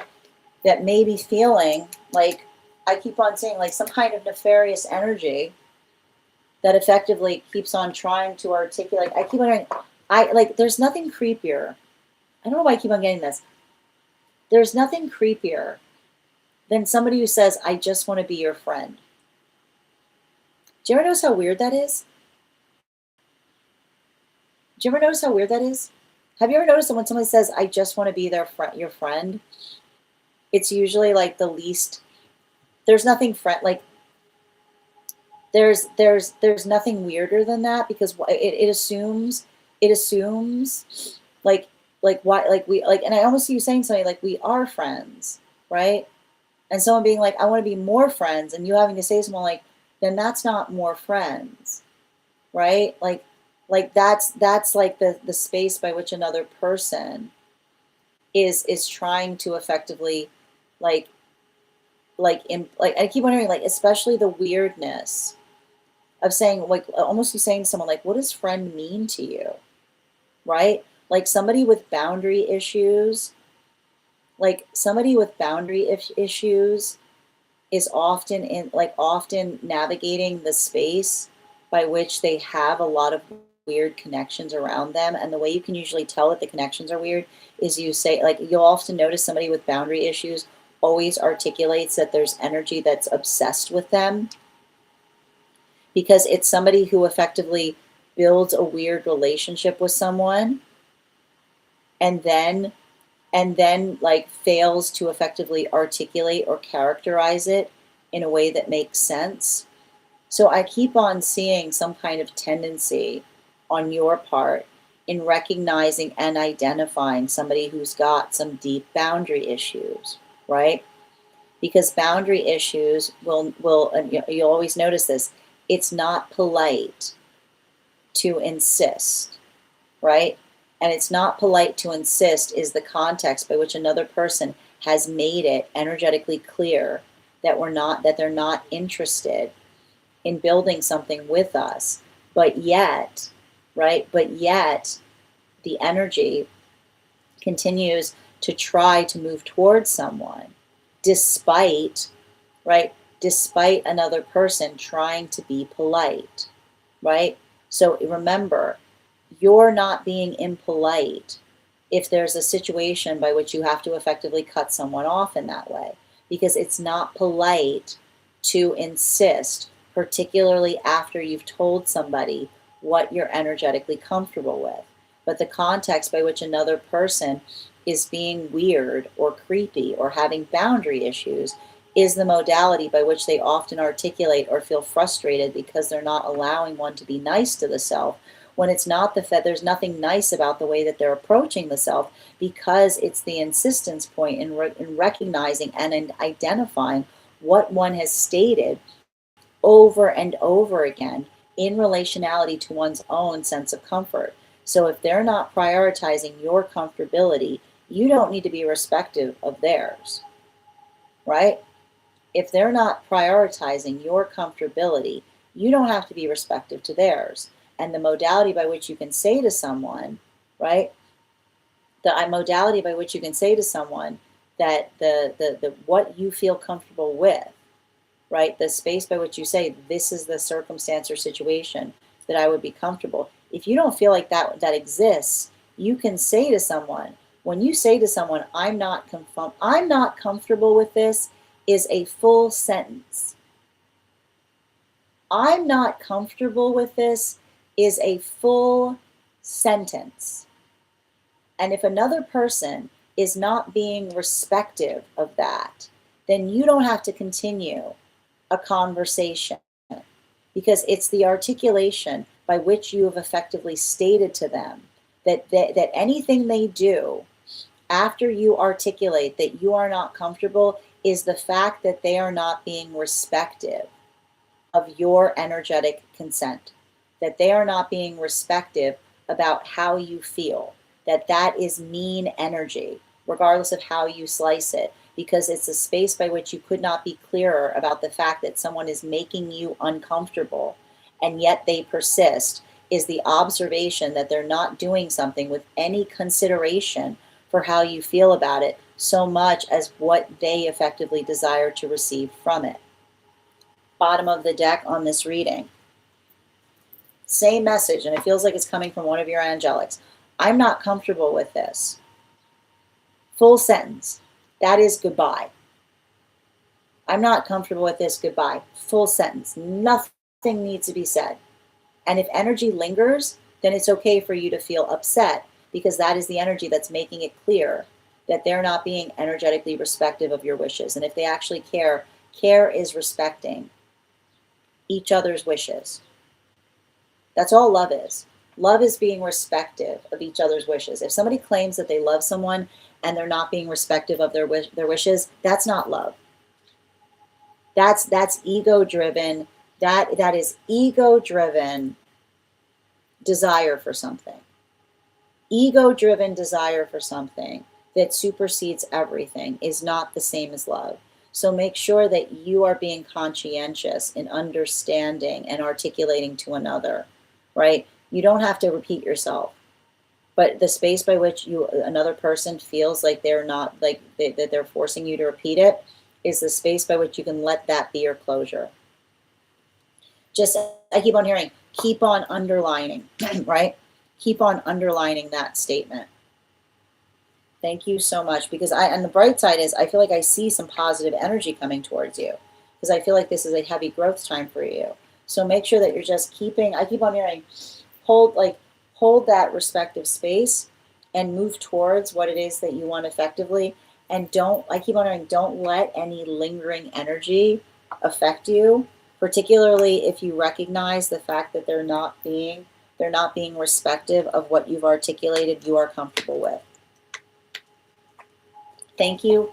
And you can put someone on blast for it, right? You can put someone on blast. It's totally okay. Like, it's okay to put someone on blast if you articulated to another person that you're not comfortable, because that's you saying if they're not going to be respectful of your boundaries, you can direct it to someone who will help them feel reaffirmed in terms of articulating to another exactly how you feel about something.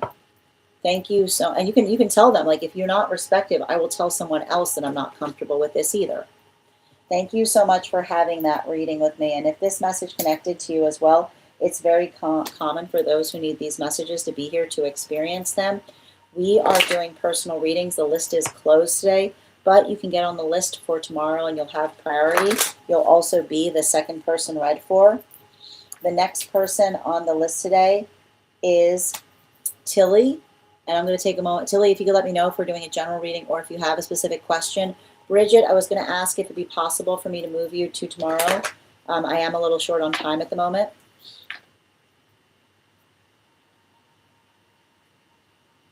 And thank you so much. Annie Bamipo, thank you for the follow. If I'm saying your name incorrectly, by all means, please feel free to correct me. How you doing today, Mia? It's okay. No, Tilly, I got you. It's all right.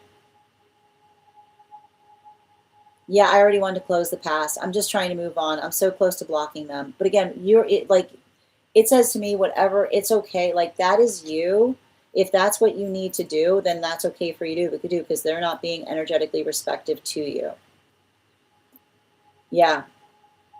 Let me be your friend. Exactly. It assumes the other person wants to be friends too. More friends. That's confusing when it comes from a past person. I'm actually confused why they keep trying, even if you've declined, because they have a boundary issue. Like, there it is, right? If you've articulated to them what you're comfortable with and they're not being respectful of it, they have boundary issues. How you doing, Chris? Thank you for sharing the live. Always appreciate when you guys share the live. It's creepy at this point. You're so welcome. Thank you for also receiving this message, Marie. I feel like I need more strength to stand my ground. Well, you take all the time you need on that. Boundaries are not negotiable. Tap to claim. I'll take note of that. No is a full sentence too. Tap to claim, Tilly. I'm not comfortable with. Tap to claim, Night Star. Next time they try, I will say exactly that. I'm not comfortable with this. My boundaries. Yeah, your boundaries will anger people, right? That's the thing about it, Tail. Your boundaries will anger the right people, right? When you're holding your boundaries, they will anger the energy that you need to heal from. Chelsea, thank you for the follow. Happy Wednesday, Kara.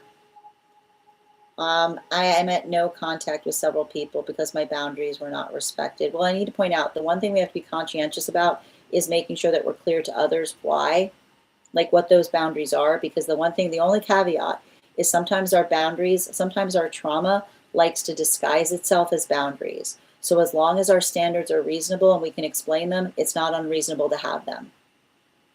Marie, these are donation-based readings. The list is closed today. We're doing free one cards for those who are super fans. If you'd like to become a super fan, if you want to get on the list tomorrow, you'll be the second person read for, or third person. I wonder if his ego's bruised. I don't think his ego's bruised. I think that it's the opposite. I think that he keeps on feeling like there's a possibility that you might change your mind. Thank you for the help, Per. I see new energy, positive energy around the corner on this. You're so welcome. Sending you support, Cap. Oh, Bridget, I really appreciate that. Thank you. Thank you. And you'll definitely have an additional card tomorrow. Excellent. All right, Tilly, I feel like I need to hear a message from someone, maybe from a loved one. I've got you, dear. Okay. Before we continue, trauma is disguised as boundary. The way we can usually tell the difference between trauma disguised as boundaries is like a standard is something reasonable that we would eagerly give another, right? If a standard is unreasonable, it might be connected to trauma. All right, and I'm going to pin you up here. Guys, make sure to give Tilly some love. And before we continue right now, let's warm up those intuition muscles with an intuition check. I've got the animal spirit guide card here. We're going to count back from 10, and when we get to 1, I'll reveal the card.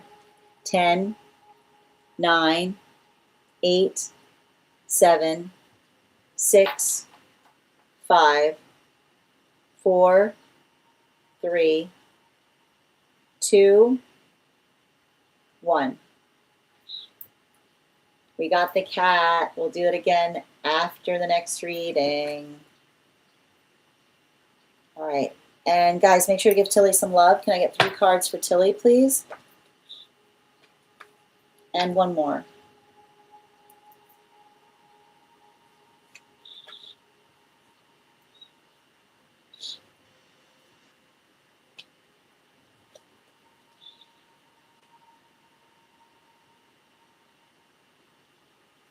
I feel like it's interesting because it feels like a message from Spirit.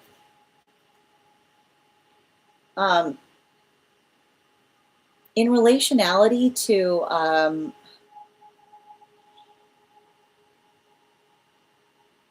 like it feels like I feel like I see you. I don't know why I keep on hearing this. I feel like I see you healing friendship in some kind of deep way right now. And it's going to sound a little weird, but vis-a-vis ruining an unhealthy relationship is what I'm getting. And I feel like it's interesting because the person that's coming through in Spirit,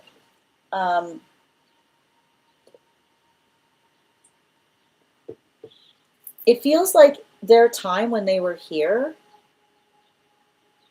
I feel like the time that they were here,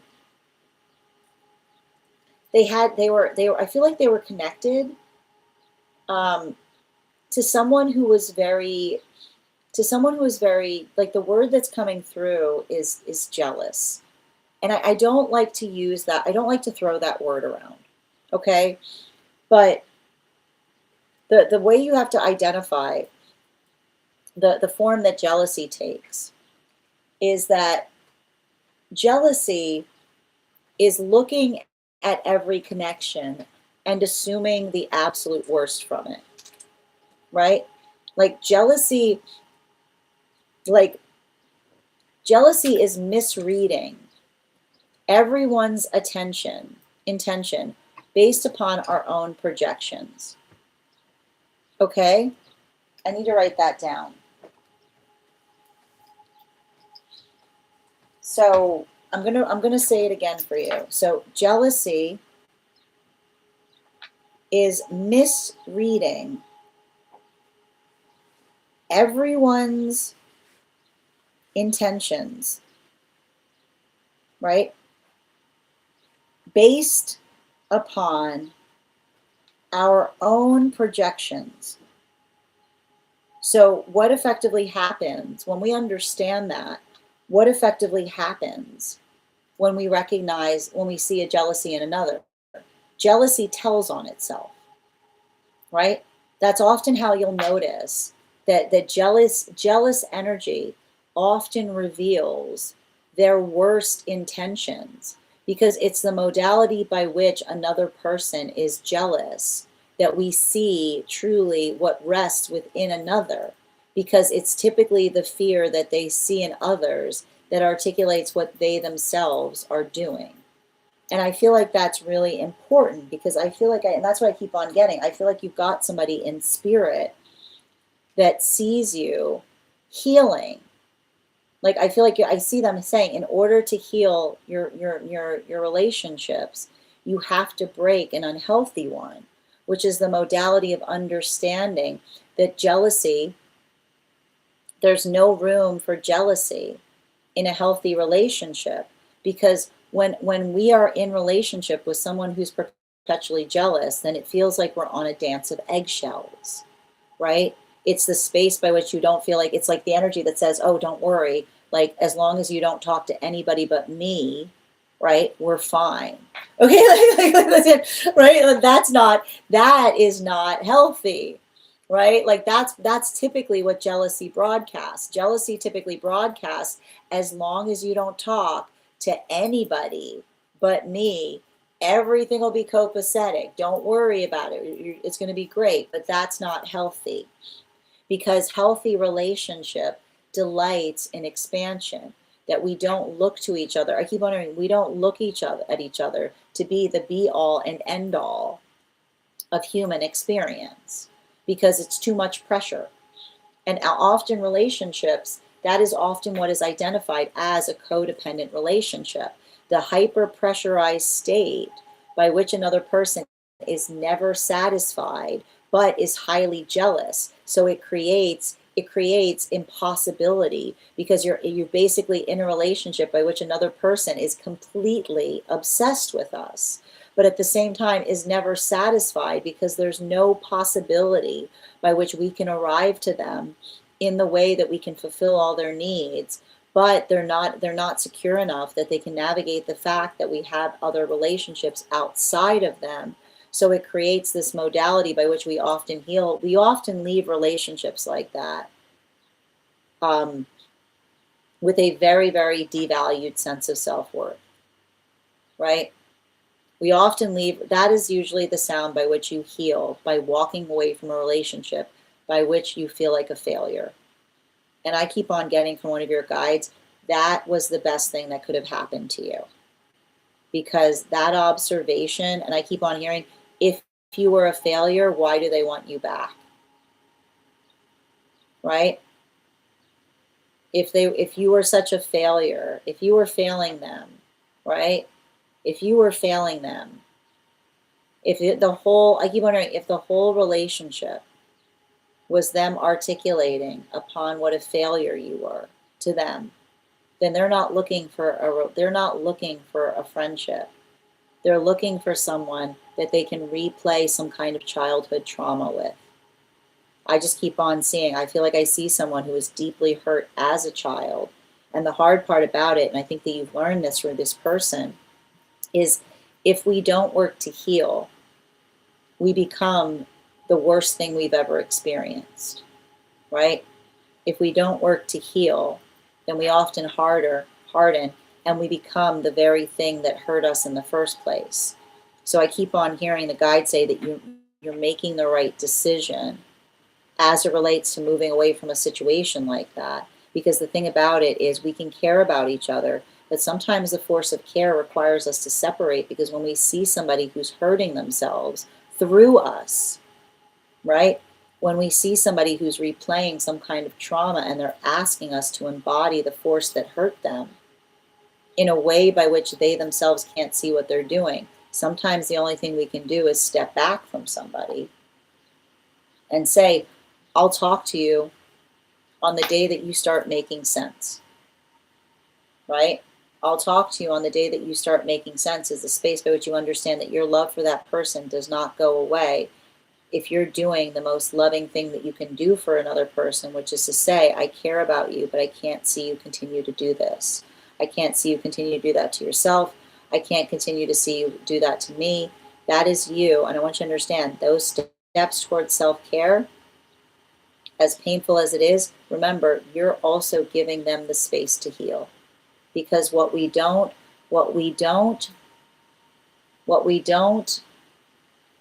articulate is wrong, we condone. Right? What we don't articulate is wrong, we condone. And that's the space by which we say, and I want you to understand that that energy, I see them saying it, they're going to say to you, I guess you didn't really care, you're just like everyone, being like, are you just like everyone, or are they making everyone be like the force that hurt them, right? Because sometimes energy gets trapped in the space by which they want to believe that everyone is like everyone that hurt them, failing to recognize that they keep on putting themselves in the position by which they are perpetuating a victim narrative. And that's not to say, right? That's not to say that there aren't those there, aren't individuals in this world who have been truly hurt. But it's a true disservice to articulate that one is being hurt in the space by which another person is choosing something. Because often, you have to understand that often the characterization of victim is the space by which another person has no choice. So it is, I keep on hearing, and this is what the guide's articulating, because I feel like they were in a situation like that when they were here, right? They're saying that you are blessing the word victim because you're understanding that the quality and condition of victim is not one that one chooses, but one that one experiences and has no choice within. So you making healthy choices is helping another person see how they may be victimizing everything and everyone in their life, specifically because I keep on hearing they're pushing someone away and pulling, and then they're either articulating they're the victim by pushing someone away, or articulating they're the victim because after they push them away, they refuse to come back towards them. Thank you so much for having that reading with me. And if this message connected to you as well, it's very common for those who need these messages to be here to experience them. I'm going to take a moment to read over some of the comments that came through as I was reading. Norma, thank you for the follow. Thank you for the compliment, Chelsea. Thank you, Jazz, for the follow. Trauma is disguised as boundary. I needed to hear that. You're so welcome, Sierra. I hope this helps. Trauma's only disguised as boundaries if we can't, if the standard that we're giving towards this, if the standard is not one that we would not eagerly give another person. And Mix9, thank you for the follow. Absolutely. Thank you as well, Bridget. Hi, Norma. I used to have an ex that accused me of cheating all the time. Turns out they were cheating. Tap to claim. Perfect example. I'm on the right path because I did break that friendship about a month ago. I feel like you've got a guide stepping forward that's trying to articulate how proud they are of you doing that. I can see why it wasn't easy and took you 10 years. Sending you support, Bridget. Unfortunately, I can't now help any of them anymore. It costs you. But here's the thing about it. They need to heal first. Here's the thing. You can love somebody at a distance, right? This is also, what is this if not you putting love on a situation the only way you know how? Thank you as well, Bridget. The way you channel and share Spirit's message. Oh, thank you, Sierra. I do my best. I appreciate that. Tilly, yes, I feel like me pulling it out might help them make realizations about themselves. And that's what I keep on getting. Like, I feel like I see a guide that's standing by you in spirit. And it feels like it's connected to them. Like, it feels like somebody connected to them that's saying thank you to you for doing that. Thank you, Ella. I think also to stay in it because you don't realize that now you can walk away. Exactly. All right, my friends, we've reached the conclusion of our reads today. I want to thank everybody who had a reading today. If you became a super fan today, welcome. I would encourage you to send me a direct message with a disco gift, and I'll send you an invitation to our subscriber-only disco channel. You can introduce yourself to the collective there, and you'll also find in the perk section a special coupon code to our tarot class subscription program. Our next class is going to be on Thursday, May 21st. We'll be studying the court cards in the Pentacle suit. I got you. Oh, you're so welcome, Sierra. Julia, one card, please. Continue to follow your bliss right now. I keep on seeing your bliss is your magnetism, right? Bottom of the deck, your bliss is magnetic. I feel like that's your manifestation goal right now, right? Your bliss is magnetic, which is the space by which you build into your bliss that draws more bliss to you. Bottom of the animal spirit guide, yeah, the hair energy. If another person is taking your bliss personally, observe, don't absorb, right? If it's not hurting them, it's not their business, is what I keep on seeing. Thank you, dear. You are so welcome, Tail. Thank you for all the follow. You're so welcome, Nicole. Hank, the list is closed today, but if you want to get on the list for tomorrow, you can send the donation and you'll have priority tomorrow. If you get on the list today, you'll be the third person read for. Oh my gosh, 3 a.m. in Australia. Well, make sure you get some rest. I want to thank you guys so much for being here today and sharing in these messages. Huge thank you to my followers, old and new. Thank you for being here and receiving these messages. Huge thank you. One moment, please. Chrissy, one card on connection, please. I feel like I see somebody who's going through some kind of vulnerable point, but I almost feel like I see somebody who's coming to the aid of someone who needs help. Yeah, Page of Pentacles. You know, I feel like there's something about helping another person that's in need, that's putting something in perspective for them. Animal spirit guide.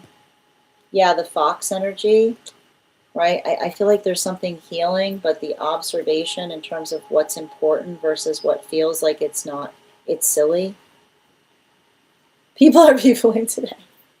My friends, I want to thank you guys so much for being here today and sharing in these messages. You're welcome. Huge thank you to my followers, old and new. Thank you for being here today and receiving these messages. Huge thank you to my subscribers. Your ongoing support means the absolute world to me. And the biggest thank you to my mods. Thank you, K. Megan, for all of your help today. I hope you guys have an absolutely beautiful day. Please take care of yourselves. Please take care of one another. And we'll do this again tomorrow. Have a great day, everyone.